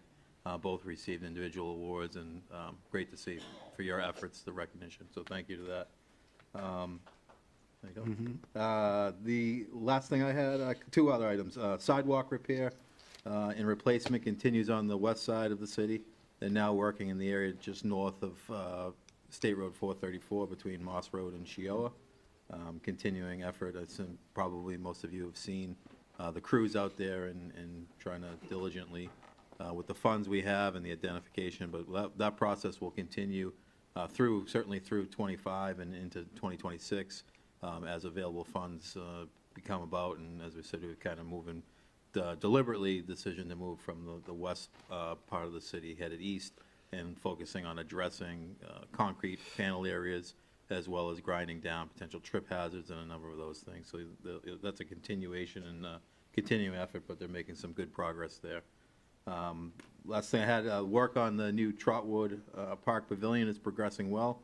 Our parks and facility crews are assembling the support trusses and preparing them to be lifted into place. It's worth noting that this project is being completed in-house with city staff at significant cost savings to the city and our residents, and it's a matter of pride for our employees that create something that will be around for a long time. I know many of our residents, folks that visit our city, nothing but positive accolades with regards to our parks in general, but the work that they've done at a number of other pavilions and boardwalks have just been truly exceptional, and particularly to be able to do that. We've had a few trial runs, and I think they've kind of become experts in some ways in doing this. So I think the finished product is going to be excellent. I was out there myself on Friday, kind of seeing some of that. I know the communications team did a nice video showing that effort of assembling those trusses, and I think we'll be excited when it's done. It's a slow process, but I think it'll be a great addition to the park. So that's all I have, Mr. Mayor. Anthony? No report. No report for me. Commissioner Baker. First, I wanted to thank everybody who was able to come out for the Susie Kaufman Winter Spring Senior Center renaming. It was a great event, and Susie was very pleased with the turnout and very honored by the dedication. And congratulations to Matt Reeser for his promotion. That's super exciting. I had a CalNo meeting last week, and the two different things that were presented, Oviedo presented their Riverside Park post-Hurricane Ian recovery, and the changes that they made to their civic center and adding a senior center as well. And I got a little brochure. They're starting up some activities that we might want to look at for our own senior center, pass that along to them. And they experienced severe flooding. They had like 3 feet of flooding inside their building from the St. Johns River, and they shared how much remodeling they've done in order to bring that back, and moving forward some of the storm things that they're going to be implementing as well. And then the Seminole Soil and Water Conservation District also presented. They have some really cool things going on, and something I didn't know until this meeting is everyone that is elected to that board is volunteer. They don't get paid at all. So they do some pretty amazing things as volunteers, and supporting them. I would love to have them in sometime to give us a presentation of what they do for the county, both for soil and water, community outreach and whatnot. One of the things I would love to have them speak on is fertilizer and the pollution that it adds to the waterways. It's part of the problem that we're seeing in some of our ponds and retention areas, and fish die off. It affects manatees. There's so many things that it affects, and there's ways to not just buy a bag of Scott's and put it on your yard if you think it might need it, but especially with a lot of people that move down here from up north who are just so used to fertilizing. That's part of the things that they educate people on. And they also brought up that there is a company called O-Town Composting, And they can even work with like Waste Pro and reduce landfill. And if that's a program we might want to look into as a city. And that is really all I have, I think, right now. Commissioner Caruso. Congratulations, Matt. Chris will be proud of you. Congratulations, Tara Lynn and Commissioner Diaz, on your graduation. And one thing everyone knows I've been working on was Iron Bridge. I'm not going to go too much into details on it. I pretty much am finished with all my numbers except for one small detail that I probably get tomorrow. Mr. Gallo, you'll be proud of me. We can discuss it sometime. Other than that, that's all I have, and I'll just leave you with, let's get those creeks cleaned out. Thank you. Mayor. Okay, let's see, we had, I'll try to make them quick. We had a National Day of Prayer where a group of residents out front on that early morning. Nice, thoughtful, spent about 45 minutes in prayer. It was actually pretty nice. It was very calming and healing and a really nice event. And since we're on that subject, we also now have our first American Pope, which is, for a Catholic school kid like me, it's kind of nice. Let's see, I did attend the Parks and Rec Mobility, their first meeting. That was very productive. They seem to be a bunch of very engaged, concerned, really motivated folks who just have different ideas and things. I think they're going to have to go through a little bit of a learning curve and stuff, but it was a great meeting. Good folks. Yeah, Leadership Seminole graduation again. Congratulations to the two of you. That was really a well-attended event. And for all of you mothers yesterday, happy Mother's Day. I'm done. Commissioner Diaz. Thank you. And thank you to the city manager, to Commissioner Caruso and Mayor McCann for noting, you know, my personal milestone. And yes, on Friday, I did graduate from Leadership Seminole. It was an incredible experience. I met leaders from across the region.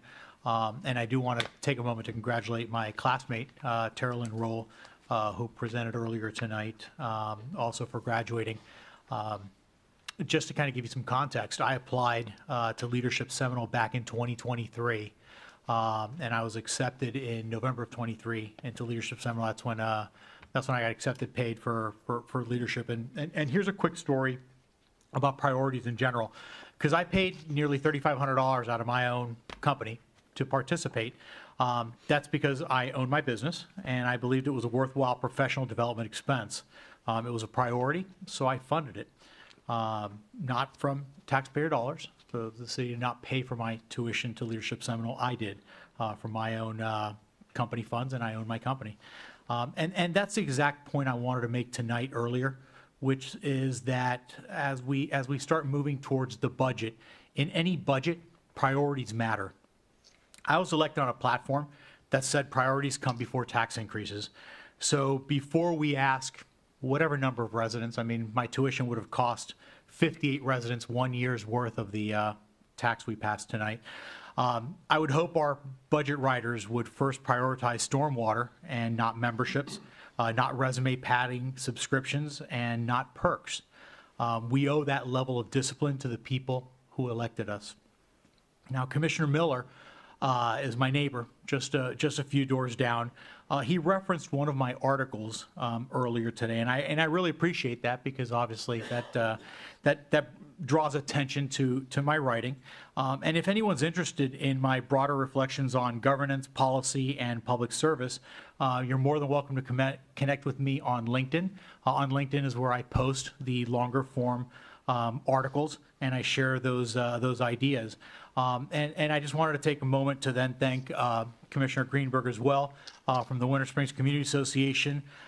They republished that piece on tax day, which, although in Florida got pushed forward, was on April 15th. And it served as a quiet reminder that taxation is ultimately about trust, and it's about restraint. And finally, I wanted to speak to something structural, not personal. there's been a growing sentiment, and we heard it tonight, and it really caught my attention, that the city's manager's voice should outweigh the commission. But the city manager, I remind everyone, is appointed, not elected. The authority to set direction and policy for the city lies with the elected commission. That's not a slight, it's a charter law. When staff recommendations become foregone conclusions, we risk something subtle but very dangerous, and I'm calling it commission capture. And that's when the body becomes procedural formality instead of a policy-making engine. So we were elected to deliberate, and that's what you saw tonight. You saw some healthy conversation. We may disagree sometimes, and that's great, that's healthy. And it's important to weigh these values in public. That's not dysfunction, and those that have said that somehow we're a dysfunctional body because we have lively talk and healthy debate, that's actually the way democracy is supposed to work, and our residents deserve nothing less but that level of deliberation. So moving forward, please check out my LinkedIn page. Go ahead and connect, and you'll see some of the writings coming forward. And one of them is going to be on commission capture, and that's almost ready to go. Thank you very much, and you have yourselves a good night. Or morning. That's right. Commissioner Bruce. Yes, had a great meeting with Hacienda Village and Kevin Monzer and our city manager on the 1st of May, and there was about 5 or 6 different residents, and we talked and gave them a lot of assurances on promises that we will be delivering. In addition, on June 10th, I've been invited to speak to Moms for Liberty, and in addition, the Seminole County Environmental Restoration Volunteers, called SERVE, is having a Tuscaloosa Pond shoreline planting this Saturday on the 17th. And the reason I bring this up is because when I think about our 100-plus ponds here in Winter Springs, and I understand SERVE is Seminole County, I've been researching a lot about how we can try to help these ponds, and I think shoreline planting might be a solution. And so I'm going to go to this and see if I can learn about shoreline planting and what they're planting, and maybe it will help the water quality. And last but not least, I will be going to the first part of the Institute for Elected Municipal Officials June 6th and 7th in Boca Raton. And so I'm looking forward to that. And I'm very interested in composting, so I think that's something we need to look into as well. And that's my report. All right, I think that's it. We'll open it up for public input. Anyone that would like to address the commission at 11? Madam.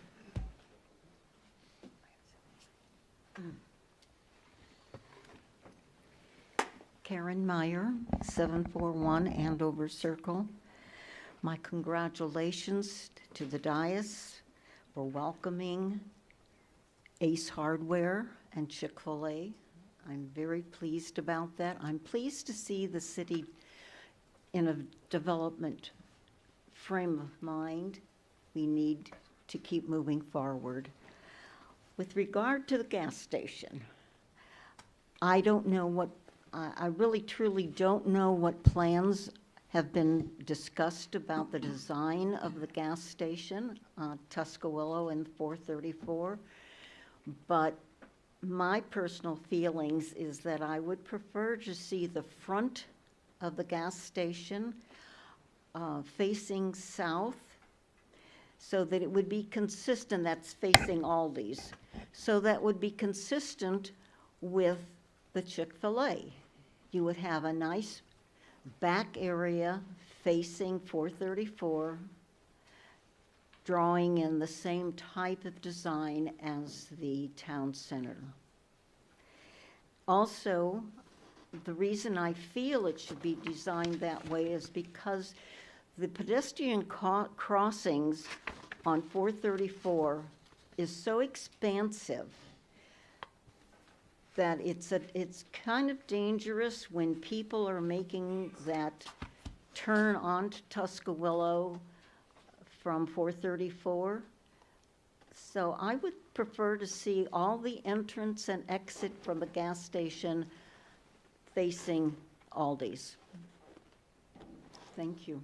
Thanks. Sir?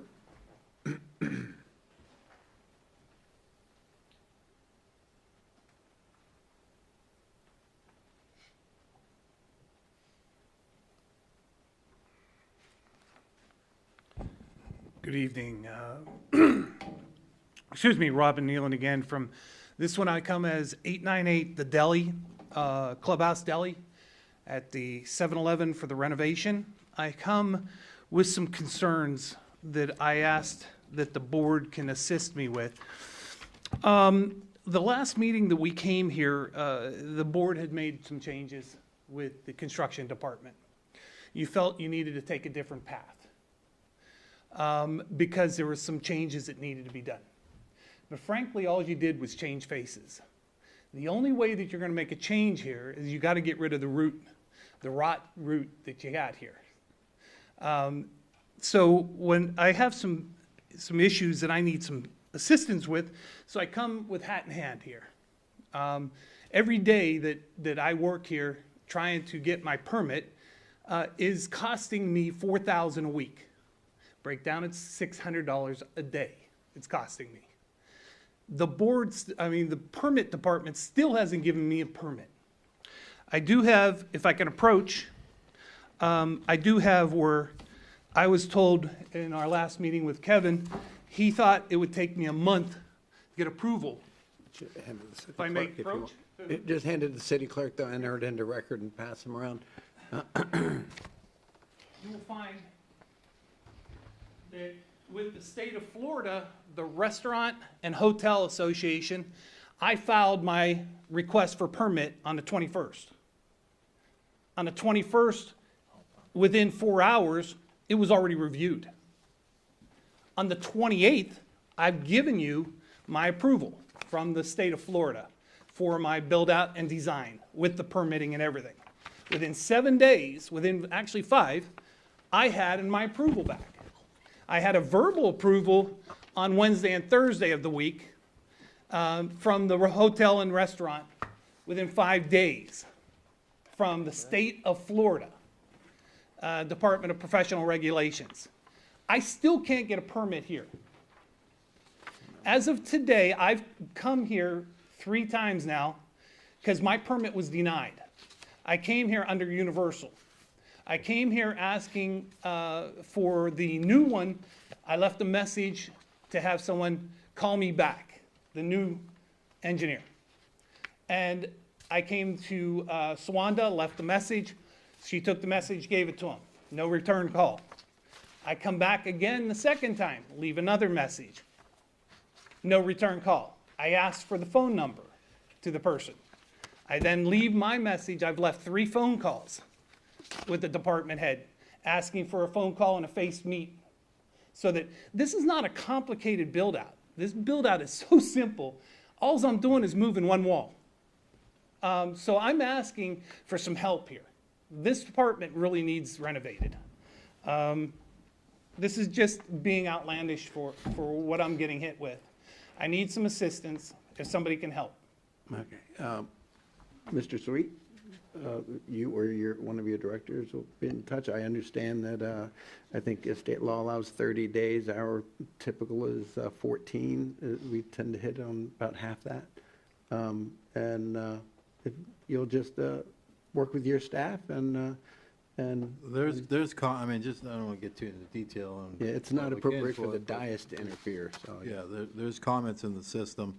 7 of your issues are unresolved by the Seminole County Fire Department, so you need to look at them as well. I've already resolved those with fire. The issue is under architectural seal, and under the seal, Well, I'm going to interrupt. This is, actually, it's not supposed to be a back and forth. That's not what public input is for. I think that as a dais, we've heard you. We're going to ask that city staff Continue to work with the gentleman. Your success is our success. We're not trying to hurt you. We need you to succeed. I can walk there from my house. We want you to succeed. I do not in any way want to do anything but help, but I don't think that we can get involved in legal matters like that. That's not what this dais is supposed to do. I just ask that the city manager, is this appropriate for the dais, that we just ask the city staff to be aware of the gentleman's concerns, take a look at it, and